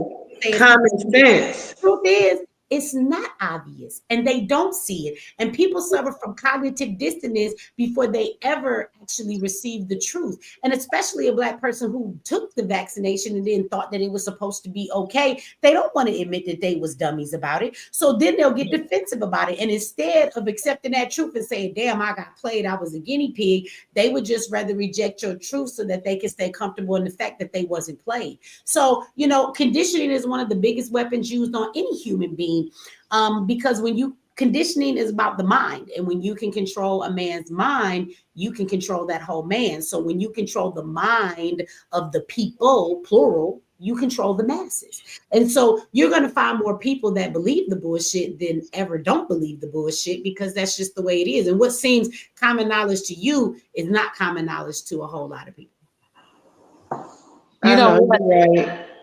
It's just like people like you've been screaming a lot of stuff for a very long time. I've been watching you since you've been on Facebook, and you scream like you loud and clear, like we hear you. But you would think that some people would just research what you're saying versus just being outlandish and flat out wrong about it. And they're not even making sense about it. Like, make it make sense, please. But people don't make it make sense, and that can be like frustrating to those who know the truth and like see the danger signs and see like we headed towards a complete genocide, and we acting like we don't know it, because you know what's right from wrong. You know it's wrong to get an abortion at 6, 7, and 8 months. You know it's wrong to have 14 and 15 abortions. You know what's morally right from wrong. But we're acting like in 2025 there are no morals. Where do we draw the line at in morality? Well, that's the thing, is that conditioning does not have to make sense at all. Okay, so let me say this to everybody when you think about conditioning. What sense does it make? Let's go to something that a lot of people do every day. What sense does it make? It makes no complete sense at all for you to tell me that God is the creator, I am the child of God, but I gotta go through a motherfucker to get to my father and my creator. But all day long, you will worship the hell out of Jesus why you just won't go straight to God. And then you let people tell you that it's the devil that you won't go to the middleman. Which one of you call anybody and beg of them to let them talk to your mama or your daddy? Now that make complete sense what I'm saying, but people every day do shit that's not logical. Right? So you have to understand that conditioning is not about something that makes sense. Conditioning is doing something that has been put in your brain that most of the time it makes absolutely no sense at all. We call it common sense, but it's not common. It's not common at all. And this is a very true statement too, that if you tell a lie loud enough and long enough, it becomes the truth. So that testifies to that. And that's very true. It testifies to the fact that if you just, conditioning starts with repetition. If you watch the MK Ultra video I did, repetition is something that will put something in somebody's brain to hear it over and over again. Marketing is about repetition. They will tell you that somebody needs to see your product, your face, your story, your thing 7 times at least for it to stick in their head. The reason why, if I ask you, if you get in a car accident, who's the first attorney you gonna call? You gonna think of the attorney that you hear on the radio all the time. None of y'all might have never been in a car accident, but I guarantee you, everybody in the chat can shout out an attorney name to me. And guess what happens? When you get in a car accident, that's the first motherfucker you gonna think of, and that's what they want you to do. They want you to call them, right? So you need an annuity, they want you to call Peachtree, because that's all you hear is Peachtree. How many of you hear that commercial every day and you ain't got no money and you don't need no annuity from no goddamn where? But the moment you do need one, guess who the first person you're gonna think of? Peachtree, and it's my money and I want it now. They got a slogan and everything for you. So repetition is what drills something in somebody's brain. It could be a lie all day long. It could make no sense all day long. But if you say it enough, it begins to become something that they take on. You must remember, somebody said top dog, right? So, you must understand that with conditioning, it's not about making sense. It's about mind control of making someone believe something, and sense has nothing to do with that at all. Conditioning has nothing. There's a woman that can get snatched up by a man, and you can throw her in your basement, your back room, and you can chain her to a table. And when she first get there, she hoped that she gonna get out, and she know that her name is what her name is. But after that man tells her for many years, you ain't getting out of here, and he has conditioned her to believe her name is something completely different, you can rescue that woman 5 years from that, right? And when she gets rescued, she suffers from Stockholm syndrome. But once you rescue her, she will actually side with her abuser because he's become her normal. And she actually will believe that her name is what the name he gave her, even though she belonged to a family before that. She had a mom and a dad. That was not her name, and she had a life. But he has beat her into believing and conditioned her in the food and taking things away from her and then giving things to her just a little bit at a time to also be her savior and go back and forth like this. And so at the end of the day, even when she's free, she doesn't know how to be free. Do you know that one of the hardest things to free somebody from is Stockholm syndrome? Women and children and people, even men, it can happen to anybody who suffers from Stockholm syndrome. That is the hardest thing to get somebody out of. There are people that were tortured. They get free. They've had children in a basement. They've been somewhere for 10 years and they've heard this lie. They know their name ain't Sarah. My name is Tiffany, right? But he's called me Sarah for so long. Repetition. It's a lie. It's a lie. It's a lie. And then when they get out of there, they're going to argue you down. My name is Sarah. They believe it to the core, even when they're free. And they will even fight against the courts and the prosecutors to say, I don't want you to arrest him. I don't want him to go to prison. They actually want to go and be back with him because what's been done to them, it makes sense. Who the fuck would want to live like this? Who would want to be a part of this? It don't make no sense at all that this woman is defending this man or she wants him to be let go so that she can be back in his grasp. That makes no sense at all. But what he has done, he has taken control of her mind. And it is not easy at all to get your mind back. So I want you to take that same consideration with the masses. When our people, an average person has been conditioned of something all their life that they believe, it is very hard to help them find their mind again, to give them their mind back. And a lot of them are going to fight you tooth and nail the whole entire way. That's why people cuss me out for simply just telling them the truth, because they don't want to hear that shit. It goes against everything that's been instilled in them, even if what they believe don't make no damn sense. Don't make no sense.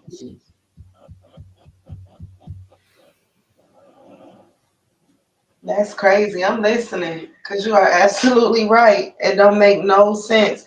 And they don't even try to make it make sense nowadays. They don't even care. You don't have They to. don't care. You can condition a person to do a test, and it doesn't have to make sense at all. And that's the funny part about it. I keep telling y'all this, and this is why I say to people, when y'all ask me what books do I read, or y'all want me to give y'all books about revolution or movements and stuff, I don't read any of those books. Okay. The books that I read are psychology books, and you don't have to be in school to be a psychology major. They got audio books if you don't like to listen, but you can go on YouTube for free and listen to books. Listen to things about dark psychology, listen to manipulation, listen to body language, listen to books about mind control, listen to books about crowd control, about the crowd effect. You will learn a lot of things about how people interact and how you can control a person when you understand all of these things. I think one of the biggest weapons that the United States uses against us, or any government can use on its people, is conditioning and to control them. And all of that comes back to psychology. So psychology is actually the weapon that they use in the study of how a person moves, how a person works, how we can control over them. And so if you want to understand the enemy or the positions that we are in, I suggest you don't study revolution. I suggest that you study psychology, because if you understand psychology, you will understand the right mind that it takes to start a revolution. So do you know about neuro-linguistic programming? You know about that? Yes. Yeah. And that's a basic position, right? In terms of if you have a lead job in an authority position, like let's say you work for the government, police, or some department, right? Mm-hmm. It's a basic premise, but most I just want to say, like, I actually admire you. Like, I really appreciate your program. Like, you are, oh boy, it's something else. But anyway, I'm just saying, I've lived with this my whole life. You know what I'm saying? Like, in terms of just just going through this process, and I think most Black people do, but they don't know what to do about it. And it's really interesting, like how you lay it out. Like, that's why,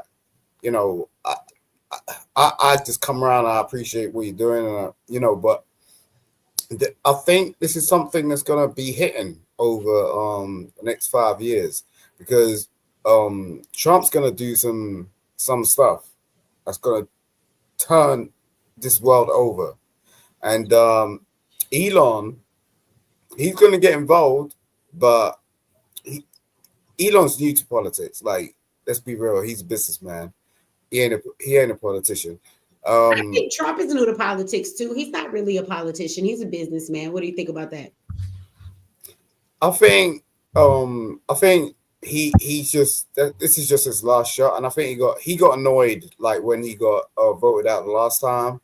But I can see who's coming after Trump, and that's what he's annoyed about. I think people are missing that hit.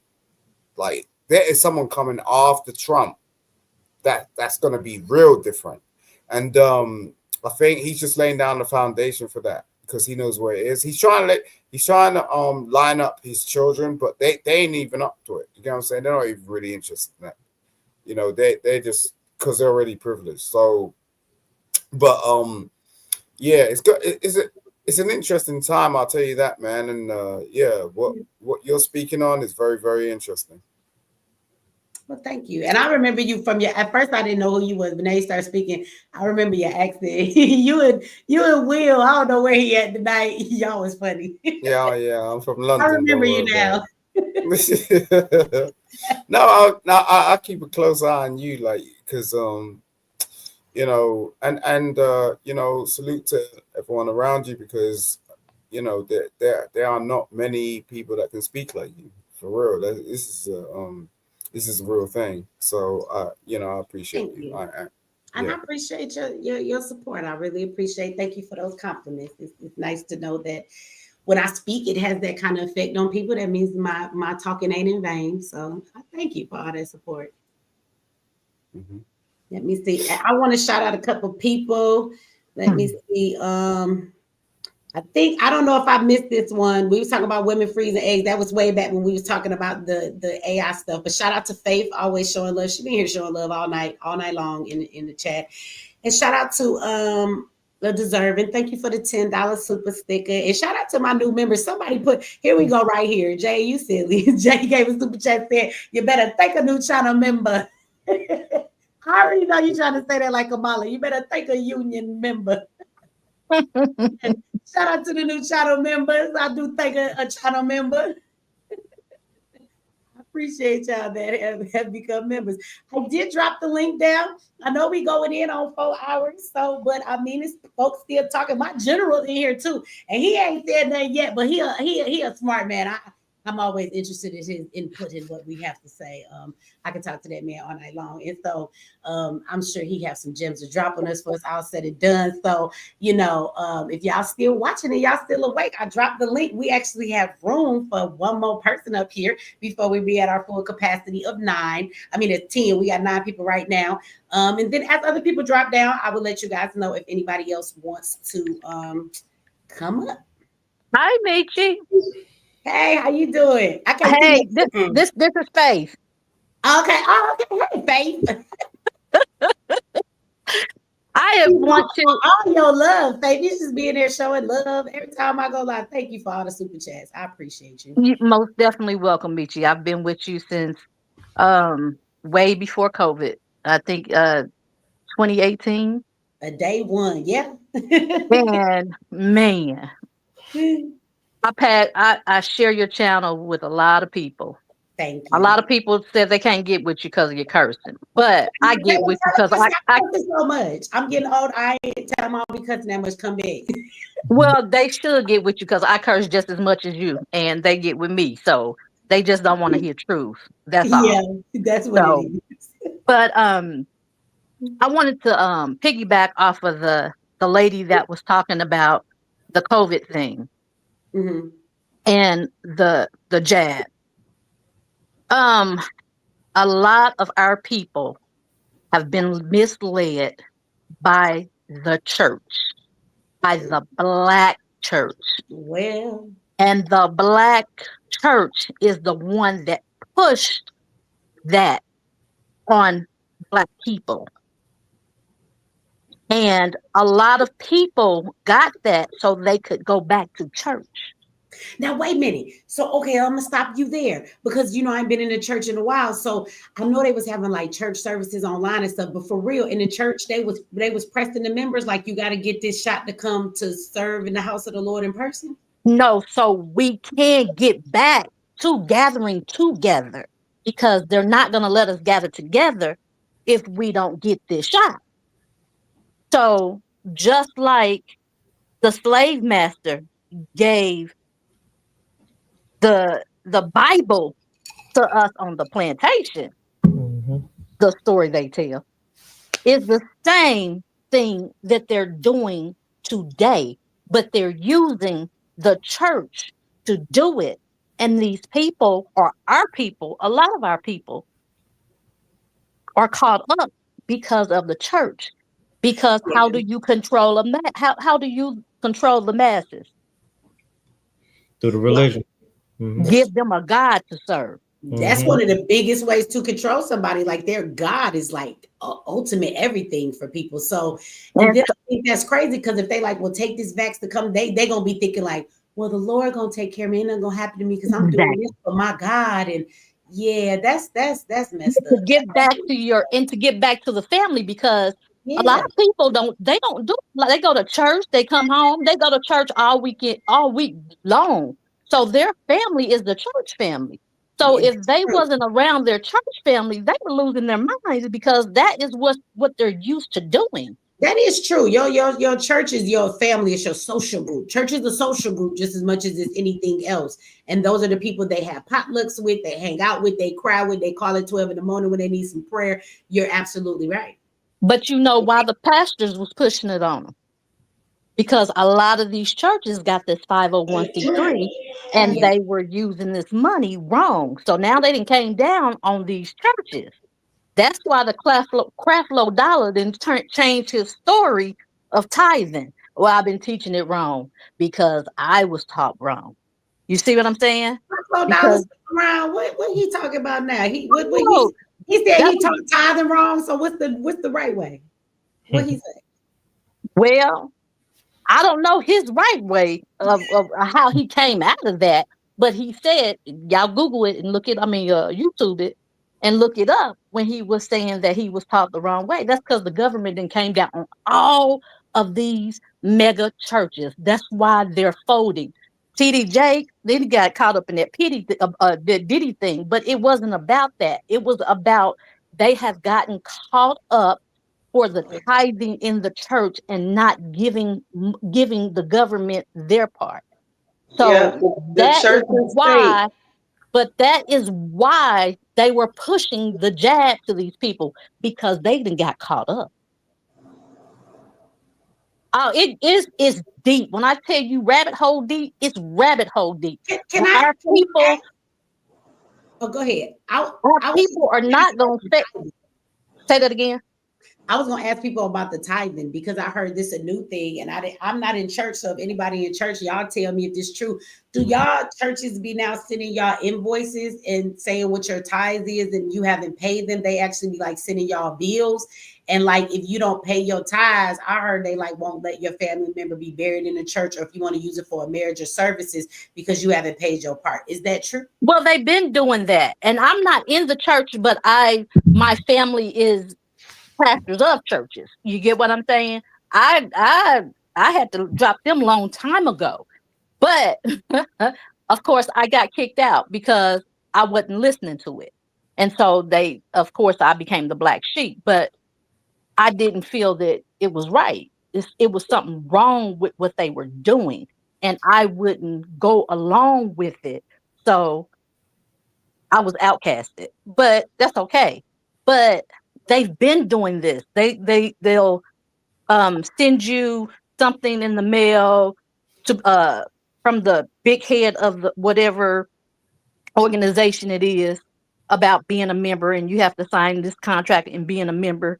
So you'll have these dues, which is tithe that they want you to pay. And then if you don't pay them, you can't hold, funeral services. You can't hold weddings. You can't do any of that, even though you still would have to pay the pastor to do that if you held it. But you wouldn't even be able to use the church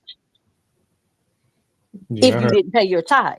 I heard of something like that. Like that, they was going to start doing some type of monthly or quarterly income audits on the members' income. So the membership application, there'll be an enrollment process where you actually have to, give your employer his information and all other good stuff, and they actually become like a part of the corporation of the church to a certain aspect as an actual listed member on the back end. So they're doing it like it's an organization. You're belonging to an organization. Mm-hmm. And so the way that the church is doing it is so wrong that they're trying to do it like your general, like they're trying to set it up like that, but they're doing it under a church wing. Yeah. So you and all your property and stuff is in the church's name, but it's a part of your thing. It's a whole scam. Yeah, that's just like states are doing that already. Like Illinois has it where they the home of the land trust. So they have the Illinois Land Trust where people that want to be private and protect their personal assets and stuff like that, they can put their homes and stuff or land inside of the Illinois Land Trust.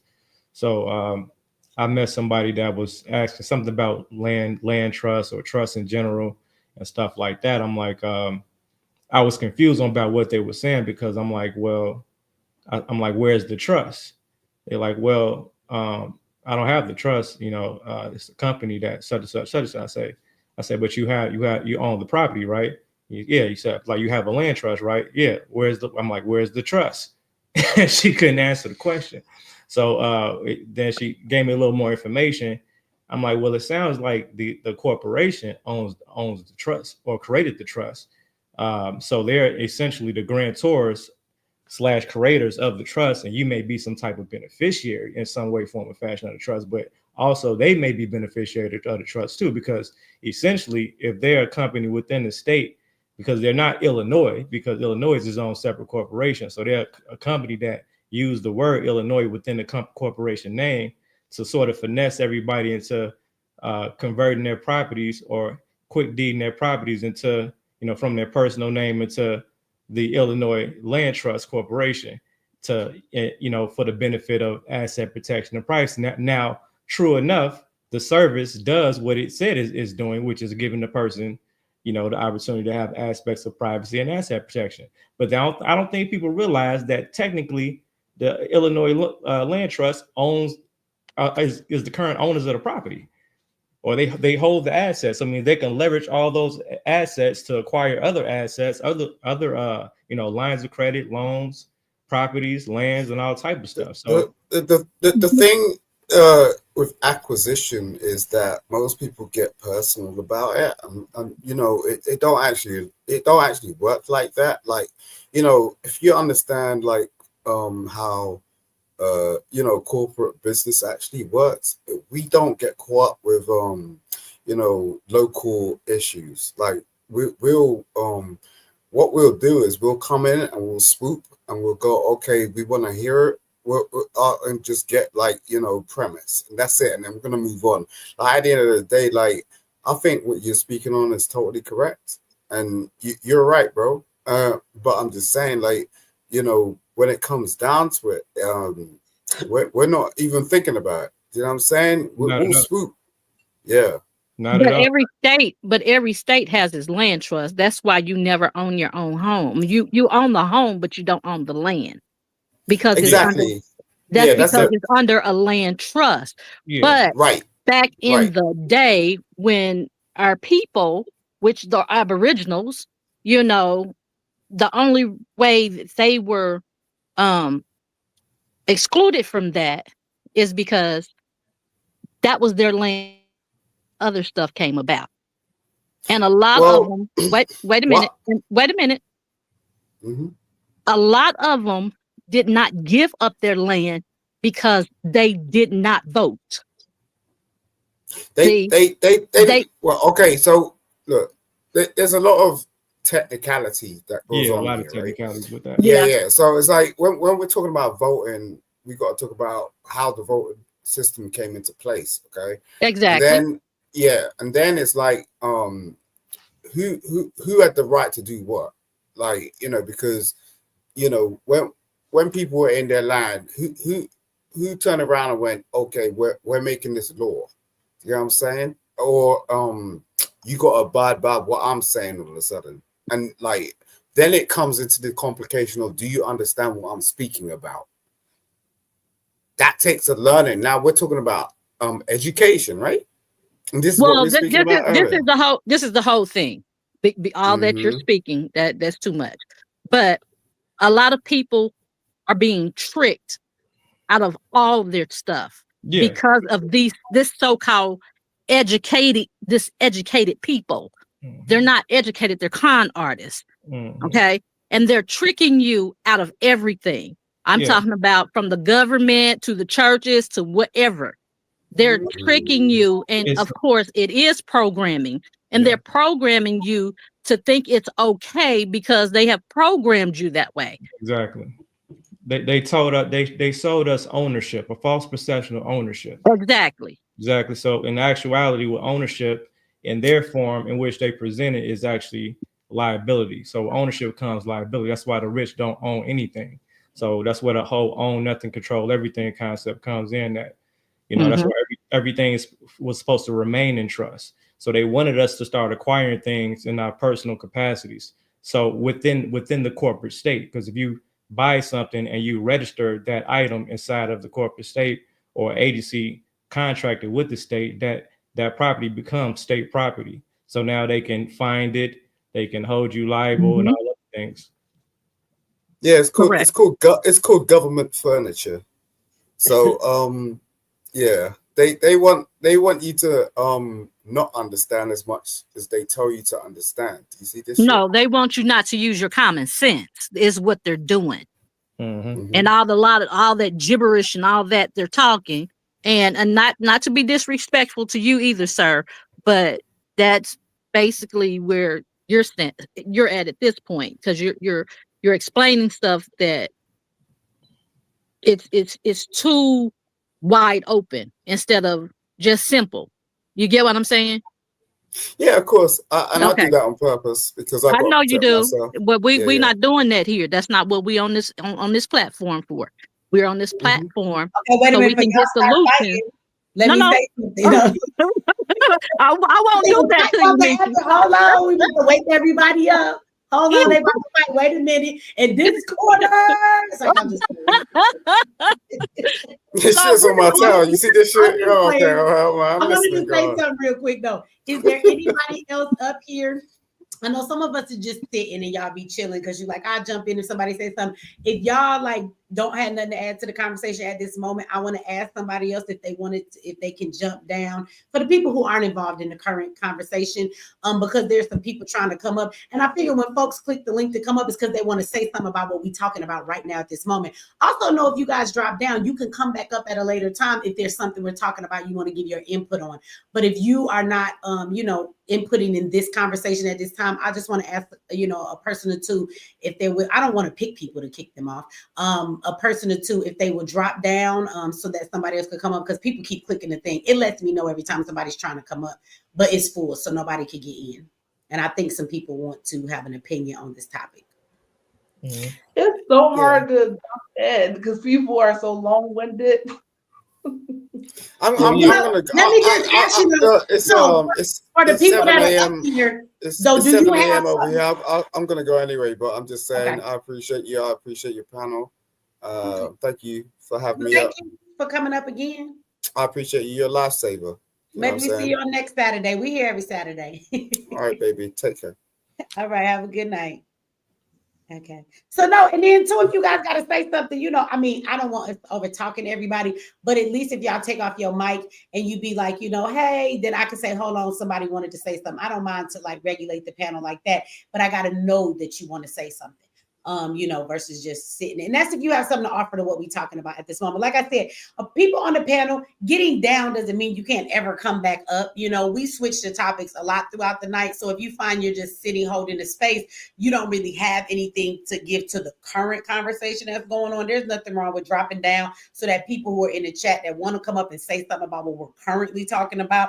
And then I'm going to ask them to drop down over time too when I see other people want to come up, and it lets me know that. So you guys can always come back up again. It ain't like because you've been up here once you can't come back. So just keep that in mind, because it only allows 10 people. And like I said, as we're talking, I think when certain topics come up, people do want to give their input on that topic at that time. And then once we're done speaking about the topic you wanted to comment on, if you get to say your piece, then drop down just so we can give space to other people. So let me see, 1, 2, 3, 4, 5, 6, 7, 8. Now we got room for one more person if somebody wants to come up. If the moderator, let me see, I'll get my moderator probably faster than me. I'm gonna put it in the chat for y'all right here. Because I know it came up about 5, 6 times. I don't know if it's the same person or different people, but somebody was trying to get in on the conversation. So they're going to link. I'm going to leave some room for somebody else. Good night, Meech. Okay. All right. You have a good night. Thank you for coming up and talking to us. Bye-bye. All right. What's the comment on the screen? What you say? What's the comment on the screen? Oh, that was something a while back. It says we can never own landscape in America. You own the building, trailer, house, etc. because we were sold a nothing burger.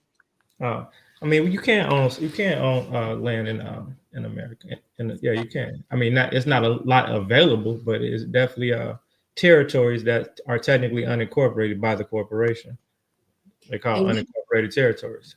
we got Correct. Healing Goddess up here. I know they came up. There's another spot if somebody else was trying to get into because somebody else dropped down or somebody else wanted to come up. What you want to say, Healing Goddess, you wanted to add to this conversation? I just wanted to say that most of us don't know that when we get a mortgage, you are listed as the tenant on your mortgage, right? On the deed. And this is all done by design. Everything that everybody's saying is about this situation right here is on point. It's the point that we have to understand how this system really works. And truly and honestly, when you sign that mortgage, it's already paid for with your signature. You are the one that created the funds. You're the one that promissory note, that contract that you signed is actually what funded the whole transaction. That's what they don't want us to know. That's one of the biggest debts they leverage.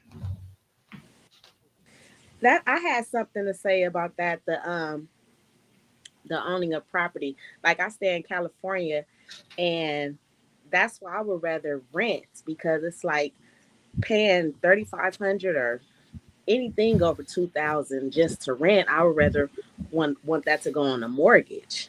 Well, it depends. It depends on your position. Just like the Queen said, mentioned the actualities on the mortgage.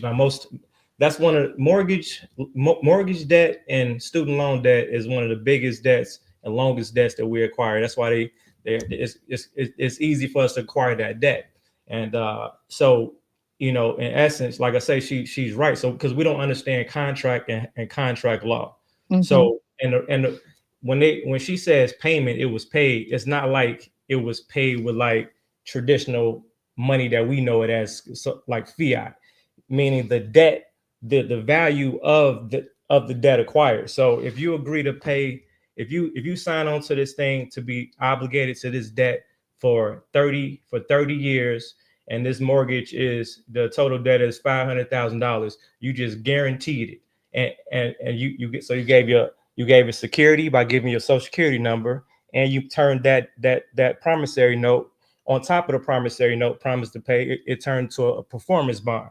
A performance bond is because you gave them your employment information. So that's proof and evidence that you agreed to perform and pay. I'm going to go to work every day, make X amount of dollars and pay this debt off. So, and then if you married or got co-signers and stuff like that, other people on deed, that's more handy, that's more up and dandy for them. So what happens is they take that mortgage, that contract, and that agree to pay, and then they run that through the markets. They trade on that bond. They trade on that note. So soon as you sign that note, put it like this: you go sign off with the mortgage company, and then you think that, okay, I owe such and such mortgage company $2,000 a month for this mortgage. Somebody on the call can verify this. Notice how what happens during the transaction, you went to party A to sign up for the mortgage, and then within a 30-day period, you get connected by another party, which is party B, that you assume is that's affiliated with party A, which they are affiliated, but technically they're a third party. So and they call them the loan servicer. So you got the mortgage company and you got the loan servicer, or the mortgage loan servicer. The mortgage loan servicer is a third party. The only way that the loan servicer has power and authority or power of attorney to service this particular debt, if the debt was passed on from this current holder of the debt to party B, which is the loan servicer, which means some way between the contract and within that 30-day period, technically the debt was sold to party B. So if you challenge that debt and challenge your liability to the debt to party B, especially within 30 days, they'll try to pass the ball back to party A. And then you get contacted by party A, because party B will tell you don't make payments to party A, make payments to party B. But when you reject that contract, they'll send it back to party A, and then they'll be like, okay, you can pay us again. But they're not realizing that the debt was paid, and then you're contracting again to pay the mortgage again by re-signing to pay again, because they want you to go through these portals and sign up and all this stuff, want you to waive your rights and all type of stuff. But that's pretty much what they know. They have so much time to finesse a mortgage because it's, like I said, it's a 30-year debt, 30-year commitment. It's a lot. They make a lot of contractual mistakes like it's apparent if you know what's going on, because they feel like they got 30 years for you to catch up and to catch on. So they're selling that joint multiple times. It could be multiple loan services throughout the debt. And don't forget that if the contract and the mortgage deed is not together, then that's void anyway. They That's usually separated. They usually Yeah, separated. they 9 times out of 10 MERS has the contract and or the deed, one or two, and the service provider has the servicer of the mortgage has the other part. Mm-hmm. And whenever what they do is they pull most of these mortgages together and make asset backed securities or mortgage backed securities, They right? sell a That they security. trade and sell on the market and trade on the market. By the time you finish paying this $500,000 mortgage, they have done made billions off of this mortgage. Mm-hmm. Over. Another thing, yeah, nothing they was doing in Texas. Uh, well, so you got two different type of states. You have judicial states and non-judicial states. So I've learned the hard way. A non-judicial state, the mortgage company don't have to go through court to get you out the property. You see what I mean? All they got to do is file a quiet claim on the record, with the clerk, and then in 30 days they could be making you pack your bags up. But judicial states, they have to go through due process to actually get you put out that property for whatever. So basically, long story short, it's so much fraud in the mortgage. You have companies that sell people properties that are maybe like 500,000 and up, $1 million properties and up, and they wait till the person gets in the property to raise up the value of the property. So they let them stay in there for a couple years, and then what they'll do is they'll do like a so-called audit and try to claim that or they'll try to find something within the contract within the terms and conditions where you violated, so they can have a reason to renege on the loan. So they'll give you an offer where you have to pay the full balance in full, or you get 30 days to move out. You know what I'm saying? And there's nothing you can do unless you go through the proper procedure on forcing them to show full disclosure of the full contract. And then that's when they'll try to resell the debt back and make you another offer to continue just paying your mortgage as normal, because they don't want to deal with it. The only way to prove and show evidence of the fraud and that they're selling securities, like she said, because this is what happens. You think we're just dealing with the mortgage company and the loan servicers. When you go and do like a forensic audit on the mortgage, you'll see that it's all type of financial and banking institutions that's in cahoots with the whole arrangement. You're gonna see JP Morgan, you're gonna see all these different private trust companies and all these different third parties that are commingling and that's involved in this particular deal that you have no idea about. It's like it's a big chain, and that right there is failure to disclose. So they did not. You didn't know you was doing business with all these third parties. You thought you was doing business with, such and such mortgage group. You see what I mean? So just off that alone, if you can prove that by presenting a forensic audit, that's evidence enough to, take the mortgage company to court and to win for securities fraud. And on top of that, see, whenever they tell you, whenever you get your loan, like if say that you got a auto loan, right? Whenever you sign that contract, they tell you that you give them security interest, but they making it seem like that the security is the collateral, the property that they're giving you. They're not telling you that they're bundling this into a security. So Yeah. that's another part of the fraud and deception also. Mm-hmm. Most loans we can get that contract number and go to the whoever has access to the Bloomberg terminals and get the CUSIP number for the contract, and then because that's the only way possible that I've found thus far to actually track the records of the performance of the bond and to see exactly how much they've monetized off the bond. It'll show you the original debt and it'll show you how much they've actually acquired throughout the time period of the life of the mortgage. And they start this process like immediately. Even if you take the contract number, I mean, they doing this with all type of stuff. Even with the last thing I seen accidentally, even with merchant companies such as like Stripe. and they're like a baby merchant company. But even Stripe, I challenge anybody to go back and take whoever uses Stripe, you take your invoice number from a previous payment that was paid to you from a client, and go to the Treasury Direct website, and look up you want to look up the performance bonds, and you want to look up series EE series bonds, I believe. Don't quote me on that. You're looking for bonds. You can go through the EE series, or it's another one. But basically, when you you can put that number in there, and then it'll pull up. if you made this transaction like last week, you'll see a bond was created within that same period of time, within a 72-hour period. And then you'll see that they're automatically starting trading on that. So they're turning the invoices into monetary bonds. You see what I mean? On every transaction that we're making, through the merchant services. So technically speaking, in certain aspects, we can claim particular aspects of it. I'm not the guy to tell people to go claim back, because we're not I don't want to deal with the SEC and stuff like that. There are regulations when it comes to trading securities, so I don't want to claim anything back. But we do have a right to claim back the credits of that, meaning that UCCs can be filed to claim to use that bond as collateral, because you can go in the back and use your invoice number, find the bond, and buy the bond. So if you buy the bond, acquire the bond, you're now the owner of the bond. So now you got the right to use that asset as collateral on your UCC to help build your business credit. Right, that's right. Mm.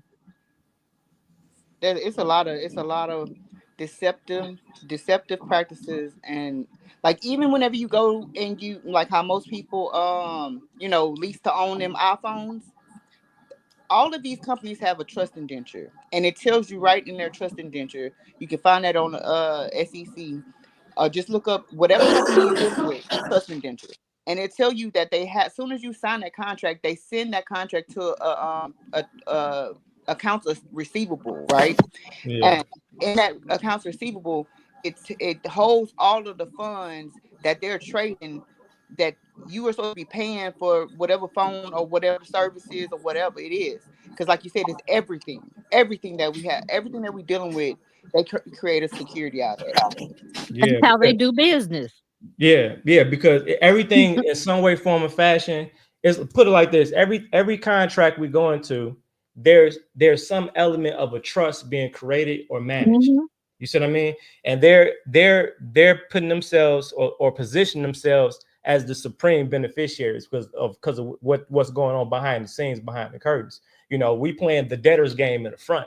We don't know what's going on in the creditors field in the back, because again, we're assumed to be the debtors, right? While they're claiming position as the creditors and lenders, when all actuality, we're not actually transacting in the United States of America at this current moment in true monies or currencies such as gold and silver and stuff like that, like we did back in the day. So all we can do is leverage debt, and Yep. debt is accumulated by our time and equity. So that's why time and equity is always our greatest asset. So we put in time, we put in work, sweat equity to accumulate $1 and an IOU to say this is worth such and such, such and such. But they said that the dollar's value is exactly what they said it was, based upon the full faith and credit of the American citizen, meaning that we have faith that this shit has value and this shit is real. That's it, boy. You see what I mean? I hope y'all heard that in the back.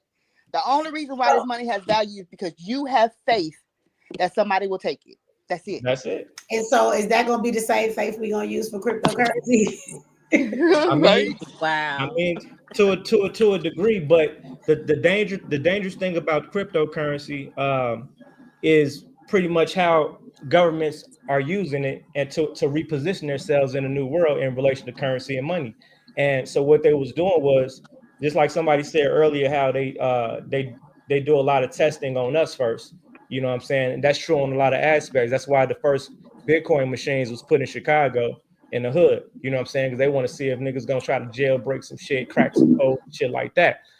So they gave like a 10-year stretch for them to figure out Bitcoin and cryptocurrency. So in order to do that, they need to test the security levels, and it come to find out like, well, goddamn, this shit is more secure than the shit we using now, right? So that's when they started getting interested on it. Then from there, once they started really jumping in on, I think it was during the first Trump administration. That's when the like the Bitcoin and crypto futures start coming out. So the futures way of trading, where now corporations, because first corporations or financial institutions couldn't legally trade in the crypto market, until the futures came out. But essentially what they was doing was, while the so-called recession was happening, they was digitizing all of the natural resources, such as land, oil, gas, anything you could think of. They was digitizing the shit. So that's where the whole, then after that, now we got this thing called the metaverse, because ultimately it's going to come a point where in order to purchase your property, you're going to have to go into the metaverse to acquire it. In order to purchase land, you're going to have to go into the metaverse to acquire it. Or to purchase anything, all transactions are going to be in the metaverse somehow, form or fashion. Now that's the problem. So now if you talk about, so that means that this so-called currency is actually more powerful than the fiat currency, because it's actually backed by something, because it was digitized. You see what I mean? So that's a good thing, but that's also a bad thing, which means, so if everything is tied to a digital currency, that means everything is tied to your digital wallet. That means everything is tied to a digital system. That means at any point in time, the motherfucker that controls that particular currency on that particular blockchain can cut your shit off. Okay, well, wait a minute, because I want you to go more into that, but I want to say two things first. Somebody said, who is the brother and sister, and do they teach this topic? So I want you to know, yes, every Monday night, that's my general, and we be in the tribe, and he be teaching all of this stuff if you got questions about it. This he lived his life. This is a lifestyle, and he breathed, eat, sleep, bathe this shit, okay? And I knew you had a lot to say. That's why I threw that out there. Next thing is, I know there's a couple people who was trying to come up here. So if anybody else don't mind to drop down, again, if you're not in this topic of conversation at the moment, you could always come back up later. Okay, somebody did. So there is a spot, and I lied. I said two things. I got three. So the third thing is, I'm about to go downstairs and make me a cup of coffee. But y'all, y'all do your thing, because the conversation is really good. And I don't have no input on this. Like, these one of them things Michi don't know all about. But that man right there in that green chair, he know all about it. So can you, I want you to speak on this. We was talking about cryptocurrency, talking about like when it becomes the ultimate currency. Like, I think that there's a connection to, first of all, like when COVID was here, they wanted us to not use change. You remember that if you didn't have exact change, you couldn't get your money back. So if something costs $3.59 and you only had a $20 bill, either don't buy it or let us keep the whole 20. So people was like, forget that. So they got real used to just swiping their debit card. And then you go from the debit card, to tapping it now, which, that's how you tap it. Everybody talking about the chip that the Pentagon made. But I just want to ask you a little bit about when we talk about cryptocurrency and people have wallets now. Right? It's decentralized, meaning that that's your business, you the bank. If you lose them codes, you lose them logins, all that stuff they give you. It ain't no customer service to nobody call. People done fucked up their wallets and can't even get back to all kind of money that they have in there, right? What, the crypto wallets? Yes. Yeah. And there's nobody that can help you with that shit. It's just gone. And so, but talk to me about, or to everybody about, like, the difference in the switch when the government uses that as their source of currency and we pay for everything in that kind of way.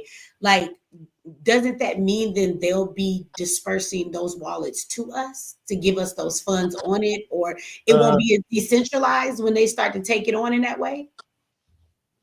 I mean, that's yet to be determined. But what I will say is that, who knows? It's just like when they was giving out, their benefits with different stuff, you had to have their debit card or whatever. You see what I mean?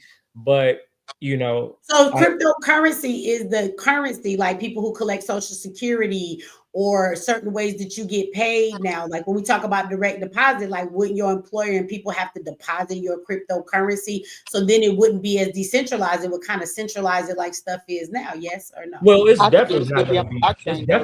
It's definitely going to be centralized for sure. See, in the beginning, it was all about decentralized. That was like the big pro, decentralized, currency and all that stuff. See, when Bitcoin first came out, it was a company called I'm listening on my phone, but I'm going to make my coffee. I'll be right back. it was a company called BitConnect.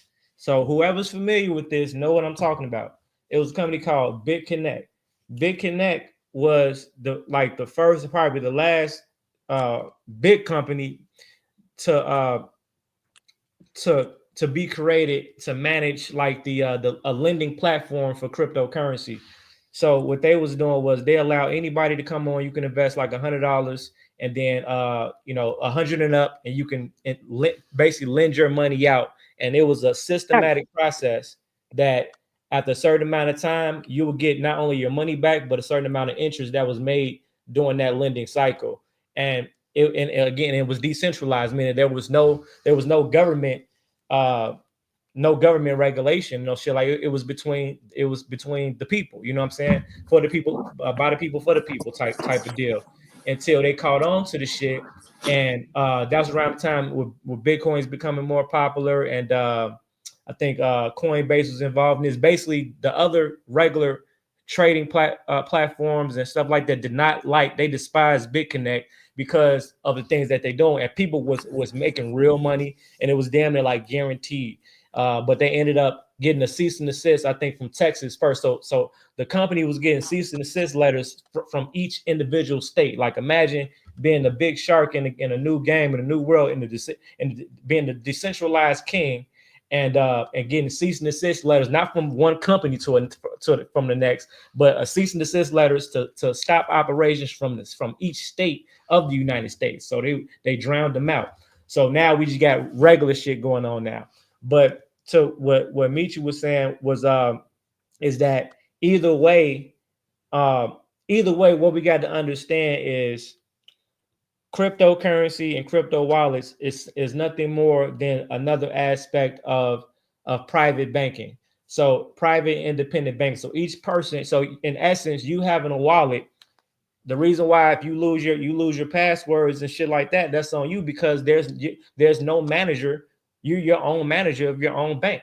You know, you can't call Sally, you can't call Timothy at the front desk, and no toll-free numbers. You know, it's your wallet, your bank, your responsibility. So your wallet equals bank. So now what's in your wallet depends on you. I don't know, you might have a little bit of this, you might have a little bit of that, you might have a little bit of this. You see what I mean? So just like you might have a couple fives, couple ones, couple tens, couple 20s, couple 50s, 100, that's how it works. Different types of currencies. You know, just like you got different dominations of currencies, whatever like that. Now, when it comes to see what's happened, we're alive right now in 2025.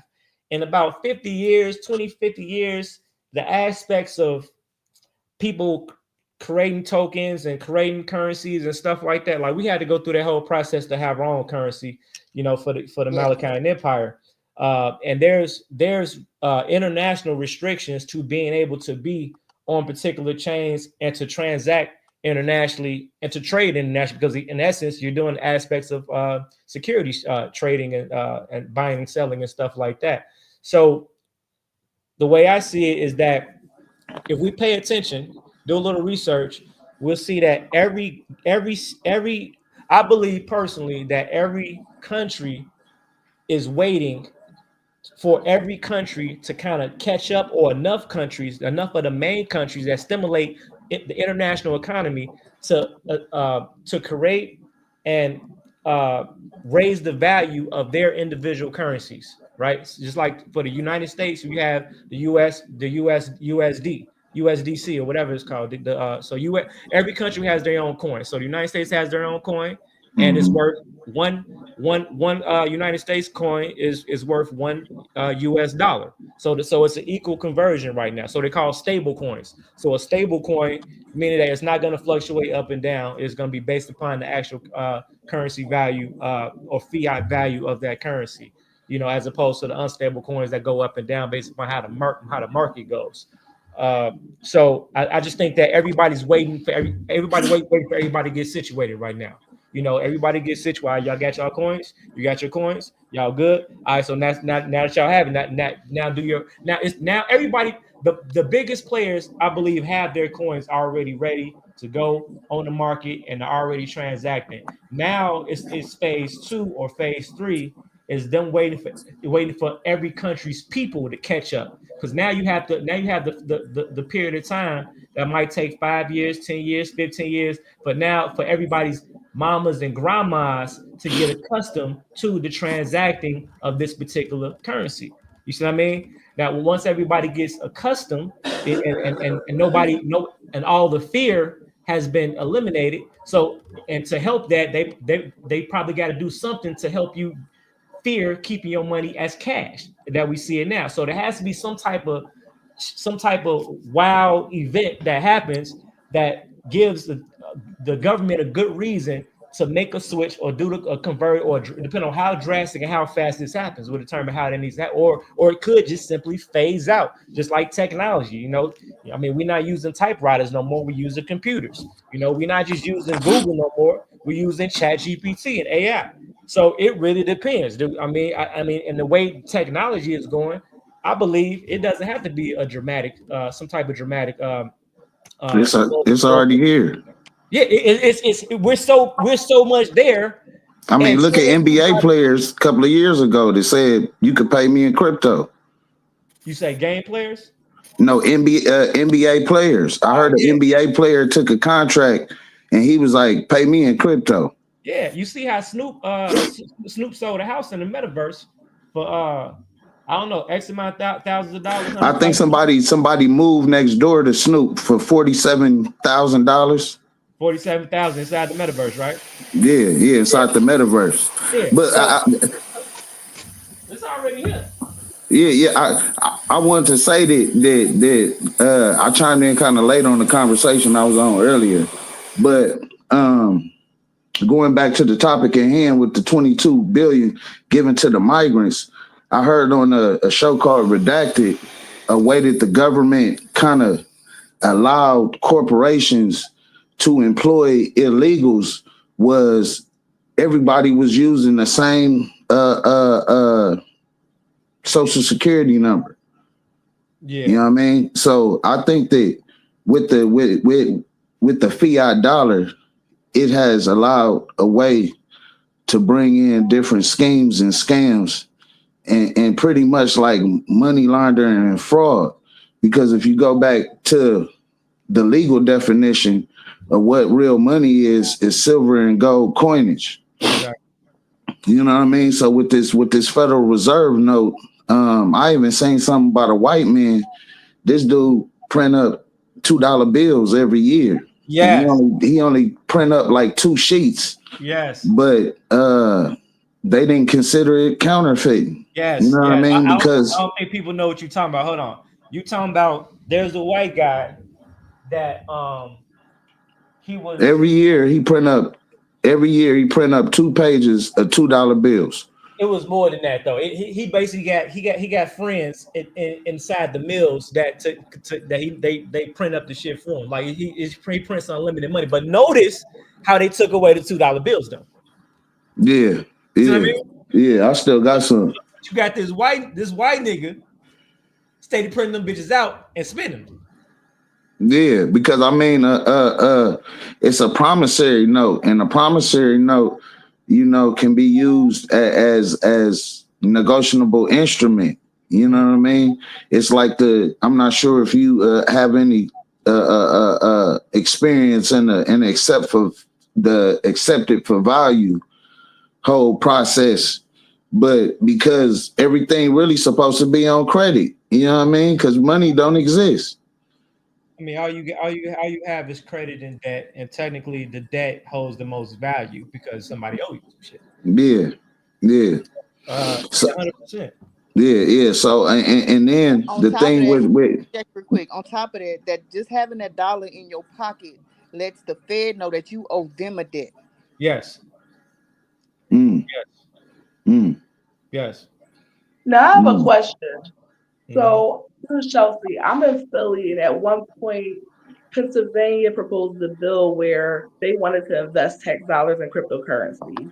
Not really sure what happened to that, but my main question is like, is that a way to hide fraud within the local government? No, the cryptocurrency would be more on a blockchain than anything. It'll be putting everybody, it put everything on display, and they wouldn't be able. So that's why they really, that's my opinion, why they really don't want it, because all of their transactions will be on blockchain. That's Everything fact. that they do will be on blockchain. They couldn't send money overseas without anybody knowing. Yeah, that's facts. Now let's go into a little bit further detail of what she's saying. So we're talking about the most private and, to this point, secure method of payment and transacting, but at the same time, the most public. That means, so right now, the banking ledger is technically private amongst individuals and corporations transacting. You talking about crypto and digital currency, that all these transactions are for public record, anybody can see. The only thing that is private is the individuals that are actually So wait a minute. So we'll all be able to look like Elon right now. Yeah. We'll all be able to do it. Elon, we'll be able to look. Yes, ma'am. Yes, ma'am. But it's all your identity and their identity is encrypted, and and what you pay for is encrypted. You see what I mean? But the actual transacting and data is what's public. Basically what's going on now is that I think so. Basically, back to her question, what she was saying, they can't use that for fraud. That's not what we want. Actually, it'll be a less of a fraud system, which would make sense why the United States is reforming itself right now with the Trump administration. So They have to destroy everything right now because it's food. But here's the downside. The biggest thing we need to worry about, that I know for sure, guaranteed, is what I said earlier, is the fact that the thing is that the day-to-day, everyday working people, you're still gonna have to work for a particular dollar, whether it's a fiat dollar or a crypto dollar. And the problem is, if it's controlled by some type of central government on a particular chain or a block of a chain, that's dispersing these funds. If the same government has digitized all the natural resources and assets, that's my biggest concern. I understand. You know what I mean? I understand that, but because everything I just said, nobody's talking about. Yeah, they're not. They're really not. You're like, I don't know. You got to kind of sleep on what that means. Like, forget controlling the currency. It's like they control the currency and the natural resources and all the assets. Like and part of the partners that they use, it was easy too. But one of the biggest players is Google, because Google owns Google Maps. So Google has an aspect of owning the map literally, because they was the first to actually digitize the earth. Right. With Google Earth. How you think that we got and they update this shit more than we think, where you can go look up an address on Google and you can just take a tour around the block. They update it daily. Mm-hmm. Yeah, you know what I'm saying? Like, I've seen some shit like, hold on, shit, there go my car. You know what I'm saying? Like, hold on, when did you take that picture? You know what I'm saying? Like, so I never seen a Google photographer outside. What the fuck they at? You know what I'm saying? I ain't seen them in a while, but you don't remember, it used to be cars that would drive through and it would have Google on it. And I was like, oh, they surveying like some Google map shit. They used to drive through, but that was years ago. I have not seen them anymore. I'm sure that they survey it in a different way, but you are right. You could go look on Google Maps and look at houses and see people on the porch. Be like, that's me and my kids hanging out. And then go look later and it's your car in the driveway. Sometimes it's nothing there. So I'm sure they do it with like drones or satellites. They used to have them cars driving through your neighborhood. They did. I still see them. That question is national security too. So that tells you at any point in time they can zero in and see what the fuck happened at any point in time. Anywhere. And yes, they are using drones to do it. Well, I told y'all we live in an open air prison. Well, I think that's part of the whole plan with the smart cities and with the grids is everything, because they want to put it like one day you're not going to be able to basically go outside your sector. You feel me? If I'm from sector 9 and I try to go to sector 1, I ain't supposed to be over here, and they could cut off everything so I can't use my resources. Yeah. You know what I mean? Which is just another plot and plan of control, because Klaus Schwab said with the World Economic Forum, by the year 2030, everybody will pretty much own nothing, and we're gonna be happy of it. And if you look everything, they allowing us to rent, but they don't want us to own. But and they see, want to switch people mindsets to that type of ideology. but if you put it in a negative sense, you need to think about it like they think about it. They don't own nothing either. They got everything in trust. They don't own nothing. And they don't get income either. That's why they don't have to pay taxes. Exactly. It's a game. Well, I mean, going back to what he was saying, that's when you can in control of your trust. I just heard something the other day that talked about property tax and why people don't bury people at their house anymore, because that was another way people used to write that off. You heard that over here. That's where you heard it. You used to people used to write that off. And basically what happened was they created the industry of funeral homes and cemeteries. So now they have people thinking, I can't bury my people at the house and then write it off.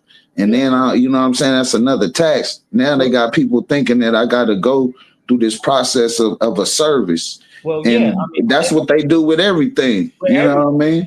Right. That's major right there, what you just said. Like that, sometimes you gotta think about stuff for a second. You know what I'm saying? And like certain conversations is entertaining. Some things you gotta think about again, like repeat it again. It's like that means that psychologically, we're psychologically damaged, right? To the point where the aspect of life and death is controlled by a third party, right? We're so codependent and so it's taking you away from your sovereignty. Exactly. It's like, but yet they we practice and we celebrate the Independence Day every 4th of July, but we are the most non-independent people as a people. You know what I'm saying? It's like, okay, I'm about to give birth. Okay, let's go to this hospital. Such and such transcended. So let's go to this funeral home. You see what I mean? It's like we have no control of the aspects of our lives, life and death. It's another form of parents patriarchy, where pretty much you are subject for the government. You know what I mean? You're not sovereign in mind for yourself, but you a subject for the government. So you do everything as if like when you go to jail, you a ward of the state. Well, we wards of the state before we go. Either way it go. I was about to look. You know what I mean? We already wards of the state. Yeah. I mean, when you step back and look at it and think about it, the psychology of it all is all effed up. You know. It's if we talk about money, right? Money is actually a science, because us being electrical beings, we can only drink water. Where can you get drinkable water that humans drink? You can only get it from a stream or a river or something like that. And what do you have inside the river? Flowing water. What do you call flowing water? A current. What flow through our pockets like water? Currency. What is the land on the side of a river? Is called riverbanks. And banks control the flow of currency. You know what I mean? My boy Jordan. That's why everything is governed from admiralty law. Yeah. Right there. You're 100%. Yeah. Well, we are still up under some type of military action. You see what I mean? So it just a managed military action. It's not, we ain't tripping. We ain't, until they say, it's been a state of an emergency and stuff like that. But we've been up under. But we always in an emergency. Yeah. Well, when you look at the elders, not to take it there, but the elder Noble Drew Ali said nationality should be the conversation of the day. And once you start thinking in a nationality type of mind, where you have a nationality and not a 14th Amendment naturalization, you start to think of the nation in a complete different type of way, and your position inside the nation, rather than just thinking that I'm a slave and this shit just finna happen to me, because you got public and you got private, you know what I mean? And they got us stuck in the public when we could do stuff in the private. So at least you start to have the trust in the state type of mind, you know what I mean? And that's what them people be talking about. You go to the shows, they'll tell you want a gun trust. Yeah. Yeah. Everything's supposed to be in trust. In some way, form, or fashion. It's unlimited types of trust. It's a trust for everything. Yeah. Rockefeller died with over 200 trusts that they know of. Who did? Rockefeller. crazy. You know what I'm saying? And actually, yeah, it's like if you And think trust law is different from regular law. It's the highest law. And put it like this: there you go. I know some of you guys heard of the UCC, the Uniform Commercial Code. Of course, of course. Did you know that Trump put his? Not to cut What's you off, less but popular is the UTC, the Uniform Trust Code. So Yeah.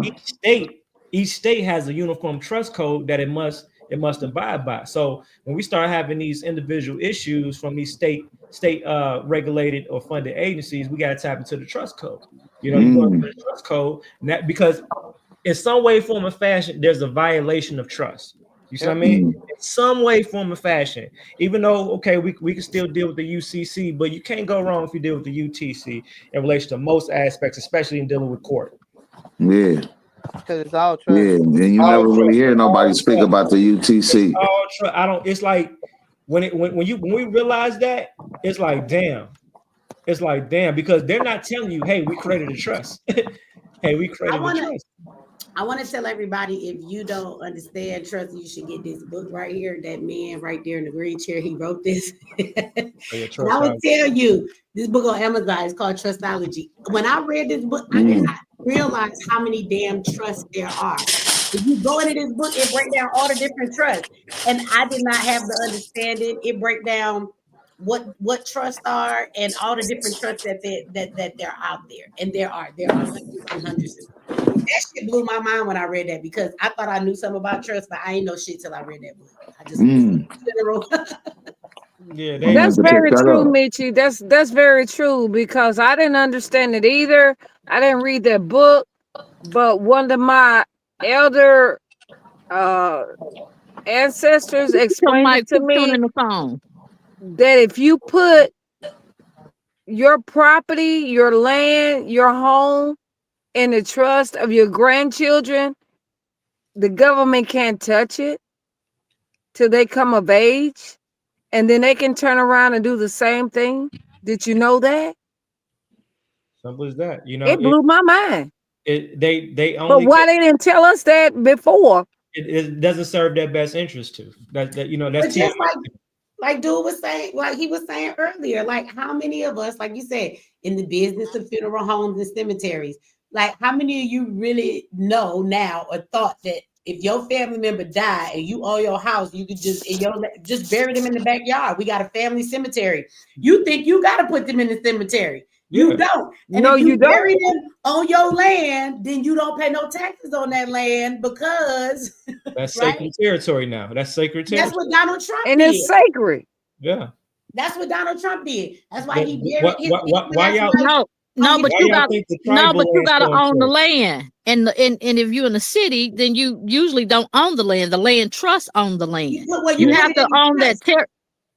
Yeah. But the trust don't always stop you from having to pay what you owe. The trust just got to pay the things. But if you don't want to pay the tax on the land, then you bury somebody there. It's considered cemetery land, and then you don't owe taxes on the land. So it's in the trust, and you got somebody buried there. You completely own the land, and can't nobody even come after you about no taxes on the land. Mm-hmm. May I introduce you to some knowledge talking about here in Georgia, headed to Henry County, McDonough?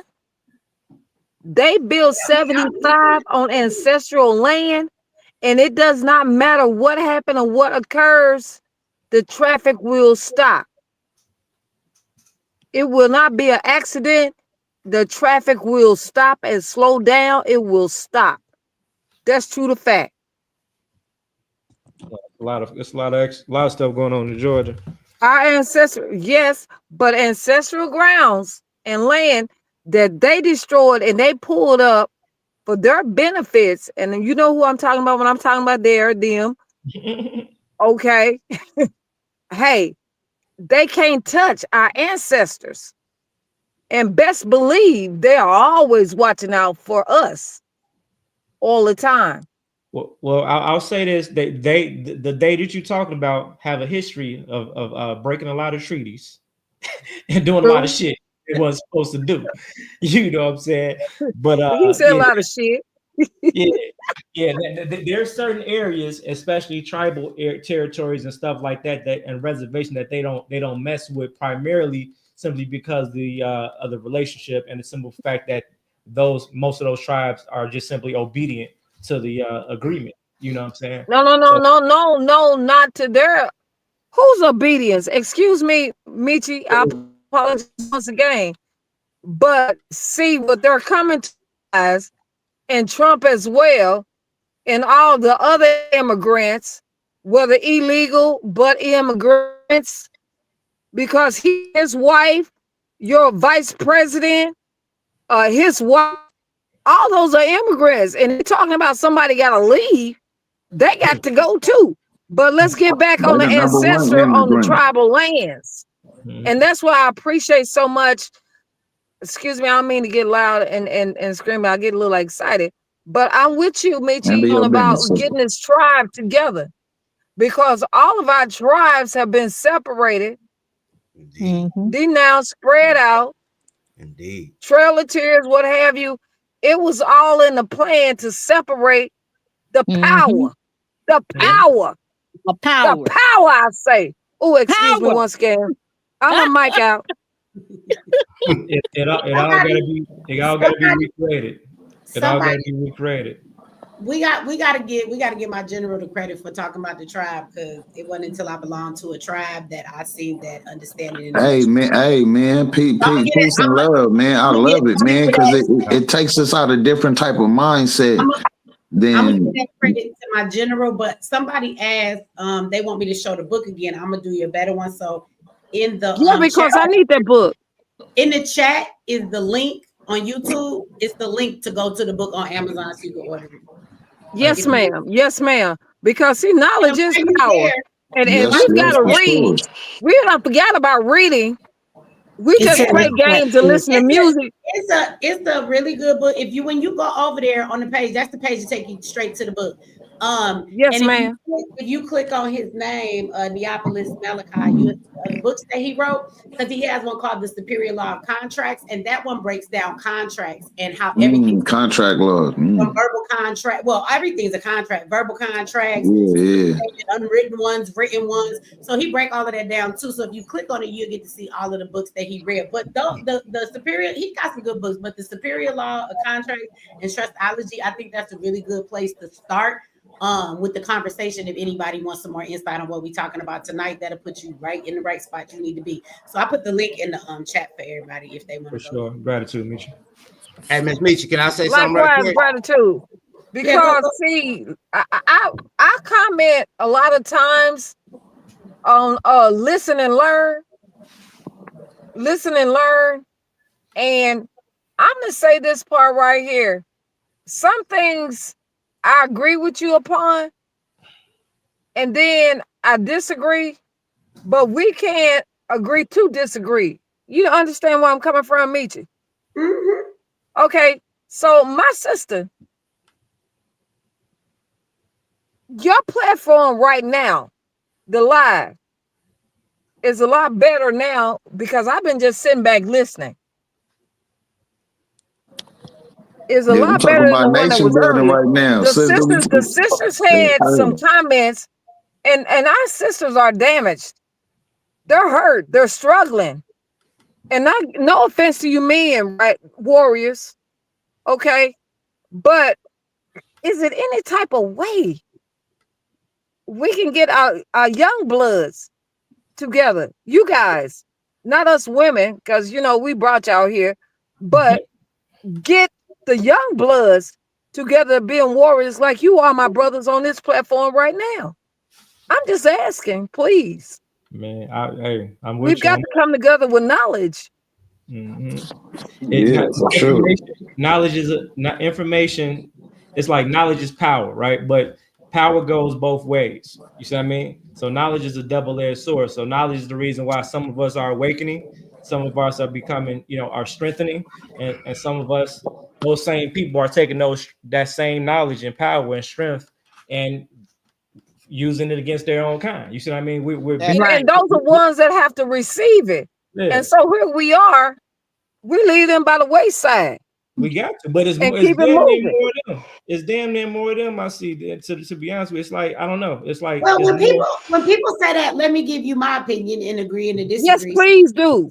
don't know if when you I say want to that hear your feedback the on it. platform is better now. I think that when a person is interested in the topic that's up there, they think it's better. But I think there's plenty of stuff that's talked about that even though one person may not be interested, somebody else is. And all of the knowledge that is given over here is knowledge on something, no matter what I'm talking about. So just and that's why I love it, because it's vast. It's a lot of it just depends on who it is that is listening and what's for them and what ain't for them. But I want to say, as far as the knowledge thing of grabbing people and giving them knowledge, I will tell you, as a person who awakens people and grab folks and give them knowledge, like you can only feed people that want to be fed. So I think that there is a big group of our people who don't want to hear shit you got to say. They don't want to hear no knowledge. Like at the end of the night, we got these people in here on the panel, but if I was talking some gossip or some superstar shit, it would be way more people in here. That's not my problem. Exactly. Problem. So I can bring you to the horse to the water, but I can't make that. But you can't make him drink. Right. So at the end of the day, I mean, when people always say that we got to spread more knowledge or we got to get all of our people on one accord, we can speak it and do our part. And going back to tribes, when there are people that hear the vibration of your voice and they hear the frequency that you have put out, they appreciate that vibration. If it's a frequency, well, when we speak, we put out our words, our energy. So whatever frequency that is, just like dogs hear a dog whistle. You don't hear the whistle, but the dog hear it and hear it loud and clear. So it's frequencies. And so come on, speak, sister. And some and people hear the frequency I'm on, that means they're tuned in to my frequency. For all of those that are not tuned into my frequency, it doesn't matter what I do, they can't hear me. So, so for me, I've learned that my knowledge and learning or waking people up is not for everybody. And if they don't hear me, maybe either they don't want to receive it, or maybe it wasn't for them. But maybe I'm just not the teacher for them. Maybe they'll receive it from someone else, but not for me. So they'll come back. Or it was not for them. And then lastly, people I want to back. say, like, I can vouch for, my general, like Neo, every day, every time I see him, like he's a leader. He has a tribe of over 2,000 people, and there are men in there all the time that he gives advice to. He is imparting knowledge in them. I know that he has some wonderful sons himself that he is raising to do that. And so when I look at him, he is doing exactly that, and he's doing his part. Because again, when he speaks, everybody can't relate to what he's talking about, but for those salute, sir, salute, my brother. They hear his voice and he imparts knowledge on them, and they're better because of it. So, I've learned in this journey of trying to help my people, I have learned that I can't help everybody. I've come to the conclusion that we're not all a monolith, and that I'm here to help those that want to receive what I have to give. If they don't, I don't get upset by that anymore or get bothered or be hurt, because the reality is there is no one voice that reaches everybody. That's never going to happen. That's facts. They say that, let me say this. They say that our people will perish for a lack of knowledge. I don't agree with that. I think our people will perish for not applying the knowledge. They'll know it, but they just don't do nothing because that's good. Because they want to, you think you know everything or whatever. You know what I mean? They think that they're so. Go ahead. No, sister, I was just going to add please, sister, continue. Please continue with your thought, please. Okay, well, they think that, you know so much. If you know so much, then why you not doing it? Or this, that, and the fifth, But instead of just... What you want to say is why is it not working for you? No. Instead of just listening to what somebody has to say and then put your part in it and then help each other up, and that's how we all can come up instead of pulling each other down. That make too much sense, Queen. And that's the thing. That makes too much sense, right? So may I share a brief comment to back you up on that? Hold on. Wait a minute. I apologize, Miss Michi. Yeah, because he was saying something to the lady. Let him respond to what she was saying. I was just gonna say this. General was in the middle of saying something to the sister that just said. Oh, I'm sorry. No, I was just saying 100%. That makes too much sense.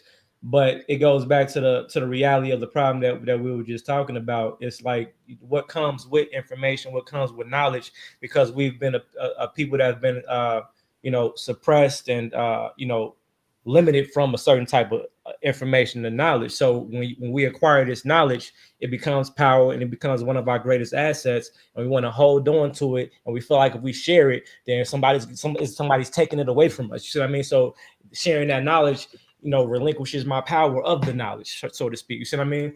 And again, you made a whole another good point where it was like, what you said identifies a phase within acquiring new knowledge. So what happens is you get this new knowledge, and we're in a world of information now. We all have equal access to this knowledge if you utilize the tools and resources. That's a good thing and it's a bad thing. Social media, a good thing and it's a bad thing, because you got so much information now, so much knowledge, and everybody's giving it because everybody has access. So now it's harder to decipher what's real, what's fake, what's for you, what's not for you. So we have to be expert analyzers, you know what I'm saying, and to dissect information. You see what I mean? And to really realize what applies and what doesn't. And then, like I say, it's the bickering and fighting and debating over information, who's right and who's wrong, as opposed to the whole purpose of like a debate or a speaking panel like we on now is to listen and receive different perspectives to get a whole new perspective, or a higher perspective on a particular subject. But that doesn't happen a lot in our community because, like I said, so many different egos and stuff like that interferes from that individual growth. But everything she just said is how we can easily take advantage of the access to information and resource that we have and evolve as a people. But that's too easy. It makes too much sense. But mentally, there's a mental dysfunction for us to be able to. You see what I mean? It's a lot of trauma. It's a lot of trauma going on upstairs, mentally, psychologically, spiritually. A lot of stuff is spirit. If your spirit not right, it's not going to allow you to receive things. It's definitely not going to allow you to apply the appropriate action. You see what I mean? So it's just a lot. It's a lot. Can I just say something? Based on what she was just saying and what the general was just saying, I think it also boils down to the fact of people want some way to blame. Yeah. Mm-hmm. Because if just and Michi, just for a microcosm example, just like those people who are keyboard warriors who want to say all what they want to say, but they can't get up on the panel to show and voice their opinion, is the same thing that happens when it comes to leadership and everything else like that. And with quote unquote a God. Because if God didn't let me have it, or God is sick, same bloody thing that is happening right now is the fact that if you can blame someone else for the fact that something didn't go right, then you can sit there and absolve yourself. Mm-hmm.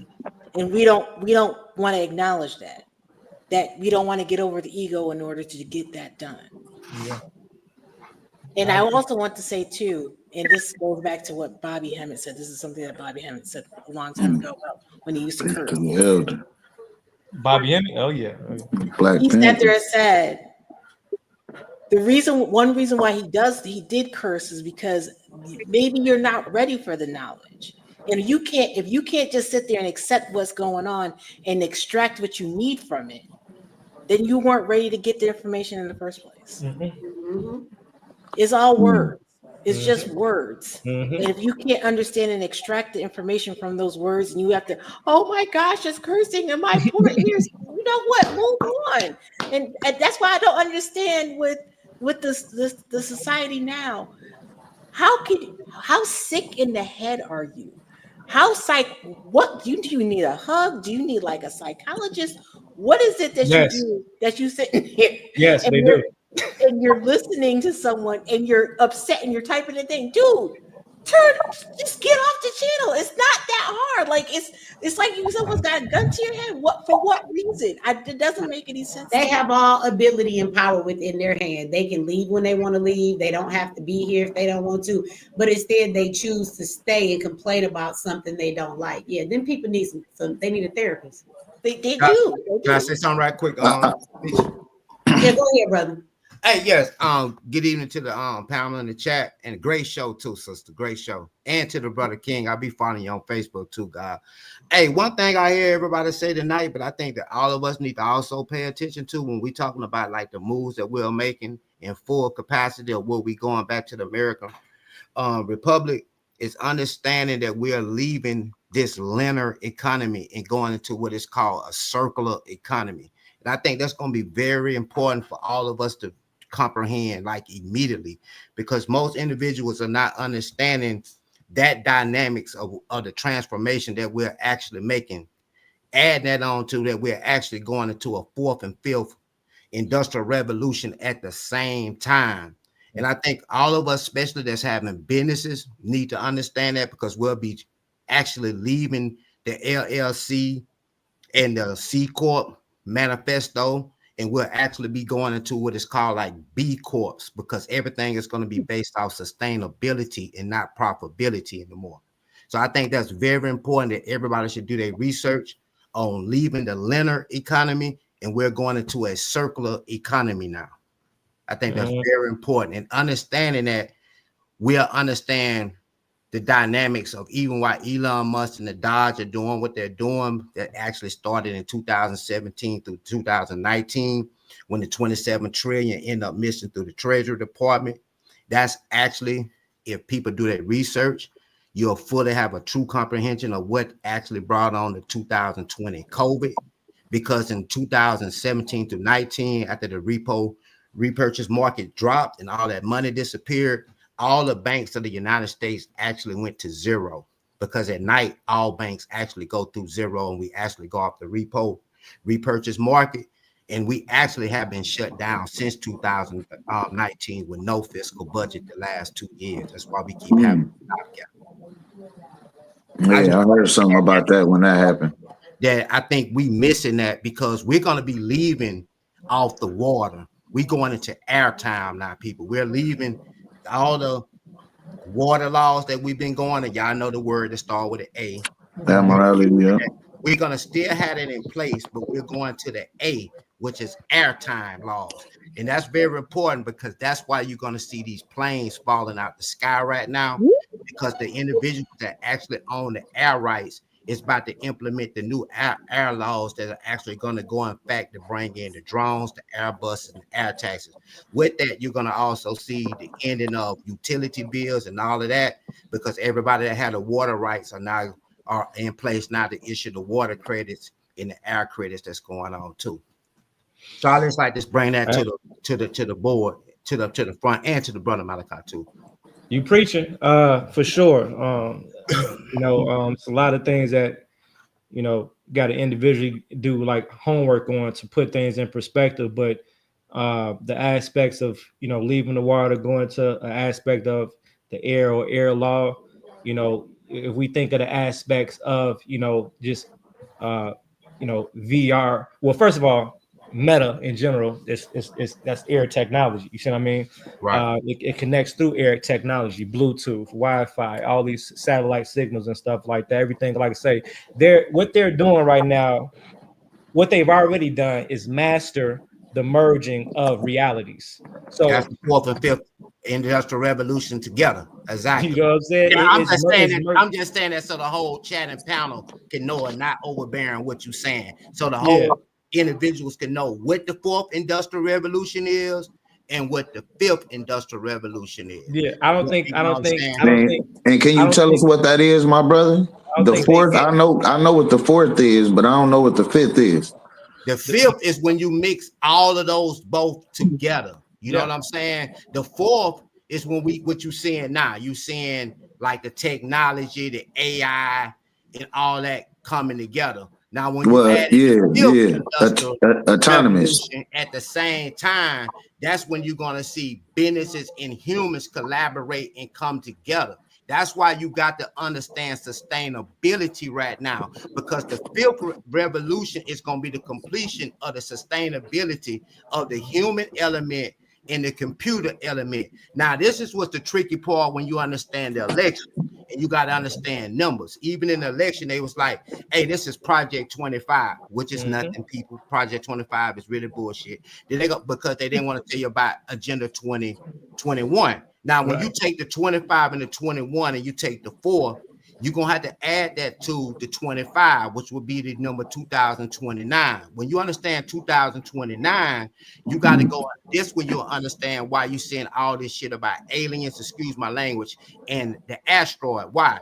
Because in 2029, to fully bring in the Agenda 2030, the big meteorite, the asteroid that supposed to cover Earth is actually going to be the scare tactic like Independence Day that's going to bring all the So nations. they're going to use a hologram. 2000. No, it's not going to be a hologram. It's a real asteroid, and it's called Misplaced. It's after Egyptian god of chaos. And when that hits in 2029, anybody that's on their computer, y'all can Google this right now. I think it's APOHIS, something like that. It's the Egyptian god. If you look that up, it's planned to hit the earth in 2029. That fear tactic of that meter asteroid getting this close to Earth is what they're gonna use. It's gonna be like Independence Day. But the major plan for the true completion of this will actually be 2050. Because this is what a lot of people of us got to understand. And I'm sorry I'm going on, but a lot of us got to understand the people that's really running this right now, that a lot of us think it's the old money. It's not the old money. The old money has been in place and they still got control, but you got to remember them people been dead for like years now. They kids are trust fund babies that are actually, they running scared right now.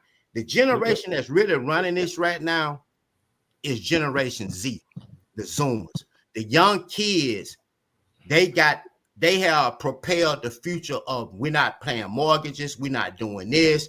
And they also right now are the true backers. And a lot of y'all are learning this if you become accredited investors and you'll get full disclosure things. And that means by passing your Series 6.5, 6.3, 6.7 exam, you'll be getting full disclosure. And some of these things that I'm saying, you'll see the actual facts about these. These are the organizations that's actually pushing the red pill, blue pill agenda and the feminist agenda amongst the 25 to 55-year-olds, because in all actuality, it's an invisible abortion for the birth rate to decline, because the Zoomers do not want none of us to be their parents, because we are the generations that went through all the experiments and the traumatization of that. They don't want us because of the racists, the homosexuals, all of that. They don't want none of that to be their parents. The true agenda, if any of y'all are study, is Agenda 2050. And the ones behind that that's pushing it, that got even the old head scared, is the Zoomers. It's even a show right now, I think it's on Tubi, called the Z Suite. And they're gonna start showing you. That's why all the mayors in every city gonna start being like 18-year-old, 19-year-old.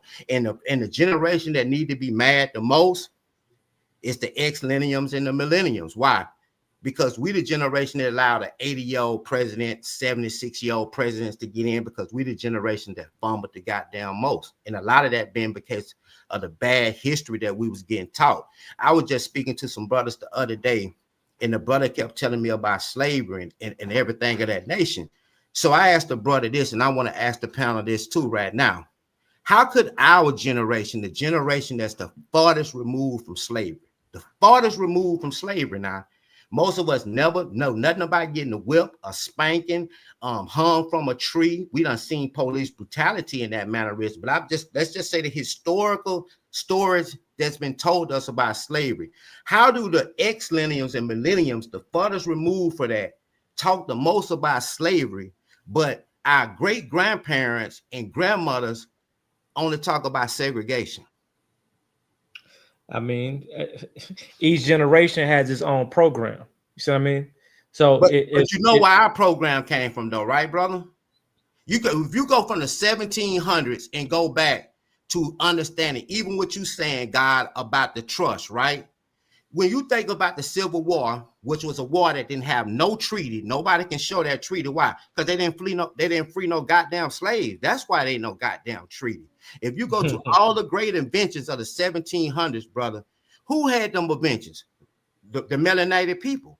We did. Now, when you understand the South and the regions within all that happening, which was the South, let's think about all the land that we gave up because of the LLCs and inventions of the corporations, C corporations and S corporations that came through, that we gave up that land to be disclassified when we moved from Mississippi to Chicago to Detroit, South Carolina to New York for fucking jobs, and that was actually slavery that we didn't know it, and we left that shit and came back and got declassified. So when did we get this slave mentality? I can tell you when, God, when we got integrated in them goddamn schools. Yeah, indoctrination camps. Dr. Johnson and start looking at roots every goddamn year before it came in school, and then we start believing in this shit about some goddamn slavery, and that's what's gonna hurt us right now. Excuse me, bro. I just wanted to say this real quick. You right. And the Moors will tell you, you got to put stuff in proper perspective. See, what we was, the truth was, we was prisoners of fucking war, because the word slave attaches to the root word of Slavic, and that's not our identity. So they got us thinking 1492 thus after, when you was prisoner of war, that's when your identity started. But just like you said, we was masters, because when you think about it, we the first people on earth. How are we in this position? And I'm glad you said that year. And that's the problem, what you just said. We got to stop thinking this shit happened 400 years ago, bro. This shit happened a couple hundred years ago, fam. That's where they tricking us with these goddamn numbers, fam. You talking about 1800s when we really took our crucial beat down when we left. You got to think, when you talking Black Wall Street, brother, you're actually talking about trust. You're actually talking about irrevocable and revocable trust. Them Europeans didn't start that shit. We started that goddamn shit. Yeah, excuse my language too, brothers and sisters. We had that goddamn system going on that they actually came and said, hey, we got to get them from behind that shit right there. What was behind that shit? We was anonymous because they didn't know who owned that shit. So they moved us to the major goddamn cities that did not exist in the United States back then, because them jobs and corporations came in them cities. That's right. Right now, if you go to every goddamn city in the United States, this is what even people don't understand. Kamala Harris, in the last election we just went into, was actually the president since 2022. That is a fact. She was the president. And let's give her a hand. She was the first Black woman president. All right.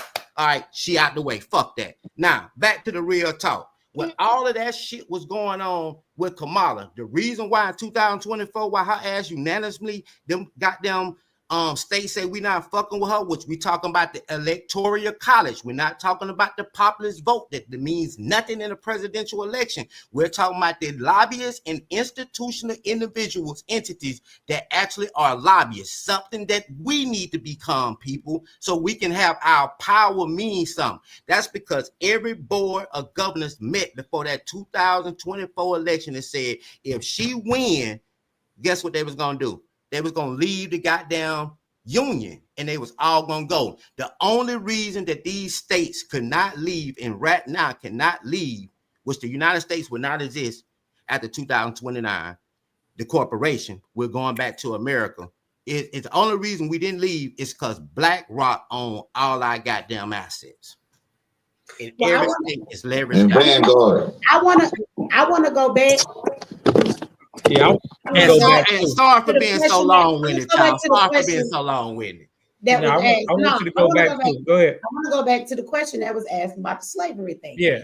First of all, the reason why my grandparents don't talk about slavery is because they were coming out of slavery in their time. They were actually building their own shit. We had a net worth of $2 billion back in the 50s. We owned our own bus companies. We had our own schools. We had our own shit. So when we went from segregation to integration with MLK's ass, they ushered the next generation back into fucking slavery. It is actually distributed in a different way. We're not on a plantation getting beat with a whip, but every goddamn thing that they did to us in slavery, they do it to us now. And I've plenty of times equated that shit to it. So the reason why we talk about slavery today, one, because niggas want their reparations, but two, is because when our parents were coming out of slavery. So that's why they weren't talking about it. They were actually building some shit and they weren't subjected to that. It was only during integration that the next generation went back into slavery. And as we wake up, we realize that's where we are. The prisons are the plantation. Even though we integrated into these damn schools, we are very much segregated. The government and white supremacy, for those that call themselves the forefathers and all the racists and people before, at the end of the day, they put us in that same position. So everything that happened back in slavery, it's called something different today. It looks a little different, but the effects are fucking the same. So in this generation, we are actually the generation that was put back into slavery through integration. That's why I talk about it. And that's why I think so many of us do, because when we wake up to the fact that we're actually in slavery, we bring it back up again, because we are definitely enslaved once again. It doesn't look like it, but we are. Because people don't understand the systematic. And then I want to say about the generations, when you were saying that this generation want to get away from all that other stuff, and you brought up the generation of disease or whatever. I actually think they're the most weirdest, perverted ass want to be any gender they want to be. It's actually the generations that are Gen X that look at them like they got two heads, talking about is more than one gender. So they're actually the one ushering that gay shit in here. We didn't usher that shit in here. That's let me say this. Let me interrupt you on this right quick, sis. And with all due respect, from having full disclosure, the media has covered them to be weirdos like that. They organization structures, if you go sit with them in Discord and different organization structures that these entities have, these youngsters have, they're nowhere on that type of mindset that we're being colored behind that. Do they think gay, or do they no, think I'm gonna challenge you. I don't agree with that. We're talking about the organization. I know you won't agree because you don't have the full disclosure to see the power. It's not a matter of wanting to agree. It's not a matter of wanting to agree. Now, when you talk about how it's been implemented and put into society, that has come from the people that are in the higher ups that may be older in the age to implement this thing of depopulation and keeping control of the population. But the youth are definitely fucking brainwashed. It is definitely Gen Z running around here screaming online and arguing with people in high school. Trust me, if you have kids, do your kids go to regular school? I got nieces and nephews in school. These kids are screaming all of this gender shit. They're in there using all of this stuff, whether it's being perpetuated on them or not. Gen Z is the one accepting this shit. They think this is their normal. They will argue you down about a fucking gender. I've watched. That's a fact. That's an absolute fact, and they're teaching it. And if you watch the main debate channels online, you'll see the mindset of these kids. My thing is this though. Bro said a whole bunch that got to be packed up, unpacked, and dissected. So, but what I can remember is that definitely there was no end to slavery. There was a moment where slavery was being reformed, reorganized, and re-strategized, and there probably was a period where people fell out the loop of that transition, meaning actually became and sustained themselves as free men and free women, just like we all had the opportunity to do right now, as everything is being redesigned, re-strategized, and reformed. But those people that are out the loop don't know what the fuck is going on right now. Right. This is regular conversation for us.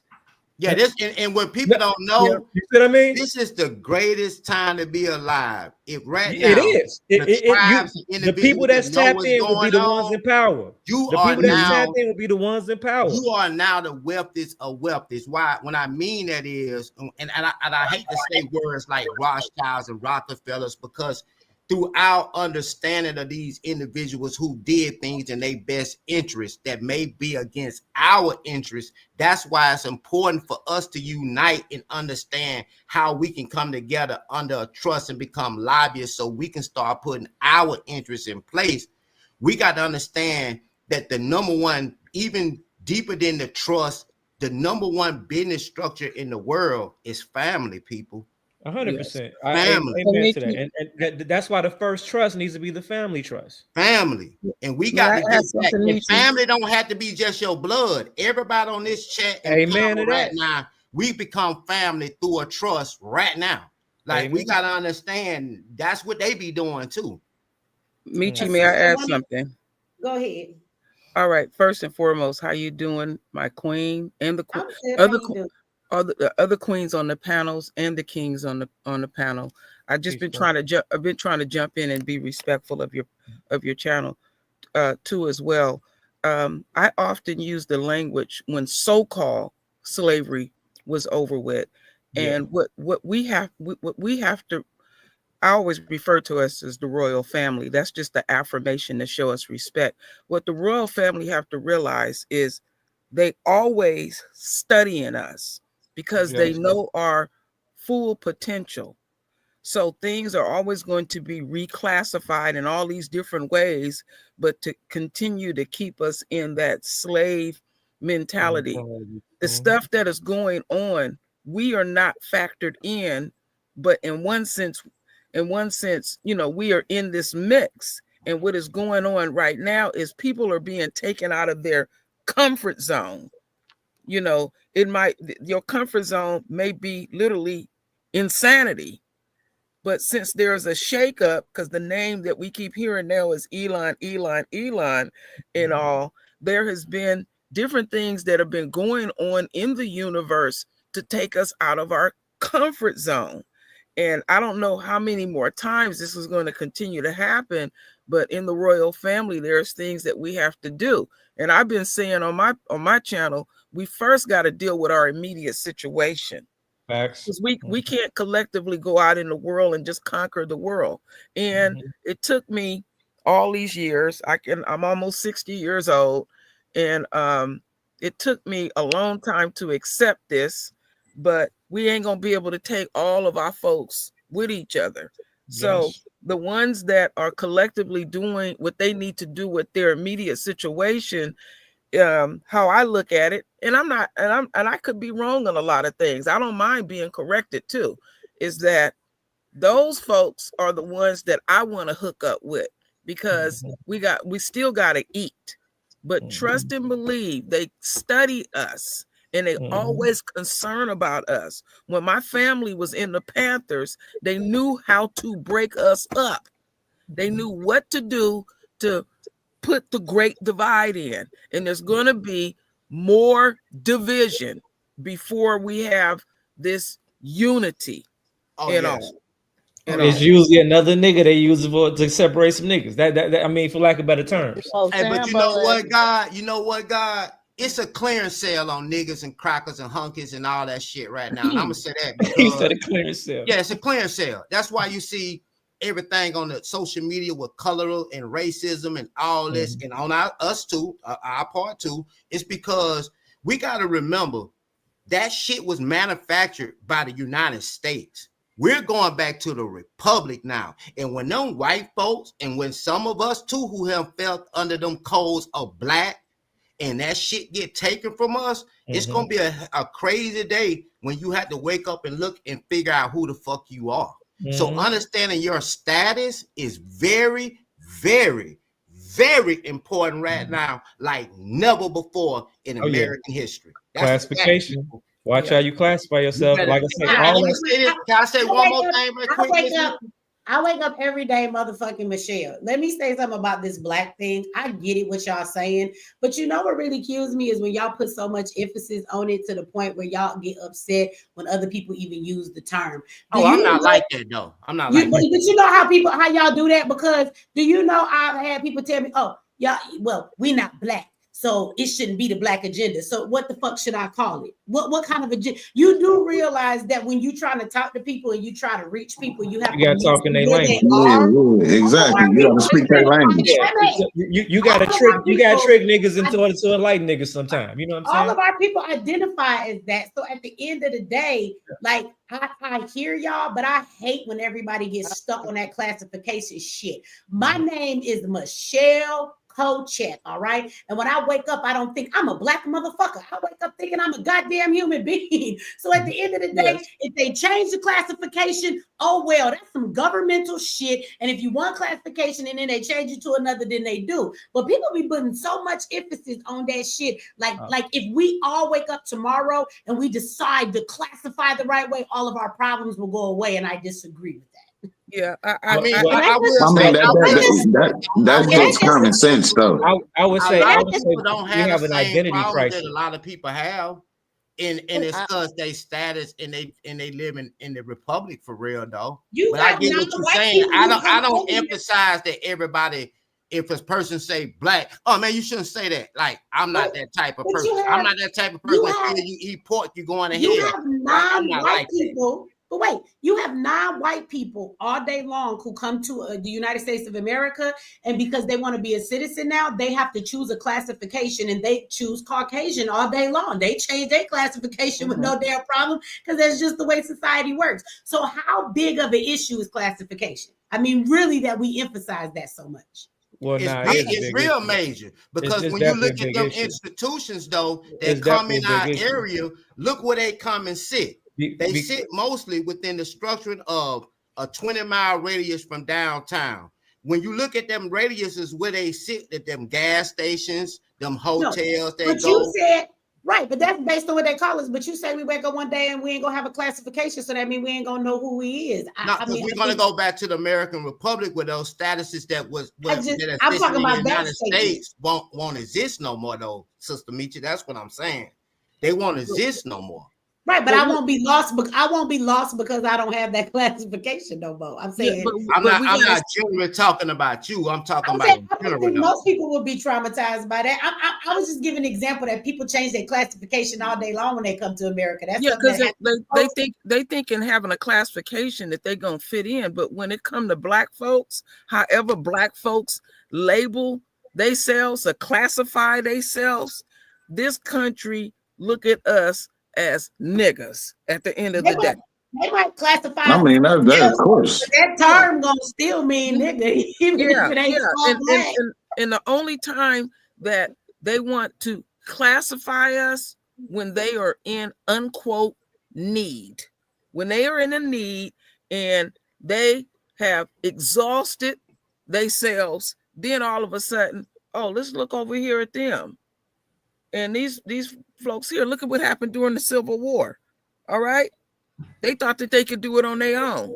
Then the brothers came in, and then they got a little bit of they got some traction, but then they still wanted us to go back on those plantations. Now we got all these different classifications within ourselves, and some of these kids, and I got them in my family too, you can't talk to. But one thing that I respect about them, they ain't going to no damn plantation.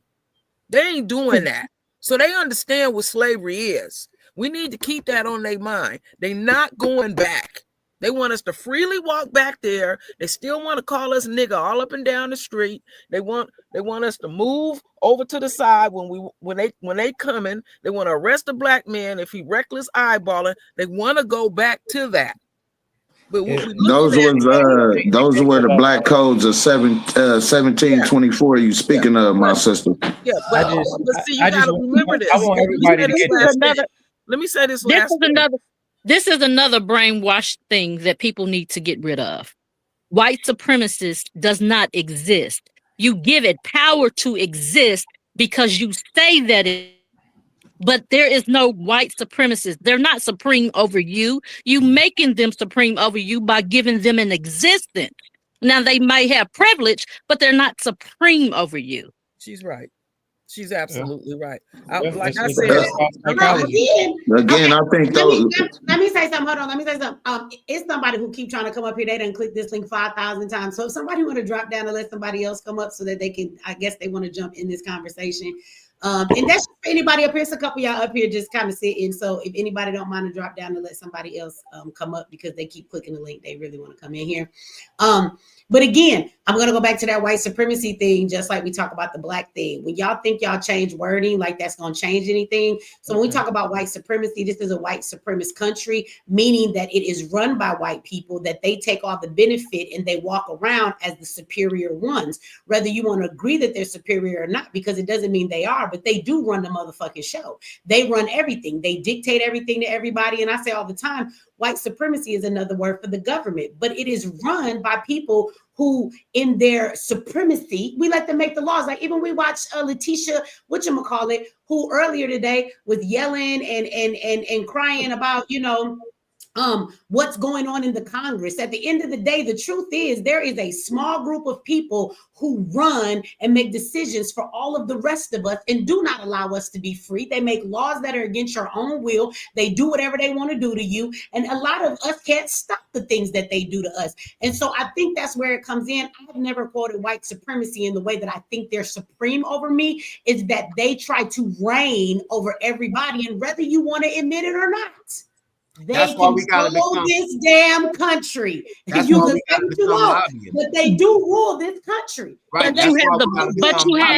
But you still have the boule black folk that's with them They that's might doing be it. boule, hold on. They might be boule, but they don't run shit. And anything they are given to run, they are given that permission because the ones that are running everything understand that they can get to other classes if they bring in their own people to betray them. So even those black people only sit in a position because they're given it by the people who are superior above them. You know what I'm saying? Yeah. So I just want to say that whenever I say that word, I just want to clarify for a person that will use that word what I'm saying when I say it. I don't think there's a motherfucker supreme over me in life. I don't care who they is. Maybe my mama. Right. I got one hope. I got one hope off this panel that everybody is able to break things down in the proper context, because one thing can't be absolutely dismissed per se, because everything has a perspective and everything is valid in a certain sense. It's too many facts being thrown around. You know what I'm saying? It's just each fact doesn't settle. So much intelligence up here. Look, each fact don't settle 100% with everybody because they're not placing it in the proper area inside their minds. You see what I mean? For sure. Because it's hard to kind of, it's like, fuck. Damn, that's a fact. Fuck. Well, that's a fact too. Well, fuck. See, that's how you have to be able to separate and dissect certain facts as it relates to particular realities. Because in particular realities, there ain't no white supremacist, but it's also an absolute fact that the white people or whatever reign supreme in a lot of areas in the motherfucking world. So it's like, so we got to get into the middle ground somewhere so we can get somewhere, or we're going to keep on doing this shit. You see what I mean? It has to be Stop giving it the power. You just got to stop giving it power. That's all I was saying. Stop giving it power and say something else so you won't give that, because the more power it gets, the more it grows. What you feed grows. Absolutely. We gotta get, but we have to. You cannot go to sleep without putting things in a proper perspective, because things exist and things have relevancy depending on what you're talking about, and that's why we can't get nowhere, because we can't put things in the proper context as a particular thing, because we're emotionally tied to one particular thing. Right. I don't give a fuck about none of the words. Right. I don't, but I also know where not to classify myself as such here in a certain arena as it relates to certain things. Right. And you know that. That's the point I was trying to make. That's the only point. You know that. I know that. Michi knows that, and a lot of people on the panel may know that, but it's people in the audience probably never thought of that, and that's why it came up in topic. So I mean, that's true. I mean, because I would say this, that a lot of times you don't hear me use the word white supremacy as much, and when I do, I always in the same sentence say AKA the government. That's who the real white supremacy is. Right. So I want people to know that it's really the people in power, because is that neighbor of yours, you know, Mr. Brandon White, is that white man white supremacy? Absolutely not. He's not, even though he's a white man, right? That doesn't apply to him. So I do try and make that distinction that when I'm speaking of white supremacy, I'm talking about those. But guess what? We only give them power. They wouldn't have power if we all didn't give them the power. Well, we give them the power. Hey, but it's easy to get some power. So is we all about to do a January 6th then? Who's signing up? You need an Eventbrite? I'm going to start an Eventbrite. Hey, but you know what? Okay, wait. I'm gonna play devil's advocate. I'm gonna play devil's advocate right now. Okay. All white people in the world have gone. What the hell are we gonna do right now? We're gonna live without being subjected to bullshit. You know what would probably happen, because I have even asked that question to myself. What would probably happen at first if we was just like literally kill each other? Let me finish, please. What would most likely happen is first we would have some disagreements. Say we was just put off on an island someplace where we couldn't get off the island. Eventually, just the nature of we're gonna help each other. We're gonna help each other, and that's why I'm gonna keep going back to these folks study us. They know our potential. When we were left with our own devices, there were many Wall Street, there were many Rosewoods, when we were left alone with our own devices. And but you got them little nosy ones that want to go off and stray and get in the other little yeah, well, and then want them to come in ours. Let me ask y'all Let me finish, please. Those you just gonna have to eliminate them and can't let them be a part of our inner circle. That's what Nat Turner said. Yeah, you're gonna have to. Nat Turner asked 1,000 men who want freedom. Then he turned around and asked, he said not 1,000 of them raised their hand. Then he turned around and asked, who willing to die? And 900 out the 1,000 raised their hand. Nat Turner said the first thing that you need to do is turn around and kill them 100 that ain't willing to die for their freedom. And I also want to speak to this, because in my mind, the way I look at everything is just like religion. One of the first things they used with religion, it was used as a tool of war.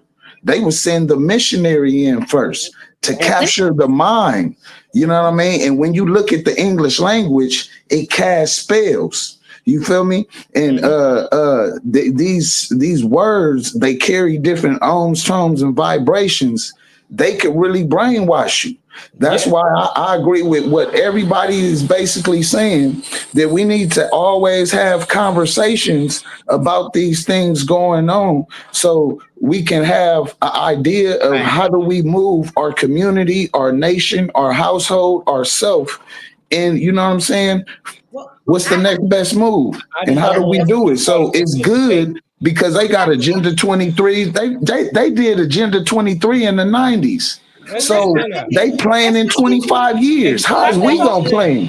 Let's not veer from the question. Let's not veer from the question, because I have a different perspective. So let's not veer from the question. Was you finished with your perspective, sis? Because I think that if we woke up tomorrow with no white people here and black people's on their own, I'm gonna tell you from a human psychological perspective what would actually happen. Well, I want to hear what you guys say. I want to hear black on black crime.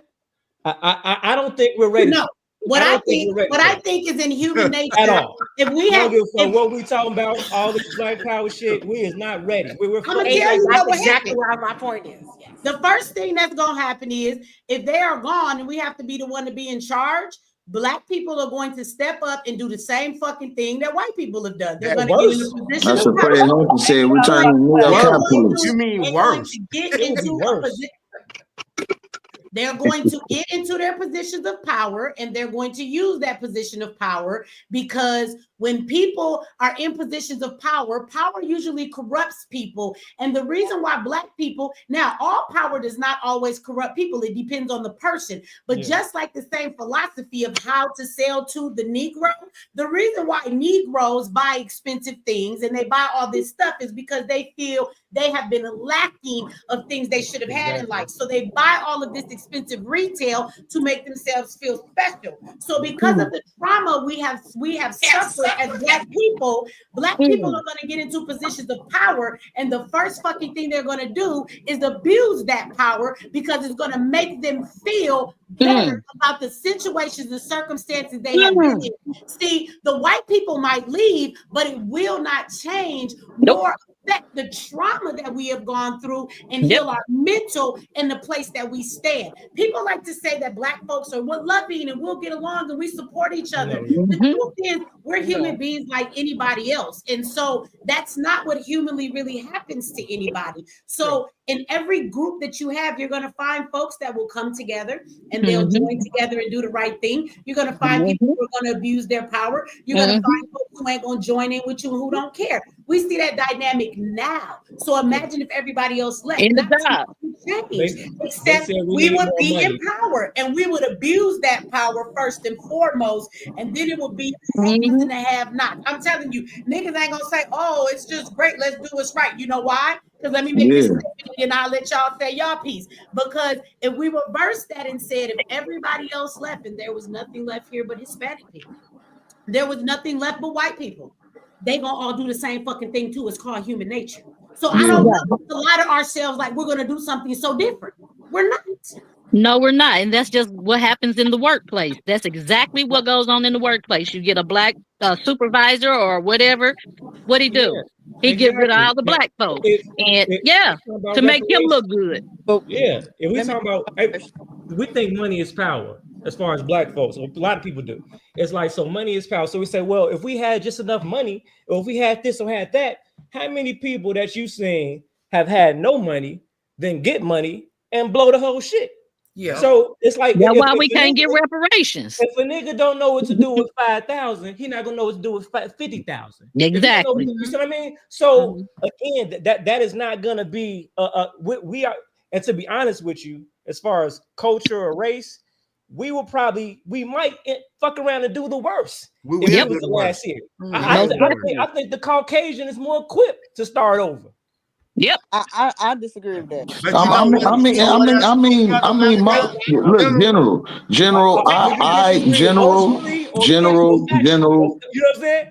General, I agree with you, bro.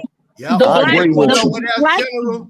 And I'm gonna tell you why I agree with you. Is because the black man has been taught to go against his own best interest. No, that's not why I agree with him. I agree with him because I remember I went to a gun show back in the day. I'm gonna tell you what day it happened. It happened the same day that the white dude drove through the crowd, right, and hit everybody, and he killed that woman. Now I'm gonna tell you this: when I left the hood, I'm from Inglewood. I'm a blood. I was telling my homies, nigga, y'all niggas don't gotta steal guns no more. We go to the show.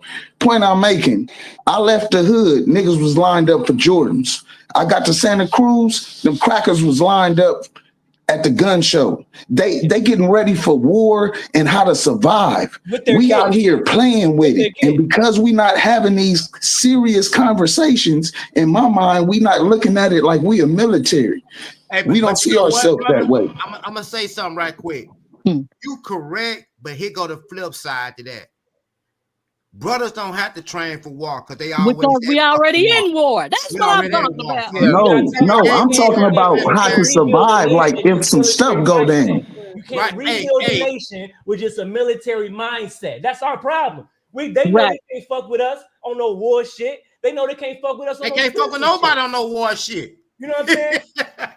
Well, they will fuck us up on the war shit if it was really like if it's technology and shit like that. Yeah. But subconsciously, I want to say something. Subconsciously, what we're all saying, because on our subconscious, because we know that we're talking about chaos, disorder, and all this type of stuff. But subconsciously, what we're really seeking is peace. But we got this other concern because we've been disrupted so much. We just like, can we just get an inkling of some peace? Folks is tired. To me, in my mind, I'm gonna say this and then I'm finna leave. America has the most military bases around the world. The only way dealing with these people, you gonna get some type of respect. Look at what Kim Jong-un did. He created a nuclear weapon, and I'm gone. Let me comment real quick. Okay, I know somebody. Hold on, I know somebody was trying to come up here, so they're in the spot, and somebody want to come up here, and I don't know if it was more than one person. So I'll say to everybody on the panel too: if you just sit and not offer nothing to the current conversation, if you drop down and give other people a chance to come up. I mean, I can't see who talking because y'all ain't got your mics on, so y'all might all be conversating. That's just if you sitting and you're not conversating. But if you conversating, you're part of the conversation. That's fine. Can I just say, I just wanted to address one thing that he had said about the going back to the children. I have a coworker, all right, white neighborhood. Her daughter had to deal with children sitting on the windowsill and kitty litter in the bathroom. And if you didn't meow or bark at these children, you got in trouble. Forget the not even the transgender stuff. That was on top of that was happening. The furry thing. That's this generation. Are you going back on the statement that I made earlier about the Generation Z? Yes, about Generation the children in Z. school. And I'm gonna say this to you, ma'am, and to everybody on this panel, and I'm gonna stand on it. Generation Z is the most powerful generation on this planet right now, and they have even the elites of the big boys of Warren Buffett and them shaking in their boots right now because of what they're coming with. Now, am I saying that they may have some things that don't coincide with us? Of course, every generation had it, but I'm not talking about the individuals that we are seeing in public as much as they displaying those type of behavior. It's a whole group of these individuals globally. I'm telling you guys from meetings and things I have been with them. That's all I'm stating to you all. I'm just stating my facts. These kids are on an entire different level, and they are pushing the pen, people. I'm talking about they are pushing it. And if you go to any wealth meetings with estate planners or individuals, they'll tell you who's changing this and who's really shaking this up. They're gonna let you know it's that young generation. They got everybody shaking in their boots. And that's because our older generations, we are feeling. Let me just say this one more time too, to what the brother General was saying. When we talk about money and power, we got to understand what money really is, and I'm not talking about fiat, and I'm not talking about personal credit, which died in 2023. What language is depicted on money? Excuse me? What language is depicted on money? What you mean, what land? Yes, what language is depicted on money? What you talking about, Latin? What is the language identified as? There's no English. I'm not understanding your question, brother. I'm not. Okay. When you read the dollar bill, what language are you speaking in? I'm speaking in English, but it's all based off the dead language of Latin, though. Is there any English on the dollar bill? It's all based off the dead language of Latin, which is contractional law. No, it's American Sign Language. It's French. It's not Latin. But all contractional law is based off. Okay. I have another question. The time right here in digital, it says 3:51 a.m. What language that is depicted in? I don't know. What time is it depicted? Arabic. I don't have a problem saying I don't know. No, this is about language. The time is if you look at the time right now, it's depicted in Western Arabic. Somebody please see if they can find that out or not. The problem with us, we do not know the language. Look at the stop sign. The stop sign says nothing. It means nothing. It's American Sign Language. It's American Sign Language. Okay. English have to be depicted in the complete sentence: subject, verb, object, punctuation. That's facts. Okay. Now, when the last time did you see that? You don't see that because we talking exactly. So you never read English a day in your life. Spoke it. No, I'm serious. No, this is law right here that I'm speaking about, because I study out the Chicago Manual of Styles. This is a law book, and you have no idea what they think of you. Legally, you don't exist. Because if I ask you what language is on your birth certificate or your driver's license, there's no English on it. It's called sign language. There never was no English. That's the biggest falsehood of it. You can even speak English if you wanted to. If you look at your driver's license, you identify as a male or female, which by law is an animal or plant. But the way they depicted it is depicted in the sign. It doesn't say man or woman. By saying, if you have a driver's license that say male or female, you saying dogs and cats and plants speak English. Well, no, they're telling you indirectly what they're classifying you as. You see what I mean? Because that same corporation can only manage and administer over said property like cattle or physical properties like we know. There you go. Bingo. You know what I mean? Bingo. And that's why classification is important. But back to what bro was saying. I think I get what he's saying. I don't want I think what he's trying to say is important enough for us to kind of listen to what he said, because remove the aspect of the gender thing. I think that's what's fucking everybody up. Act like that's not even a factor in that Generation Z that he's talking about. And so act like that don't exist and finish explaining what you're saying. But that's a proclamation that you carry around. You proclaiming that you're blind and deaf by the language, just like in the NBA and the NFL. You see, it's in all caps. There's no English.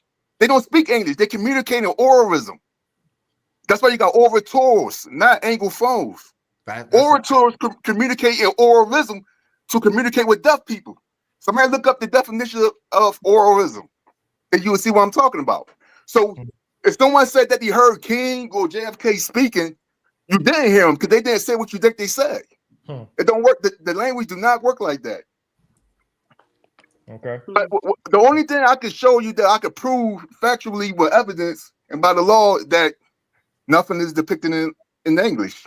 I think everybody get that. Go back to the Generation Z aspect. Yeah, because I can explain to dude what he's saying, and he say Gen Z is doing it. Gen Z is not doing shit. It's all a matter of the time, and I will explain to you why he sees more Gen Z investing. Because when we were growing up, there was when it comes to this, let me tell you something. I've been around some Gen Zers, and let me tell you something. The reason why he talked about financial things and all of that stuff and then being in these groups.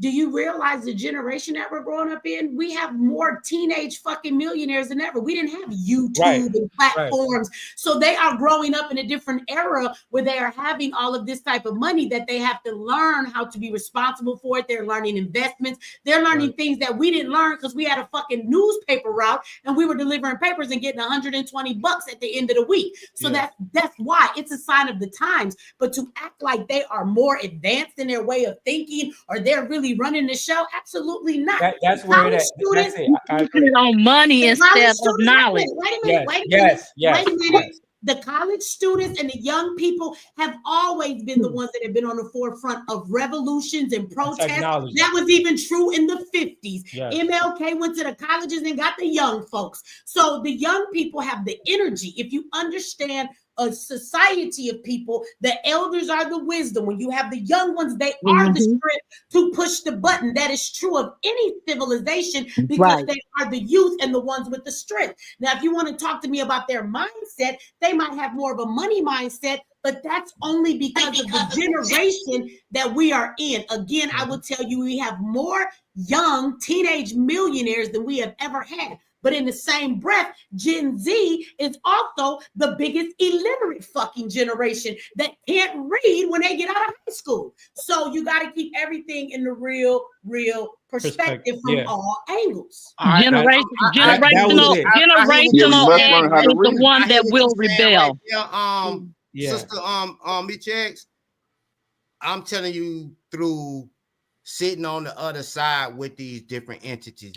And what you saying is sitting on your side. Well, that's what they think, but generational X is the one that's gonna do it, not Generation Z. But when you say Generation X, we won't even be around when we see the full. When you say Gen Z and you sit on the other side of it, what are you sitting on the other side of? Because you've been in a couple of meetings. If I go sit in a room full of Ziac students where they have a bunch of children like my son at 16 years old who's getting ready to take his SATs and go to school at 16, if that's the group I'm around, then my perspective will be great about the new generation. So who are you sitting around? What is the other side of this you're talking about? Because I'm talking about group of entities of these young Generation Zs that are actually accredited investors backed up with GIBs, which is QIBs, and so QBs. Do you agree? But you act like that's all of Gen Z. Is that a certain group of them? No, I think my conversation, I don't think it's fully being comprehended, Jack, what I'm saying. And it won't be fully comprehended. But I think that you're leaving out a big group of Gen X and acting like what you're speaking is them as a whole, and that's not true. Yeah. What you mean, Gen X is in what? I mean, not Gen X, Gen Z. What I'm saying is, when you're talking about the groups of the new generation, you're sitting around and the young people, you're speaking from one perspective. You're not speaking to the perspective of all of them as a whole. And that's the same with our generation. But that's the same with our generation, Miss X. It's a 1% that's running our generation. Correct?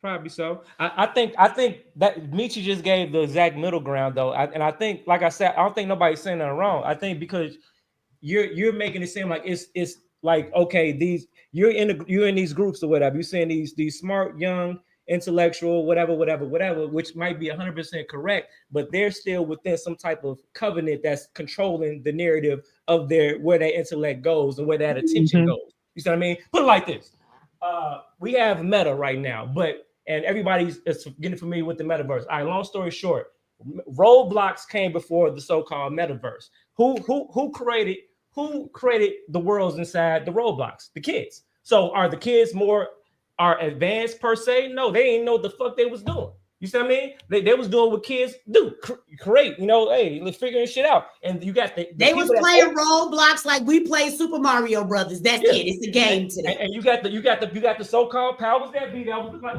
little motherfuckers. You know what I'm saying? Oh shit. Oh, pick up. Let's turn this shit into let's monetize, because the kids was geniuses in every generation. Yes, basically. Yes, they was basically these children. I don't know about the gender thing, but these children in general are the ones that were teaching the world how to create these digital worlds and how to transact in the digital worlds with digital currency. That's why those of y'all that got kids that got PlayStations and Xboxes, they was telling y'all ass to go to the gas station to get those fucking game cards so they can buy fucking tokens to buy shit in the game to play, called digital assets. You see what I mean? So but does that mean what digital mean though?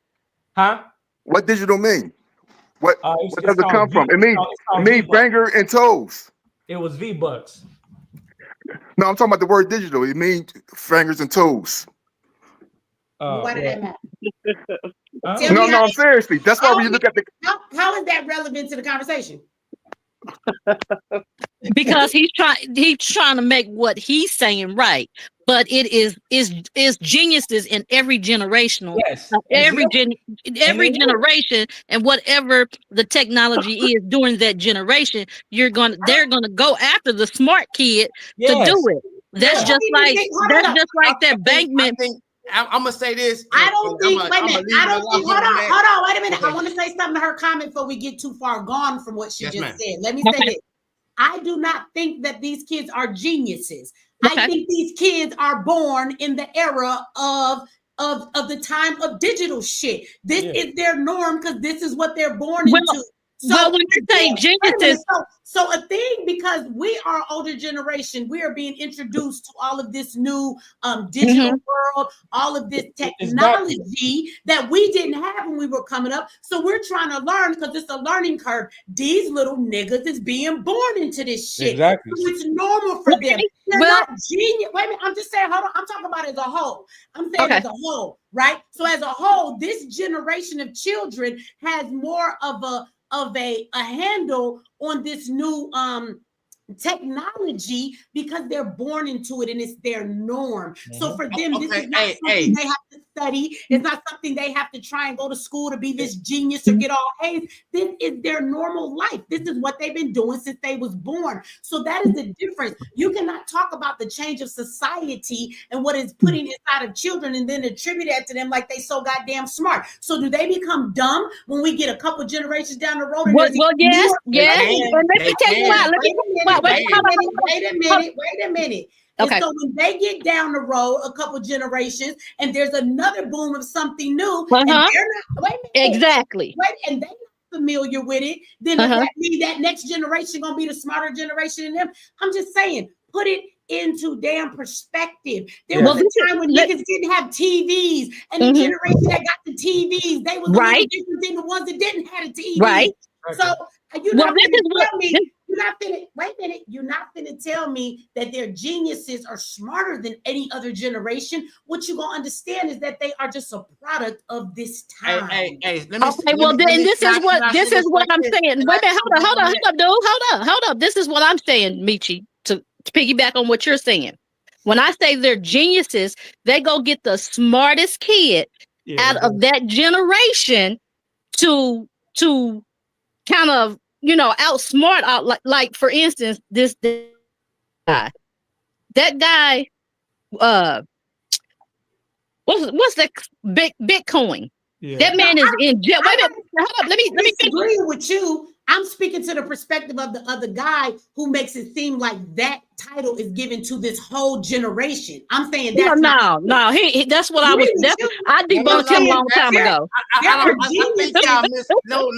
He just talking. He didn't been into too many wrong forums. He's been into too many wrong forums and too many panels, and not allowing somebody to speak because he thinks he has the right thought. And we are debunking him, and he's just steady speaking real loud, like he's saying something. He's not. Geniuses in all generations, but to that to the whole generation of youth, like they the ones that got it going on. That's a fallacy. That is not true at all. Right. It ain't the whole generation that's genius. It's a few in the generations, and they call them. They're honestly. They call them autistic, and they say they have a mental or they have a learning disability, which they are not. It's not a learning disability. They too advanced for them.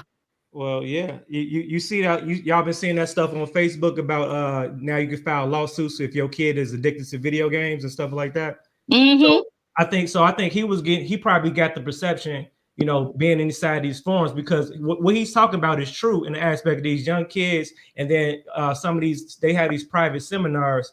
I just met somebody that was talking about this recently that was in Georgia. And he was saying like, you know, he films for these conferences that have these kids no older than 11 that are getting paid 10, 20, 30K a day, you know, and then inside these groups, you have like, you know, attorneys and lawyers and stuff like, because these kids have to have their trust and everything set up because they're making so much money. And there's all these things that's included that you would never really think of that's in the conversation talking about, you know, a kid. You know what I'm saying? It's like a game. The gaming world is a serious business. Yes, like it's bigger than. But you know why? You know why it's a big business? Because they gave children that they left behind years ago and said that they had a learning disability. They gave them something to do, and those kids showed them where their minds was. And it wasn't that they had a learning disability. They were too far in advance. Now that they've given them something to show what their minds are doing, now they're investing in them instead of throwing them in the trash and saying they have a learning disability. Yeah, because they're coding these games. They're literally creating a new world. You know what I'm saying? They are in those video games. I wasn't here to say on the panel and I'm getting debunked. No, the point I'm saying is these kids are the ones that's pushing the circular economy. So they're the beginning threshold of this new economy. If you go ask 90% of Americans, you got to think all of our generations have been under a linear economy. We have never been under a circular economy. So what you're talking about is basically like the you know, the group share riding and the all of these have been the young minds. Yes, even when you study eBay and reselling, what most people don't know, that all of those businesses came up through a circular economy for sustainability, where you won't recycle, you'll be reselling.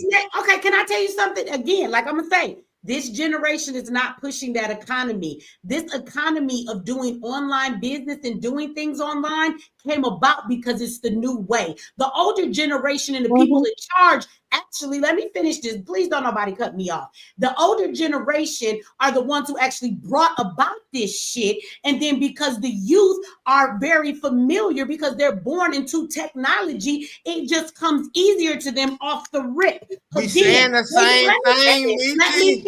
Let me finish because you brought up Amazon. Nigga, I teach people Amazon. Do you know back in 2011, niggas was selling shit on Amazon and it wasn't Gen Z. Do you know how long people have been making money on Amazon? I dare you to go on YouTube while you on it and go look up videos of people doing resale and making money. Hold on. Don't nobody cut me the fuck off. Let me talk. Because y'all gonna irritate me with that. We cannot all speak at the same time. I will shut the fuck up and let y'all talk. So don't nobody cut me off. That shit is rude and can't nobody have a conversation that way. Let me finish my thought. Stop getting ready to respond without listening first. We cannot have a conversation if you are not listening to respond to what I said. What that means is you just have an automatic reaction. You already know what you're about to say, regardless of what I'm about to say, which means this is not a conversation. Let me finish my thought.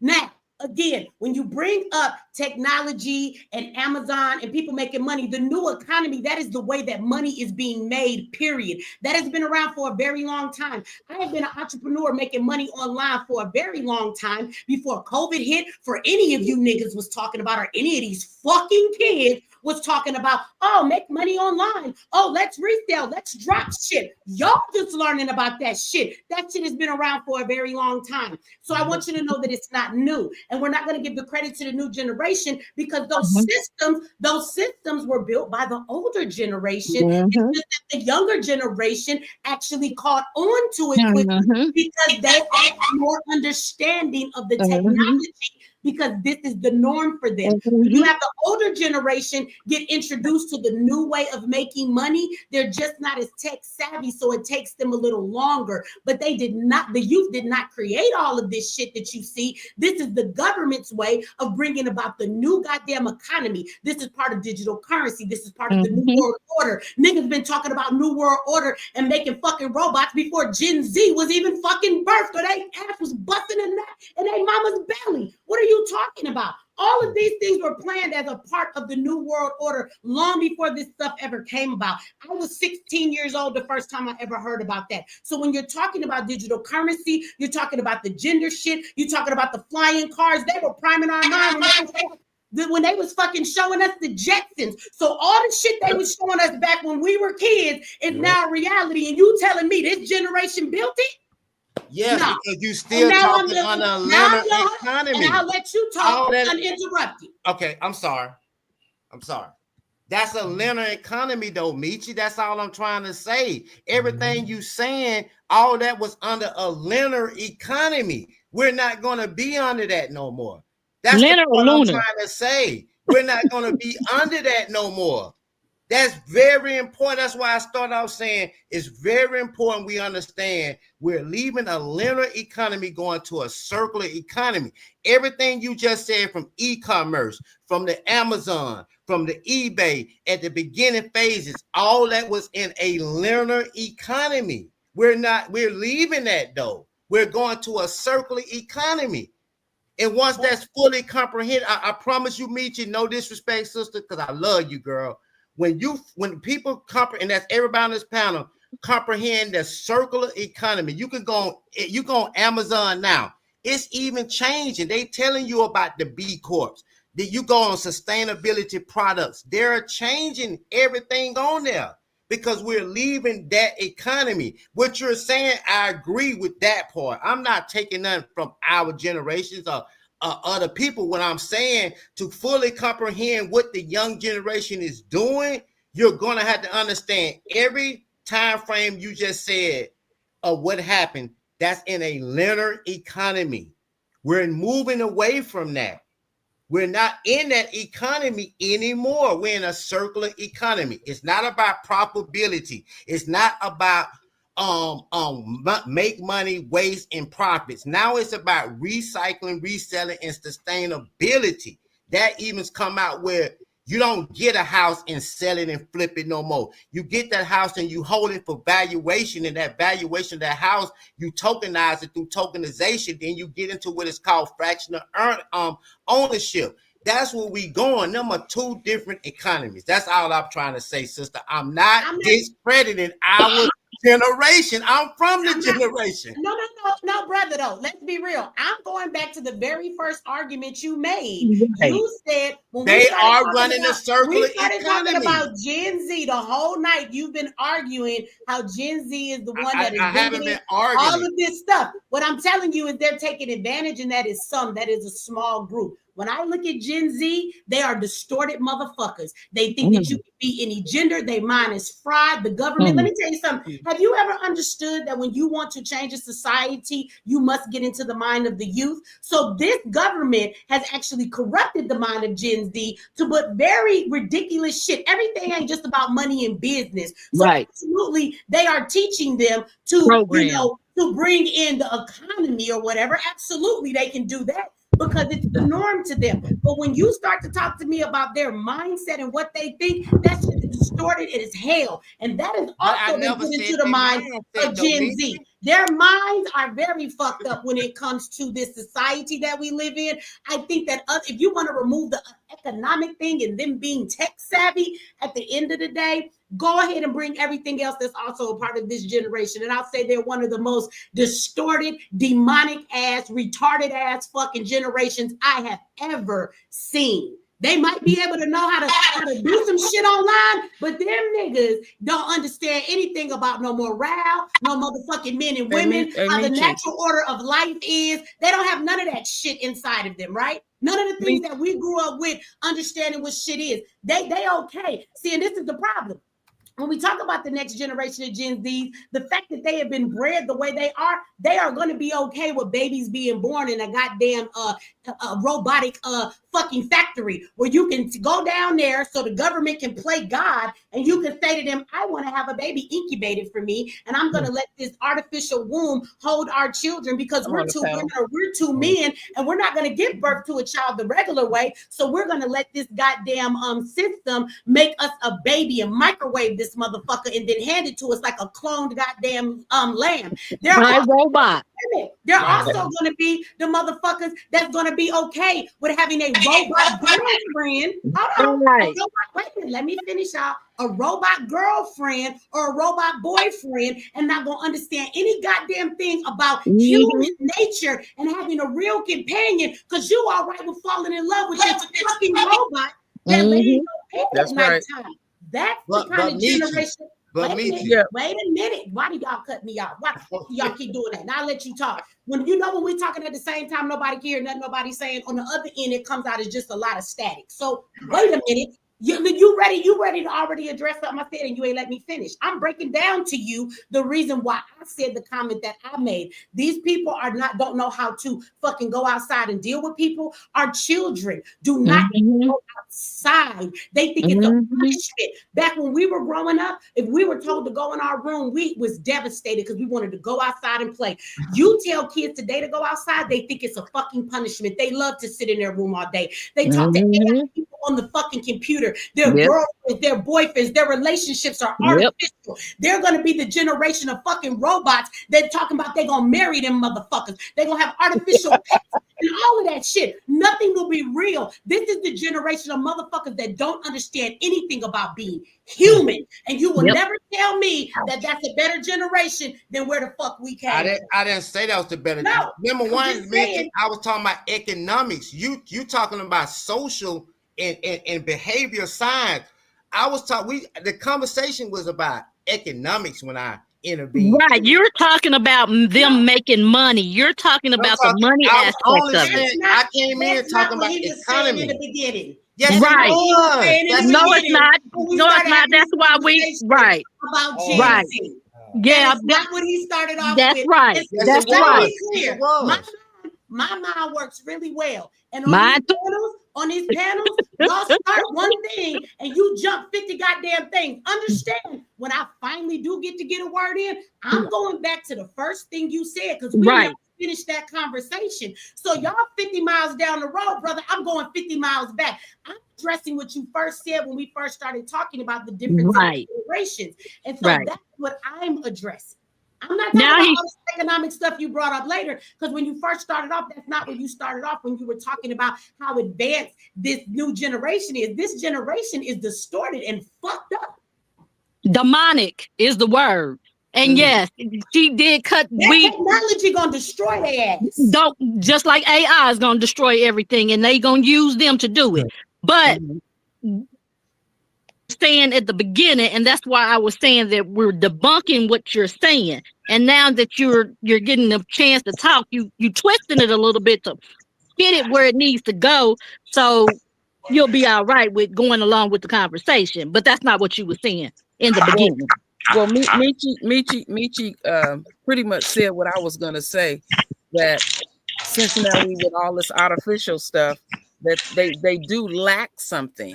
It's like you could take these kids and have a literal war, and they'd be killing up stuff, and it's just a game to them, not realizing that they are actually taking human Real life beings out and stuff. So they lack it. They just kill it off and then shut the computer off and go off into another dimension and all. So they programming them with a military mindset, and we don't understand. We understand it, but it's nothing that we can do, because why?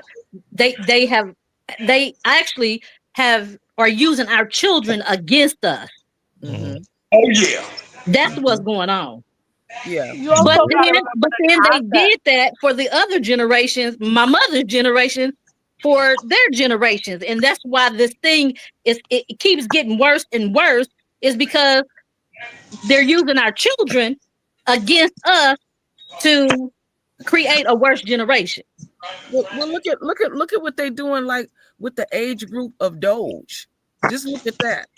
They use a certain. Yeah, that's what I've been seeing for the longest. It's like when you're recruiting, you don't want the age to be so. They don't have enough life experience at the end of the day. That's my concern, that they are affecting people's lives, and all these people are losing their jobs and doing all this stuff, and they don't comprehend. It's funny you say that, because that is what they're using. They're not using Elon Musk to go in our information or whatever. They're using those kids just like that Bankman dude with the Bitcoin. They're using the genius mind to deprogram their program. Know what they're doing, but what they're doing, they telling on them because they're programmed and they're they're uncoding all this stuff that they've already done. Them kids don't know nothing that they're doing. Interesting. I just want to interrupt for a second. Gen Z was born in that No Child Left Behind segment, kind of. And honestly, they don't have capacity to understand and comprehend what's going on around them. That's why it's so easy to control their minds. And the logic. Yeah, they don't have that capacity. They have no critical thinking abilities. They are just they are controlled. Whatever they read, hear, say, the rap, that's what's controlling them. They can't even follow directions if you give it to them. If you don't have half of them, if they don't have what you call that thing, the in their car, the GPS, have a GPS in their car, they cannot go the same way 4 times. I'm telling you, these kids they have programmed them not to think. Technology. If they don't have it, they're not going to have any human instincts or standards. Like these children, they understand how to work well in the new economy. So they're going to have a lot of money, but they're giving away their soul to obtain the world. Exactly. All this money, but they do not know how to interact with real human beings. And they don't know how to have any logic. You're right. What's going to happen? Let me tell you something.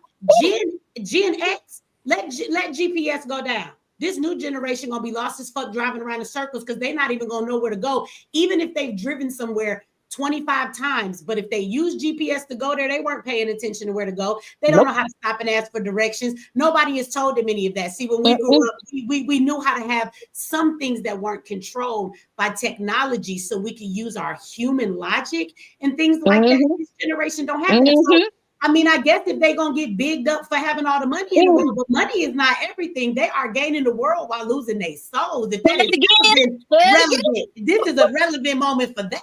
That term fits this perfectly. Hey, can I say something? Can I say something, please? It's stupid. Can I say something now, Mitchell, please?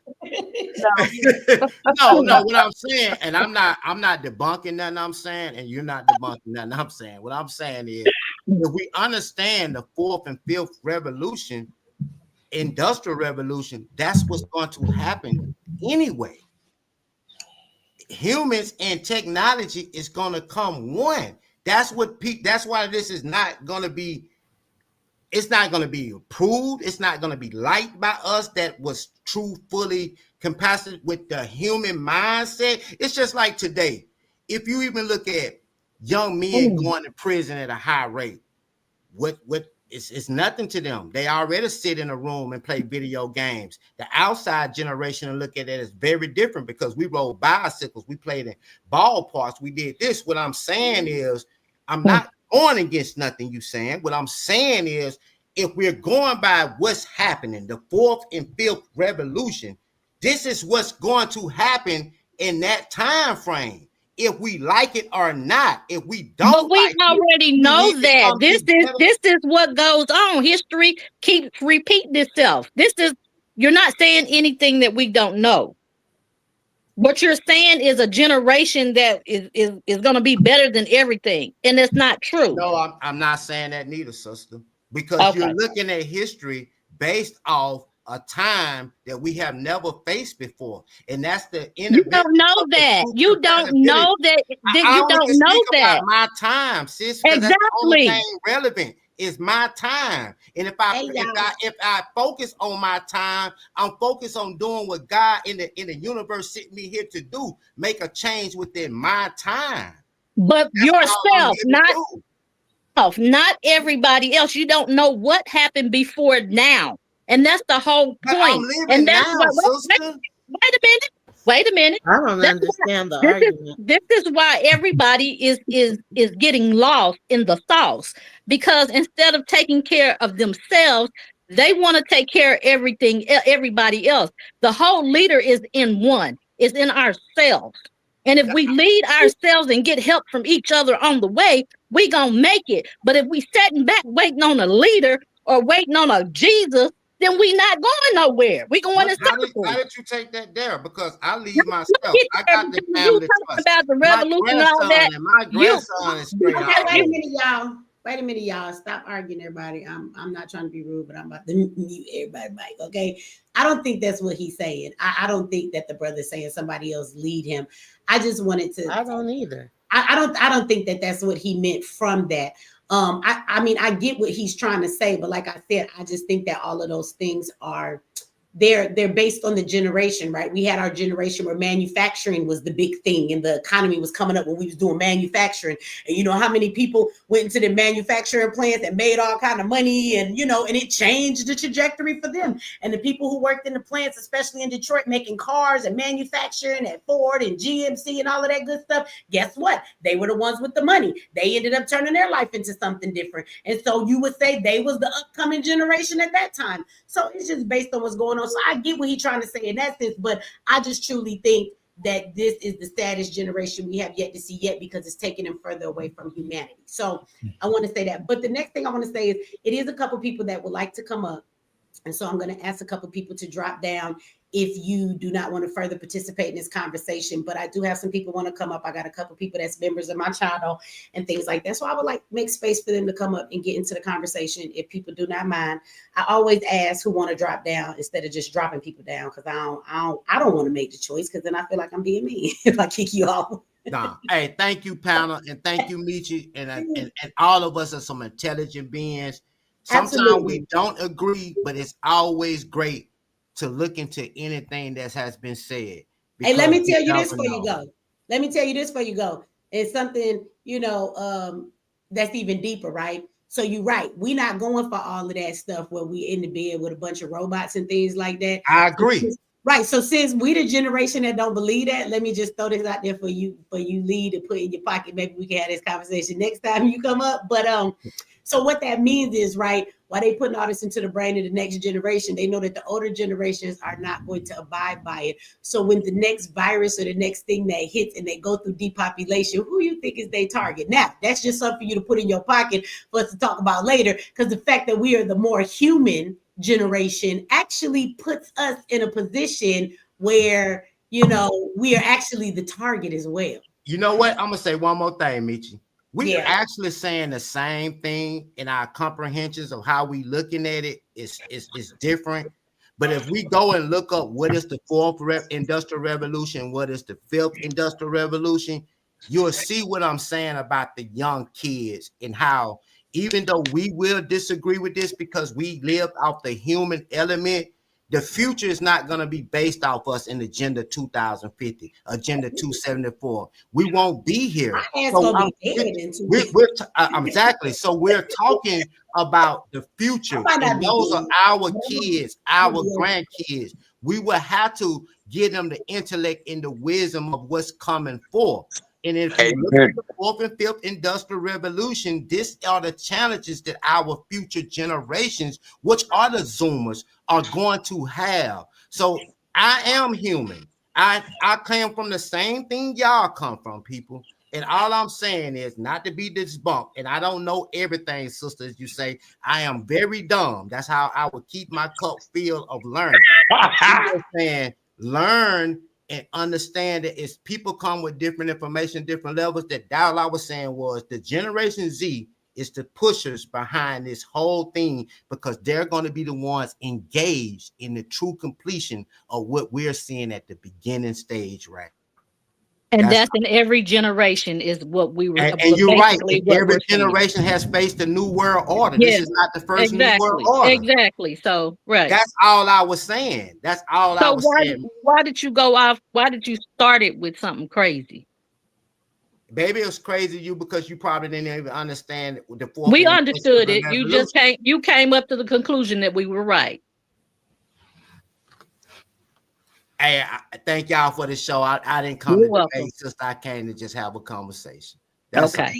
And I enjoyed the conversation. I enjoy all the brilliant minds. Thank you, brother, for coming up. You know, let me say from me to you, like, we can all agree to disagree at the end of the day. And I don't disagree with everything that you said. We just both have a different perspective in it. So I appreciate you for coming up and, you know, making the conversation a little vibrant and offering, you know, much to it. So thank you for that.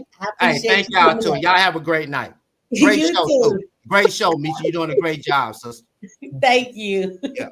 I just wanted to say too about the I don't know if you've heard the philosophy of, or do you know about the Deagle report? Like, do you know the Deagle report saying that the population will be dropping? And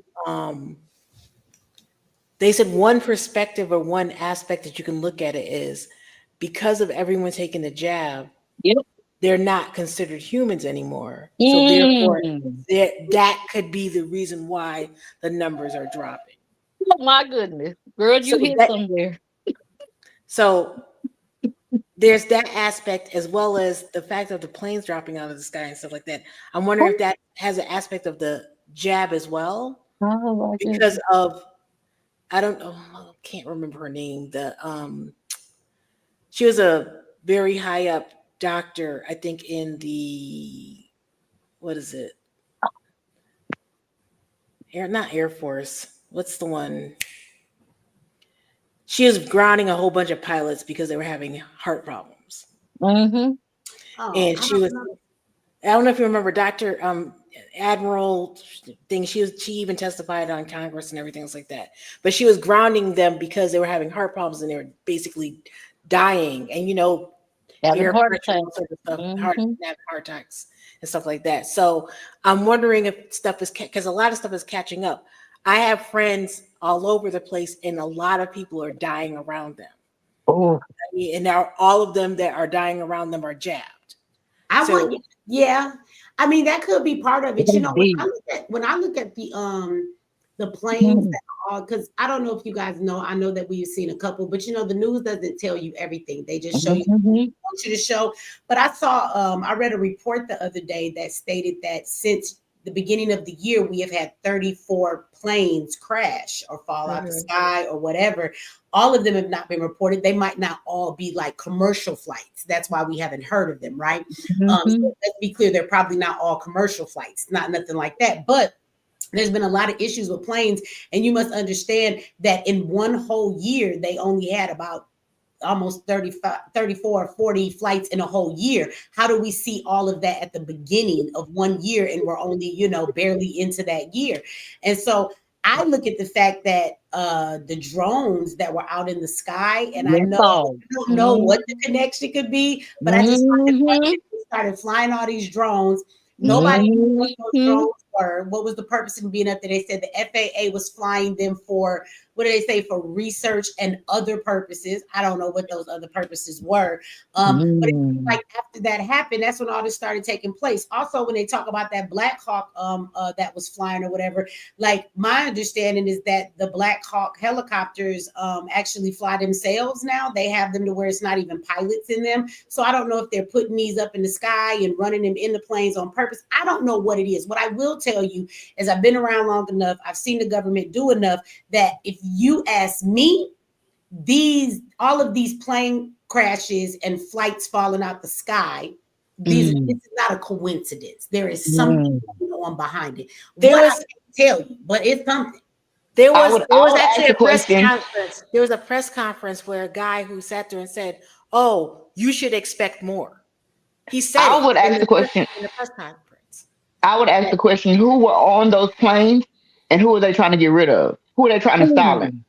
Well, but see, that's the thing. A lot of the planes are not commercial flights, so it's because they're not. We have no idea who's on them. They're only released to us who dies in a crash when it's a public thing because they family come forward, right? But these are not commercial flights. So you're right. Who was on a plane that needed to die? But then again, why is so much going on in the sky as well? Like I always think when the government do something, they're doing more than one thing at a time. So those people probably needed to be dealt with in some way or another. But they're also testing something, I believe, in the way that they're crashing all of these planes. I still think it's some testing going on with something. Also, I think the fact that, do you know about the fact that they're trying to stop making airports and have people flying? Like that 15-minute city aspect that they're trying to keep people where they are and not have them fly around. They're trying to close airports and not have people travel around. So if you are afraid to fly and you feel like so that's another aspect I think you need to layer on top of that too. As you said, there's always a multi-level way that they're doing things and they always have more than one agenda. So I think that might be an additional one too. Because you know that the other thing is too that when COVID happened, they started lowering the standards for pilots, not only for health, they also for the training and everything else that they had, and they were just hiring God knows who. Like you can fly a Fisher Price airline in your head and going vroom vroom vroom.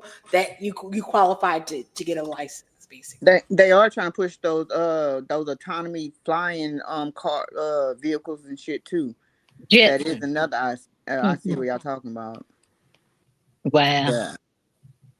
I wanted to say to this person in the comment section, I was just waiting because you've been here a lot. Wisdom, you said this a long time ago, and that's why I kept it on the screen so I would not forget to address you. But you wrote respectfully, but I can't wait for Michi to stop giving irrelevant scammers attention, for they do not have any wealth to do anything but beg and scam. So I don't know who you're talking about. Maybe you want to clarify that, but I would like to put some clarification to that comment. That's why I left it up there on the screen. And you do be around for a while, so I'm not going to take it like you're trying to be rude, but I take that disrespectfully because I have not ever introduced my audience to one scammer that has scammed anybody out of anything. So I have dealt with certain people who have ulterior motives. They may not have the right situation. They might have done some fucked up shit at an event. They might not keep their word and things like that. But I've never introduced my audience to one person that is a scammer. And there's nobody that's ever been introduced to somebody on my platform and they was scammed by them. So I don't know if that's just the choice of words that you meant, but I kind of talk about people who are scammers or who present scammers to people. So for somebody to put that label towards me, I kind of do take it disrespectfully. So I'm not sure who you're talking about. There are people on here giving their opinion. The only person on my panel tonight that actually has something to offer the people would be my general. And I would be highly offended if that's what you're saying about him. You may not understand what he's talking about, or you may not even agree with it, but a scammer, he definitely is not. Now, you may not be speaking about him, but I'm just covering the whole entire comment and covering every aspect of it based on whatever it is that you mean. So I'm not really sure what you mean by that. But again, I've never introduced my audience to anybody that has scammed them out of anything, okay? I've been around people with big egos and no integrity, but never scammers. I've never introduced anybody to any of that.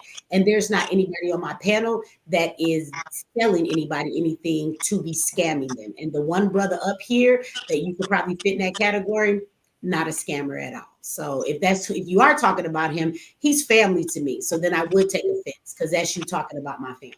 So I'm not sure how you meant it, and I ain't gonna completely go off on you because I know you show a lot of support. You be around here a whole lot. So I just want to say it in a nice manner because I appreciate your support, but I had to check that comment. So I know you're still in there because I just saw you say something. If you want to correct it, because I'm not really sure what you mean by it, but I'm kind of offended by that comment, brother. But thank you for all the other comments you've given that haven't offended me, but that one I'm not really sure what you're talking about. Mitchie, I would like to say something about the airplane thing. And for that comment, her general gives really good information. It's up for you to go research it yourself and then vet him if you're interested in, joining the organization or not. So if you're scammed, it's because you didn't do your research. You know what I mean? But the COVID thing. No, actually, I don't want to go back to the COVID thing. I want to go back to the whole conversation about them giving away our money and being exposed. So all this money that's coming up is I think is the slush funds from the Democrats that are getting money off the Black people and them staying in office, and that's how they get to stay in office is from that fund. You get what I'm saying? What fund is that? The whole. I actually think it's more than. I think it's a slush fund that all this money is going to, like the USAID and all that other stuff, out where the condoms and all that stuff, the money that they're giving away. They send that money to general contractors that contract with the government that is partly in their pockets, and there's some kind of way giving it back to them. They're getting it back in their pockets some kind of way. Well, this is the thing. Right. Well, see in your cities, in these cities where a lot of these sanctuary cities, if you look, they're doing audits on all the mayors now. Which they should. But that don't have nothing to do with the federal, though. That would be on the state level itself. Yeah, but the state get money from the federal, and then the state pulls money to the city. You get what I'm saying? Through these different kind of funds. They might have different names on it. And that's what I was saying about these young kids, that they just looking for corruption. They don't know what they're looking for. They just looking for where the money is going. They don't know what these funds are allocated to. You get what I'm saying? Mm-hmm. And so I think we'll never get anywhere. We keep those people where they are. They're showing who they are. You got Maxine Waters, you got all those people. They're going completely off. Why are they going off? Because they're showing us where this money is going to. Why are they having a fit? Transparency. If this money, our USA tax dollars are going to other countries, helping other countries, and our citizens are the way that they are, poor, can't make it, can't buy some eggs, then why are they mad? Because they're discovering that this money is being just, allocated to places that shouldn't be. Why are they so mad? I mean, shit. Because that's less money in their pockets. They still Exactly. A lot of that money is not going where it say it's going. Some of that money, like Elon said, it shows transactions, but it's not really showing where it's going. So some of that is money laundering. Like it says it's going one place, they're sending it to another person that's probably giving them a kickback to give it to them. Yeah. So at the end of the day, like, how did Letitia become a 15 million millionaire? Like, how the fuck did that happen when the bitch only made $260,000 a year? All of them. My grandmother used to tell me, a hit dog will holler. Mm-hmm. And they out there losing their damn They mind. losing it, okay? Maxine Waters about to have a damn accident. Yeah. I hope if she took that COVID shot, she gonna be up shit alley. I mean, for real. They are going crazy. They Like, know why they're are about to be all our exposed black is people just why going? they're Yeah. losing it, because the exposure is coming. And Elon does have, young tech people that are in there, and a lot of people do look at because they're young as an issue, but you shouldn't, because like Mishi was saying, these youngs have grown up in this industry, so age really doesn't matter, on top of the fact that they are techie. So they're encrypting the information, and what they've given you is what they have so far, but it is the tip of the iceberg. Much more Right. is coming. I And was so just- that's why they're freaking out, because It- they know that It this is so information funny is you gonna get out. said that, because they're techies. They don't comprehend the logic that they're doing. They're just doing the work that they were paid to do because of their intelligence and technology. I would like to say, you know what? I would like to say this, because I know when the gentleman was speaking before and he was talking about the economy, he meant linear. That's what he was trying to say. Yeah, I thought so. I would like to say, I know there are a lot of, youngs that are really lost, and it is very sad. But I'd also like to say, I don't want to look at all of them like that. And I don't want to say that the techie children don't know, because there's a lot of us that homeschool our children, or our parents, and really parent. And so these children that we have, they're not like those. They're not like that. And so that being said, you do want to look at that. There's definitely some children that are definitely going to take the reins to go where it was. I didn't understand that whole argument, so I don't want to. I just want to say, I knew the word that he was trying to say. I'm going there, but I do want to say, as far as the children that Elon has, they very much know. You and your techie, you're not just, if you're raised the right way and taught the right way, you're not just a robot. You don't just, go into what's technical. You also have the smarts, and you're knowledgeable about very much everything else, just because you have the ability to encrypt. And some of them are encrypting. They're not able supposedly to alter anything, but they're definitely in there, and they're not just in there like, hey, robots, go.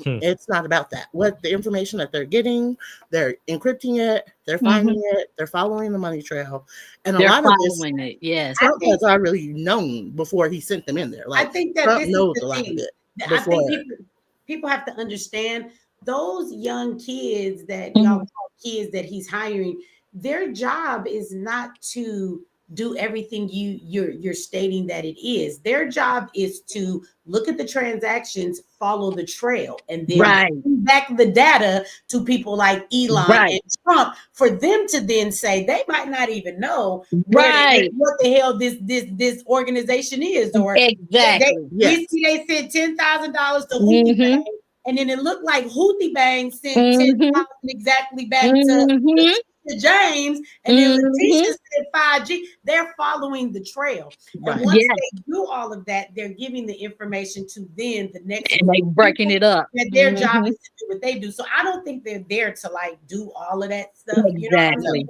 I think that Exactly. they're there to just do the part of reading the transactions and following the trail and then reporting what they found. I think that's the only job those They're there to encrypt it Exactly. because what they're looking Encrypted. at is all That's the encrypted. word. You Yeah. can't just read it. They're there to encrypt it, and then from Exactly. there, To they're not unencrypt supposed to be altering anything, but they Yeah. may be, you know what I'm saying, but not in a way to where it would be an issue. But They encrypting can't it may alter it because they cause don't have they're supposed, we don't know what they really have, you know what I'm saying, we don't know. Yeah. We know what we're told, but I do know, as far as being techie enough, you may have to not alter things to where you're changing things around, but if you want to encrypt something, you may have to, you know, mess around Yep. with it in order Yep. to actually fully encrypt it. So that may be what they're doing too, but they're not just in there like, you know, not knowing what they're doing. That mostly they don't even care about that. When you go to encrypt it, they're just going to encrypt the information, find where it goes, and then they'll pass it on to who's going to find, you know, the money trail. But like I said, Trump really knew about the money trail even before he had all this happen.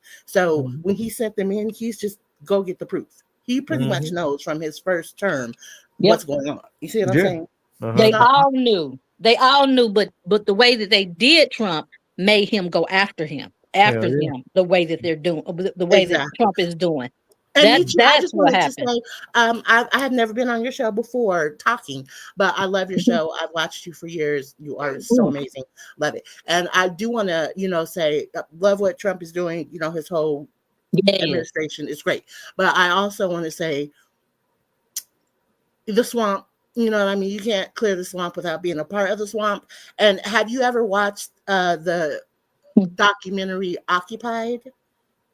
No.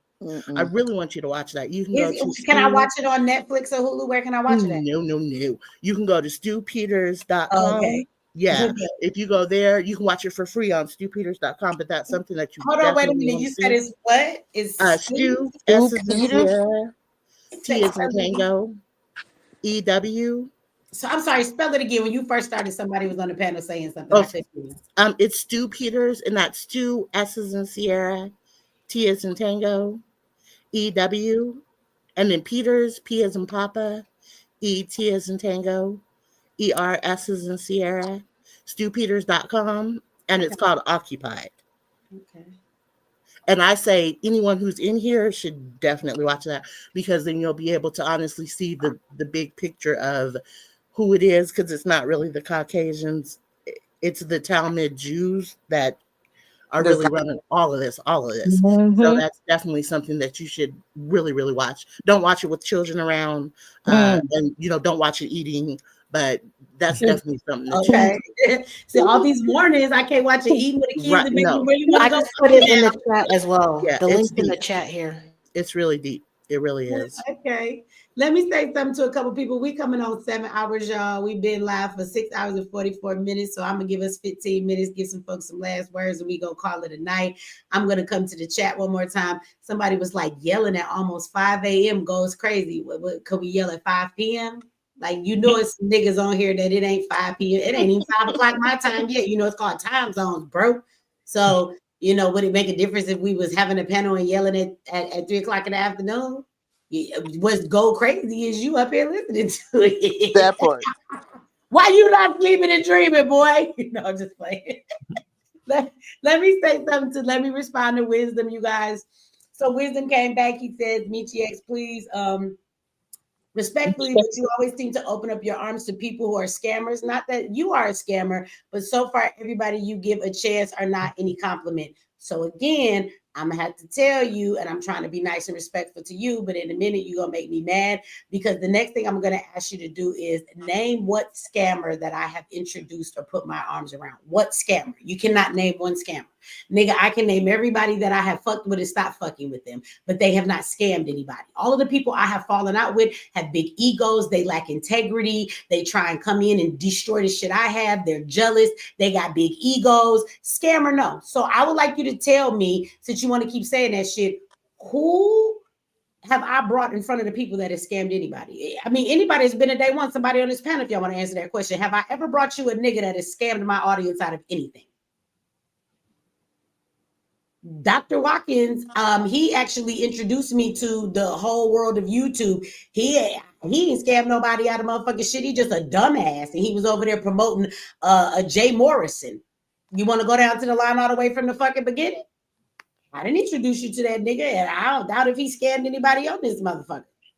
Do you want to keep going? New Era Detroit. I fell out with that nigga Zeke. He hasn't scammed anybody. He's just an asshole and has a big ego and doesn't respect the people if it's not his event. And he's kind of disregarding to the people when it's other folks' events. Y'all want me to like name some other people? Because at the end of the day, I don't know how many people I bought on my platform. Angela Stanton King, not a scammer, just a big ass bitch. That's all the fuck she is. That's out there about the money and always want to do shit. I laugh at her. She got her Angie house popping. She got her some funds. She got a new place and she renovating it and helping motherfuckers with their babies. So like at the end of the day, I want you to name a nigga. And I'm gonna tell you again. You saying that right now makes me believe that you're speaking about the man on my panel. And I will tell you that I appreciate your support all this time. But if you disrespect my motherfucking general again, I'm going to block you from my page because I do not need your super chats and I do not need your fucking support if you are going to disrespect people that I have presented to you. I'm going to tell you once again, that man sitting on this panel right here, he is not just a friend. He is not just my acquaintance. He is like family to me, and he has not scammed any damn body, okay? So please quit using that word and choose your words right, because what I'm not going to let you keep doing is implying that I have somebody up here that is a scammer, because all of these other people are regular people. He's the only person with a website or somewhere you can go. So I'm going to assume you're talking about him. And what you don't get to do, that man right there, you don't ever get to come on my platform and disrespect him. So let that be clear to everybody. Okay, thank you for correcting that. Shout out to Billy Goat Gruff. Giving $5, want to know if he could cross the bridge. Which way you come up with a name like that, Billy Goat Gruff? Okay, so he says not scammers, but people who seem to have an agenda against your movement. Okay, thank you for correcting that. That word scammer is a big word in the Black community. And when you go to saying scammer, that opens a whole nother box of stuff. And I don't like that scenario put on the man that's up there. So again, you're right. I have met people that have gone against what it is I'm trying to do because they're more concerned about growing what they do. But the next thing is that was me partnering with people trying to grow things for the community. Again, that man on my panel, that's my general. I am a part of the tribe. So I'm not asking you to go be a part of anything that I'm not a part of. If you don't want to do it, then don't do it. It's not a scammer. He hasn't done anything against my movement. Matter of fact, out of all of the people that I've ever linked up with, he actually promotes what I do more than anybody else ever does. If you go over to the tribe website in our marketplace, you're going to see MX Network over there. If you go to the browser that he created at the very top, there's only like 3 links. And one of them that's embedded in his browser is MX Network. So he has supported my agenda very much. And I could go on because it's a much longer list of a lot of things that he has done to help me with equipment, things that I need, whether I need somebody to help edit, or maybe when I'm just losing my mind about people taking advantage, he's always the person to be like, it's going to be all right. You know what I'm saying? What you need, what can I do? That's what he is. He's a fixer. So again, I will let you have your comment. I'm glad that you corrected it, but I'm not going to let you say that about the man that's sitting up here. Okay. So I get what you're saying, but I don't agree with you in this sense, okay? So thank you for correcting that. No scammers over here. I haven't introduced anybody to one of them, okay? And thank you for that. You said you're right. I should use the correct word. Grandmaster was not a compliment. And doo-doo villain. Doo-doo villain. That's a new name for her. Well, thank you for correcting that. And Grandmaster Jay, he was not necessarily a scammer either. And I mean, I hate when y'all say that because all of y'all love that nigga too. Y'all was following his movement. I was just trying to support a Black man doing something. Y'all keep acting like me and Grandmaster Jay were the best of friends. Nigga, we talked twice on the phone. I know people that were in his NFAC more than I ever knew him. Me and Grandmaster Jay was not friends. I wasn't in his life. I don't know what the fuck he did. So, I mean, y'all keep saying that. Like, y'all seem to forget. I didn't introduce y'all to Grandmaster Jay. That nigga was running it up. He had 100,000 people over there. Y'all joined his goddamn militia and then told me I should connect with the man because y'all wanted me to talk to him. The people told me to go deal with this nigga. What the fuck? Y'all asked me to partner with him. So I gave the nigga an interview or 2.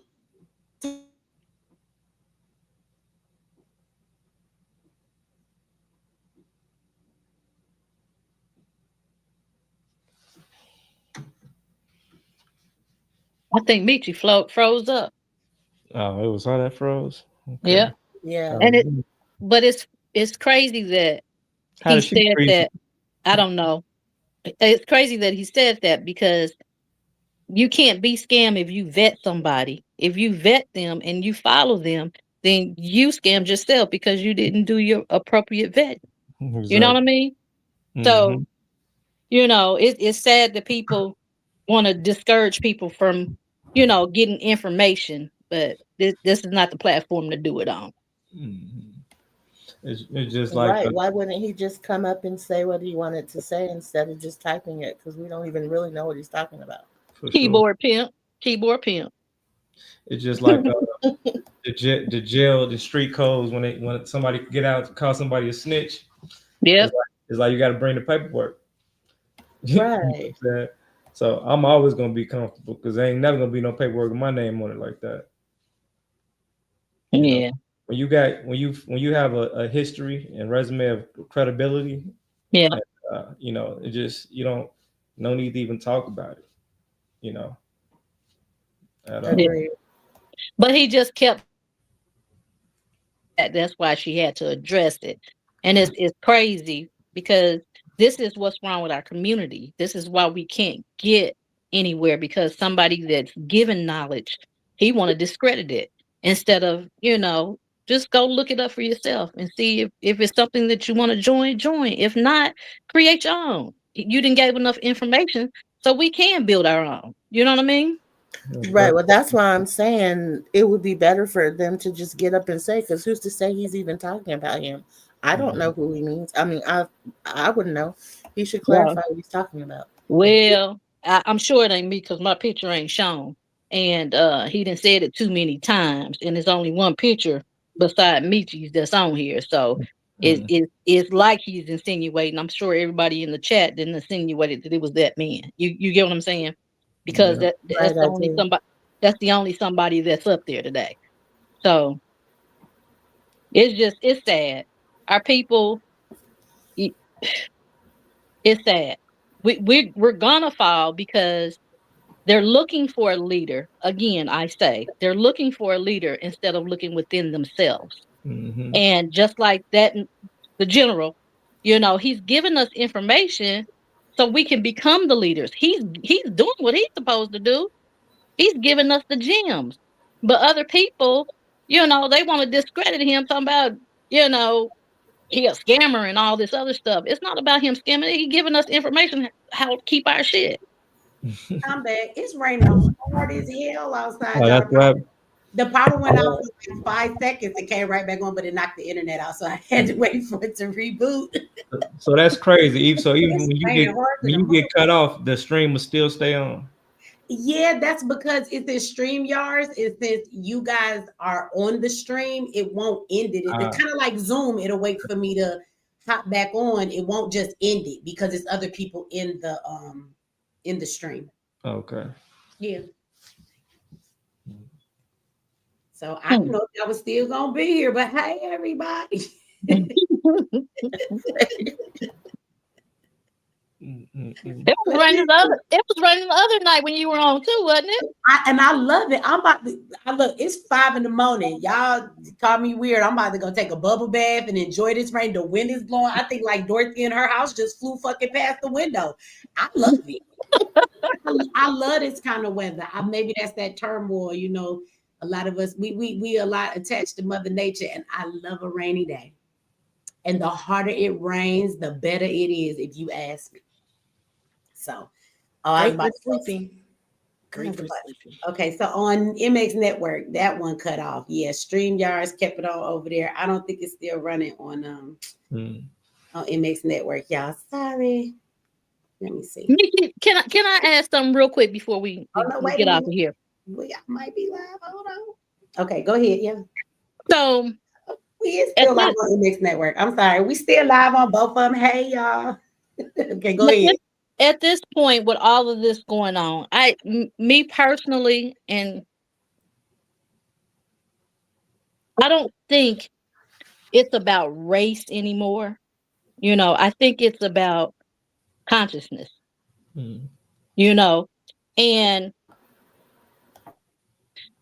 The Harriet Tubman story. I can't say it. It's a story. It's a story just like all them other ones. But I think she had other people, like-minded people, to help the people get away. You get what I'm saying? And they were like-minded people. It just don't necessarily mean skin folk people, because the skin folk people was telling. They was telling all the business and all the secrets. So those are the people that you have to keep away so we can get somewhere, because we can't get anywhere if we allow everybody in. Mm-hmm. And not just white folk. I'm talking about a lot of black folk, because it's some coons, you know, everywhere. Even in your family, they will sell you down the road. Amen. Y'all, they will sell you off for an insurance policy. Here go the link to General's channel. I'm gonna try to here go his YouTube channel. He don't be on YouTube though. He do not be on there. They shadow ban him. He be on there sometimes, but he don't really be. But it's some old stuff on there you might want to watch. He got when they wasn't shadow banning him. But just in case if things go out, everybody just click off the live and go on to bed, because I just got a thing on my phone. Remember, I was being funny. I said it's like Dorothy House just flew past my window. We just got a warning where I live for tornado warning in Henry County. Do they have tornadoes up there? Apparently so. First time I've ever seen this shit, but there's a tornado warning in my area, and it makes sense because it sounds like there's a fucking tornado outside. That's how it sounds. I'm surprised y'all can't hear that shit. So I'm surprised that the power is still on, but it's all right because it's nighttime. If the power go out, I'm going to bed. If it don't come back on in the morning, y'all know I'm survival ready. I got generators and everything. Already. I go plug my refrigerator in right now. My food will be just fine. I have a story about that, about tornadoes. I'm in Minnesota, and my phone went off. I didn't pay attention to it because I thought it was an Amber Alert. And then the following week, I went to a meeting, and then everyone was talking about, the tornado. And I was like, what tornado? And the woman who was running the group, she was saying to us that she was home, and her house, right behind her house is a pond. And then the pond, there's an elevation, and there's another set of houses up there. And she said that she went downstairs, she went and grabbed her 2 dogs, ran downstairs because she has one of those cellars that you have to go outside and open up the double doors. And one of the dogs escaped, and she had to go run after it. Got the dog, went back downstairs and waited. When she went back upstairs, all the houses that were right above where she was, where the pond was, all gone.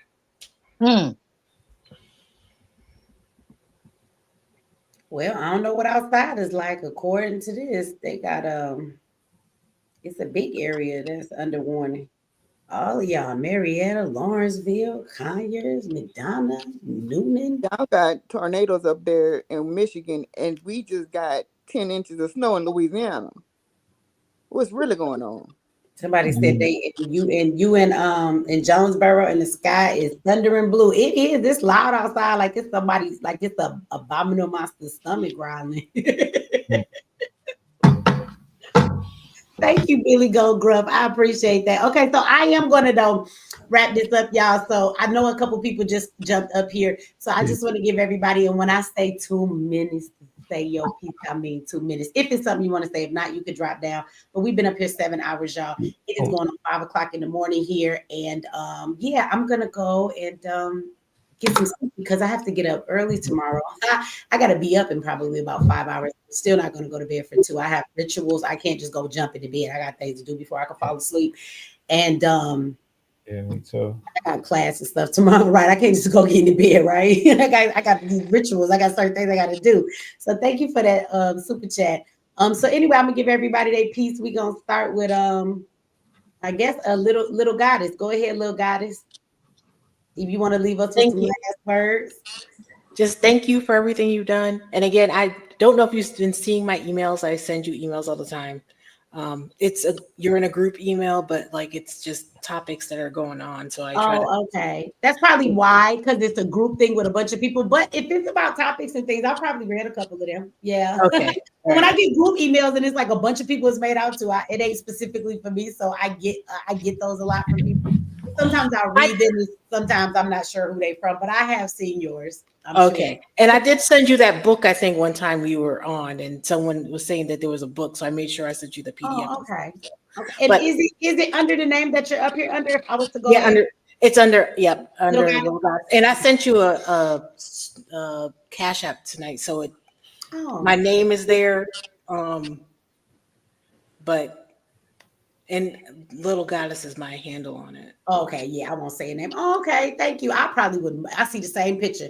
I would probably do that name, so I am not going to do your name of this justice to even go there. But thank you for the Cash App, sis. Thank you. No problem. But I just wanted you, and I didn't say that to get acknowledgement. I just said that to get you to let me know. Okay, yeah, because you're right. It's the same picture. Because well, thank you very much. Thank you. So I just wanted to say I love you. You're genuine. You're amazing. Keep doing what you do. And if you ever need anything, that's why I was throwing stuff in the chat, because I don't know if we can use this as an archive or anything else like that. But I try to put all the links in the personal chat as well. So. Oh, okay. Yeah. Whenever you talk about stuff, you can always drop them, and more importantly, drop them, I guess, in the regular one. I can't. With the one in the back. I would only be able, only way I would be able to do the only way I would be able to do that is if I was a moderator. Oh yeah, you're because right. it has links. Those have links in it, so they won't be able to do it. But that's why I was when I was back here. Well, next time if you up here, if you drop some links based on what we're talking about, let me know, because I can go in the private chat, grab them, and then post them for everybody. Okay. It's so many screens. Like I have to go over to the super chat screen and then go back to the live comment section. And the private chat is another thing too. So it doesn't automatically show up. I have to actually go over to the private chat to see it. So I don't know if you guys are putting things in there. I don't really look at the private chat. Everything that we're trying to talk about, I pretty much was grabbing information and throwing it in the chat that we're trying to cover. So all that stuff is. Yeah, next time just let me know. Say, hey, I put some links back there for what we was talking about, and then I'll go back there and get them. Because unless somebody direct me towards it, I don't even see the private chat. I gotta click on it to look at it. Okay. And have a good night, everyone. Thank you. It was wonderful talking to everyone. Night. Have a good night. Thank you for coming up. You have a good night too. All right, let me see. All right, Chelsea, you next. Go ahead, Chelsea. You want to leave us with some last words? You got something to say? I got a couple unpopular opinions. Reparations really grinds my gears. This entity, this government is still actively enslaving us, so they're not going to pay reparations. And I feel like every time we talk about that concept in public forum, it kind of shows our hand like we're not prepared or like have the capacity to really build something if we're still begging, because it's begging at the end of the day. It's like, can you please help me fight you, please? Right. Another opinion was the Elon Musk aspect. Like, he's clearly a devil. He brought his kid to that meeting to show a human side. Like, he's a billionaire. He has a nanny. He has 3 girlfriends. Like, somebody could have babysat.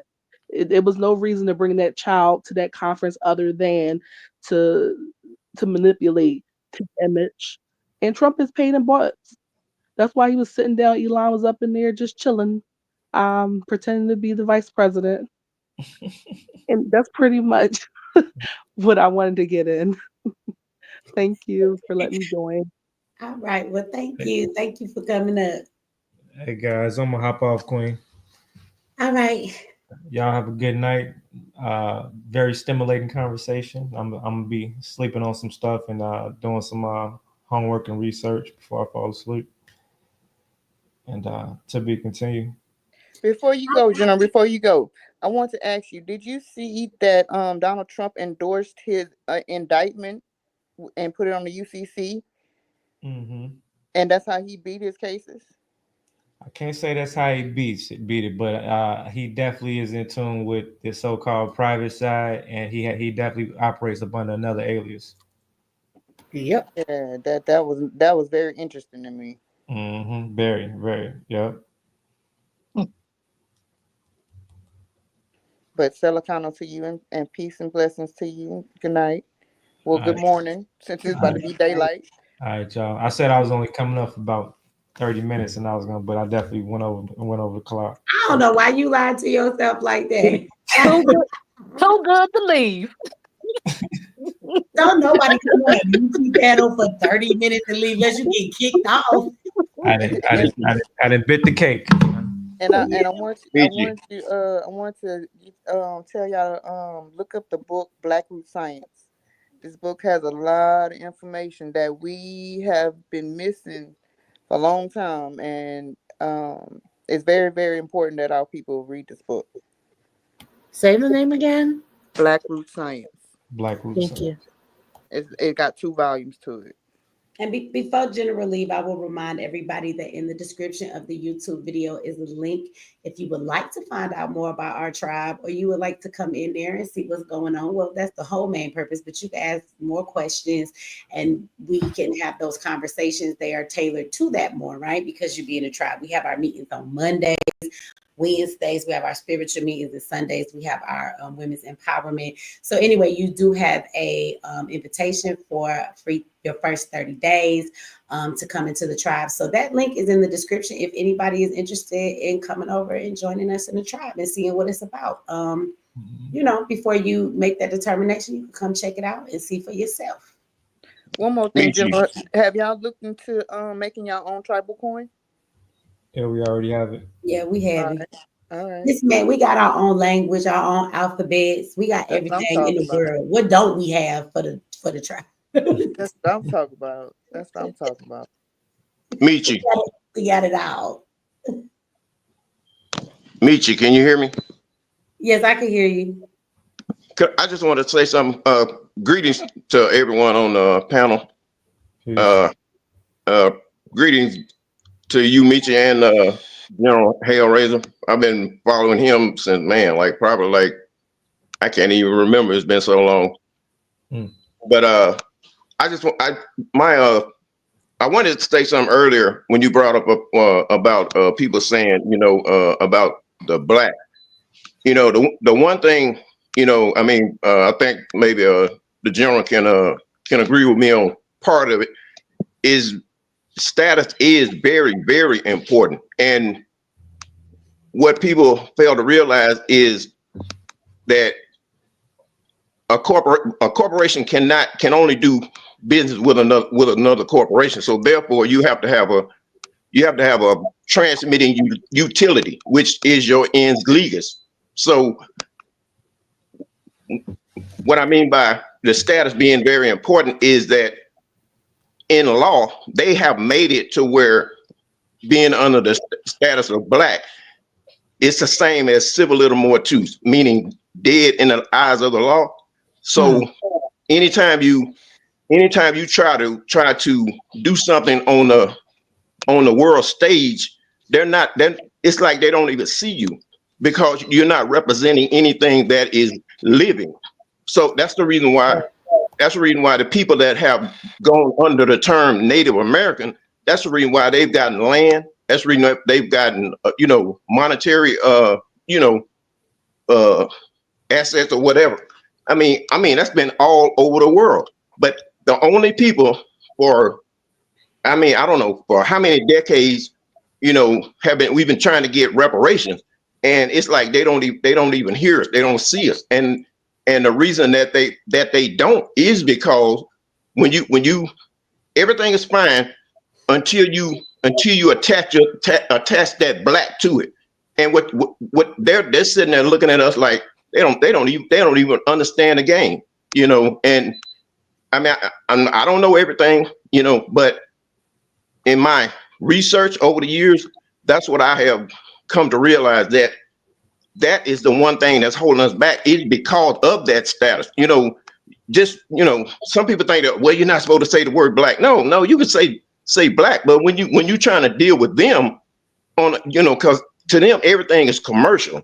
So therefore, and it's not really, you're not really correcting your status. You're correcting the status of that ens legis, that all caps name, because they really can't even do business with you because you're a living man or woman. So what's that transmitting utility? That's what they're dealing with. So when they pull you over, they're not coming after you. They're coming after that ends legal. That's the reason why they can sit there and do that, because you haven't rebutted the presumption. They have presumed you to be their citizen, their property, and until you rebut that, that presumption, you have to create separation between you and that ends legal. And the reason I'm saying that is because I did it. And I mean, I have been in accidents. I'm talking about, I was in an accident down in Florida, and they had to cut these people out of the van with the jaws of life. And when I gave my driver's license, I'm talking about with my driver's license. I gave him my driver's license. He came back in about 5 minutes. He said, sir, I'm gonna give these back to you. I'm gonna let officer such and such handle this. He's more familiar with this. And I'm wondering, like, familiar with what? Handling an accident? No, just dealing with this, but he looking at me kind of like winking his eye. Okay, so I waited. Then here comes the other state trooper. When he came and approached me, I mean, this guy, you would have thought I was a king or something. He's talking about, well, sir, Mr. Hook, I am so sorry. I really don't want to do this, but according to to keep me from losing my job, I have to give you a ticket. But sir, what I'm going to do, I'm going to tell you how to get out of it. And I'm like, this is a state trooper in Florida, and he tells me how to get out. He said, I'm going to write you the ticket. He said, but all you have to do, he said, you can come, you can represent yourself, or you can get, one of these, companies, the attorney that will do it for you. You don't even have to show up. He said, I'm not going to show up. He said, when I don't show up, they're going to throw it out. I'm like, why would he do that? But ever since I corrected my status, I'm talking about, and it's like, whenever I have a question, I have to be very careful what, questions that I ask, because whenever I ask a question, the answer will say, okay, oh, you want to find out? Okay, we're going to show you. And every dang time I have a question, I end up getting into something. Man, I have had like 7 incidents, and every last one of them, none of them, not nothing. I have been in 4 accidents in less than 2 years, and I don't have not one thing on my record at all. Sound like you got some good insurance, huh? Yeah, yeah, you can call it that. Yeah, you need a what you call a chauffeur, man. But yeah, for sure. At the end of the day, it's all about knowing the difference between legal persons and not falling for the mental disorder of believing that we are, the corporate fiction or corporation or whatever, or the name. Knowing how to separate yourself from the it, and being the man and the woman, creating that separation between the public and the private. But of course, we can go into all type of detail on that. You did mention Native Americans, even classifying yourself as a Native American or attaching yourself to a Native tribe. There's there's a matrix within all that, within everything on both sides. You know what I'm saying? Because again, then if we say that without giving context, and everybody think, oh, the answer is over there.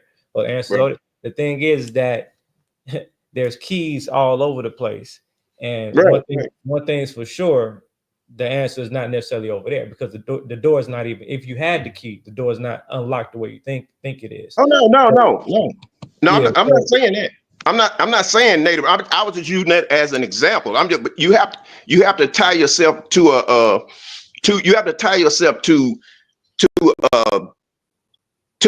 land. That's the first and foremost thing. But you also have to tie yourself to a living group of people that what I'm saying, that has some substance. You can't just, because everything's on the color of law. So that's really how they're getting it. No, I wasn't saying Native American. I know we're not the Native American. I know the Native Americans are they're not us. You know what I'm saying? I mean, let me say something, brother. So I get what you're saying, and I think that everybody here, because in having this conversation, I just want to, what you said earlier, that's the thing I caution people from, is when people be like, if we just correct our status, everything will change. If every nigga in America right now corrected what they're called and they didn't call us black, I promise you there'd be a ton of shit that would not change. So it's a combination of things that have to be done. So that's what I don't like when people do when they say that we have to get away from calling ourselves black and that'll fix everything, because it won't fix everything, right? So I just want people to stop telling other black people that if we do that, that's just going to change everything, because that's not necessarily the case. And then with that said, I don't necessarily want to get into another long drawn out conversation. I'm not trying to be rude, but I can see my general over there. He is ready to go. And we get into the end of the show. So I don't want to start a whole nother, conversation and show. I sent you a text. I told you to run while you can. Run! Stay yourself. No, I have been trying to get on. I have been trying to get on for like a couple hours. I've been trying to go for like a couple hours. At some point, we gotta say, okay, we get to the end of the show. We gotta do this, because this is about to start a whole nother conversation. And that's I'll come back on next Saturday and hopefully I can get on a little earlier. Yeah, come back on next Saturday. Sometimes we stay longer, but it's going on 5:30. And if the abominable snowman, hurricane, tornado, whatever it is outside, in a minute, I ain't finna have no internet. So yeah. Oh yeah, I'm right over here. I'm right over here in Union City. I hear the same thing. I heard it a while ago. Something. It sounded like a train had collided or something. Shout out to Billy Gold Gruff. Thank you for the super chat. I appreciate that. The last super chat of the night. So anyway, with that said, thank you, Mr. John. I'm going, since you said your piece, I'm gonna go ahead and drop you down, because I'm letting everybody say their piece. I'm dropping them down. We get to the last person. Guess what? Okay. Go to bed. All right. Peace. Okay, all right. Thank you, brother. All right, y'all. Okay, Michi, it's Faith. Can you hear me? Hold on, wait a minute. Don't. Okay. General, good night. Good night. I mean, unless you want to stay. It's only 3 of us left. They might ask you another question now. Right. She was right. I just want to say good night, and I'll speak to you guys soon next week. All right. Have a good night. Thank you for joining us. All right, y'all. Thanks for having me. Okay. Good night. All right. All right. Go ahead, Faith. You next, and then I'm coming to Healing Goddess, and then there's a person that wasn't up here, so you got your few minutes to go ahead too. But go ahead, Faith. Well, I thank you for having me on your panel. I've tried many of times, and I today got on there, and I feel so special. I'm glad you did it. But just keep doing the work, Michi. You're I wish the people would just listen. And I know you can't get to everybody. I know people can't receive things from you, but I just appreciate what you are doing in our community, and hopefully, we all wake up to it and, try to save ourselves. You know what I'm saying? Well, shout out to the people who receive it, because it's a lot. Let me say this. I think oftentimes we will focus on the people who don't receive it or hear it, but I want to, flip that this evening before we get off of here, or this morning. It's about to be morning time. But that there are a lot of people that do hear what's said. A lot of you guys have heeded the things that have been said. Y'all have done more studying on your own. It has opened your mind to things. You've received it, even if it was something that you weren't used to hearing. I have a lot of people who have gotten away from their cognitive dissonance. Like, Michi, you said some stuff that ain't sit right with me, but something about it, I had to hear it and I changed things. Or even if it's just folks who have taken the knowledge, even if it's just in preparing. There's a lot more people in my audience that now have their firearms as protection. They've taken self-defense classes. They know how to use their firearm. They're more prepared when it comes to survival situations. They know how to watch TV and read all the conditioning and the subliminals in it. They've turned their TV off in my Kendrick Lamar voice. So I just want to say shout out to all of the people who do receive the knowledge and are taking the initiative, because somebody said something early on here that knowledge is not power, but when you apply that knowledge, that is power. And so I want to say shout out, because I give the knowledge, but a lot of y'all have expounded on that in your own way. And then to apply it, those applause goes to you guys. that have done that, and so many of you have. So I want to give a shout out for those of you that have allowed it to be something that has affected your life in a positive way, because that's why I do what I do. It's not for the people who won't hear me, it's for the people that do hear me. So, and thank you for being one of those people, Faith. Thank you, Michi. Have a good night or morning. You have a good morning, good night too. I see you next Saturday on the next live. I see you in the chat. Yes, ma'am. All right. Have a good rest of your weekend, then. You too. Thanks. Good night. Good night. Oh, wait a minute. Shout out to Gunner. I thought that the Billy Go Gruff was going to be the last super chat for the night. Shout out to you. Thank you for that beautiful super chat. Thank you, and peace and love to you. Thank you very much for that, brother. All right, let me see. So we're gonna bring up Healing Goddess. Go ahead. Shout out to one of my channel members. I think you were the first channel member I got. You the first one to subscribe to the membership. Thank you for that. I appreciate it. Ever since 2001, when I came into this information about the sovereign life and the legal aspect, if you believe it or not, I didn't even know what the hell an affidavit was. So I thought that was something that they bring your ass to court with. And I whenever I got the information, just one book, I got into it, and I've been into the law for about 5 years now. Actually, I sent you some stuff back. Oh shit, I think 2002, 22. Okay. Well, somewhere around there. And you asked me if I was a lawyer. If I was a lawyer, and I say, nah, I don't get down with them lawyers. I think the lawyers is the problems that we having today. But I just want to thank you, because a lot of things that you dealt with, being biracial or whatever, it resonated, because it's like they don't even know the struggle that we actually have to go through on both sides of the families, right? Yeah. And you just admire me with the confidence that you have, and it has helped me a lot dealing with a lot of things that I had to deal with, in my past, and having to actually get over some things. But in all of this stuff that we're learning and we're getting into, I tell myself, even if I don't change somebody's mind, I plant a seed. So even if down the road that they might not get it right now, but down the road when that seed grows, they know, hey, healing told me that this what it was.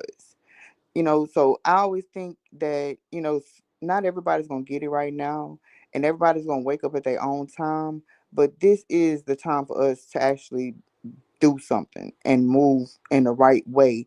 And earlier, whenever they was talking about, whenever I forgot who asked the question about what if all the white people was gone, what would black people do? It's embedded in our DNA that we are peaceful people, and we have a strength in us that we don't even know. That's why I want everybody, every melanated person that's listening to my voice right now, I encourage y'all to go read Black Root Science. You can even go on YouTube and listen to it. What is it called? Black Root Science. Black Root Science. Yes, ma'am. It was written. It was actually supposed. It wasn't even supposed to be a book. It's a question and answer on a forum website done by a Botswana griot, and he was sent to the Americas to actually give Black Americans the ancient information and knowledge that we have been lacking. And if nobody knows what a griot, there's two different kinds. There's a memory one, would actually keep all the tribal history, and then there's one which called a moshidi, and it's one who walks with the ancestors. So that all that shit that was on Black Panther, that was actually true. That was actually ancient African secrets that they depicted in this movie. That's why everything was actually come to light. But long story short, that book right there will change your whole perspective on everything. It's the most important book I have ever read in my life. I'm gonna go check it out. I am, especially if it's on YouTube. I can listen to it. Mm-hmm. They got 2 volumes of it, and I say, girl, whenever I tell you, because I came into that information and the legal information at the same time, so I kind of had my balance. It was kind of like my spiritual side and learning all this bullshit, the law, and how everything that we learned in school, everything that we was taught was a lie. that's once you get that information and really learn how they doing everything and know the truth about how everything is really going with this government, first you're gonna get pissed off. And then you're gonna be like, okay, what can we do to fix this? I'm always saying lead them to their burning down building and let's build our own. That's my motto. Cause we can't change shit that they fix, that they got put together. But we can always build our own away from them. And that's my whole thing on all the whole take is fuck trying to fix what they got. Let's make our own and build our own because it's embedded in us that we can actually do something for our people and actually be better people because it's in us. And I'm gonna land my plane right here, but I want to thank you that for letting me on the panel and everything. But we gotta link up though. We gotta link up. I'm gonna send you another email and send you my number and stuff, and you can just call me whatever. Okay, well, absolutely. Thank you for coming up and joining us on the panel tonight. I appreciate it. And I appreciate your support. Thank you for being a member of the channel. Yes, ma'am. Salicano, peace and blessings to you. All right, you have a wonderful evening, sis. All right, let me see. We got one person left, but before we go there, shout out to Germany. We got Germany in the house. All right. We got Germany in the house. And somebody said, what was the name of the book called again? She said it's called Black Roots Science. So Black Roots, like the movie Roots, Science, Black Roots Science, y'all. For the person that asked that. And shout out to Billy Goat Girl. He gave another super chat, said always the last, but the first. Peace and blessings to you, fam. Thank you for that. You so funny. He said, he ain't the last super chat. I am. Appreciate you. Thank you for all your support and all your super chats and your love on this live. Thank you very much for that, Billy Goat. All right, so we have let me see, we got the last person up here, NV Female One. That's your name. So go ahead. Hi, can you hear me? Yes.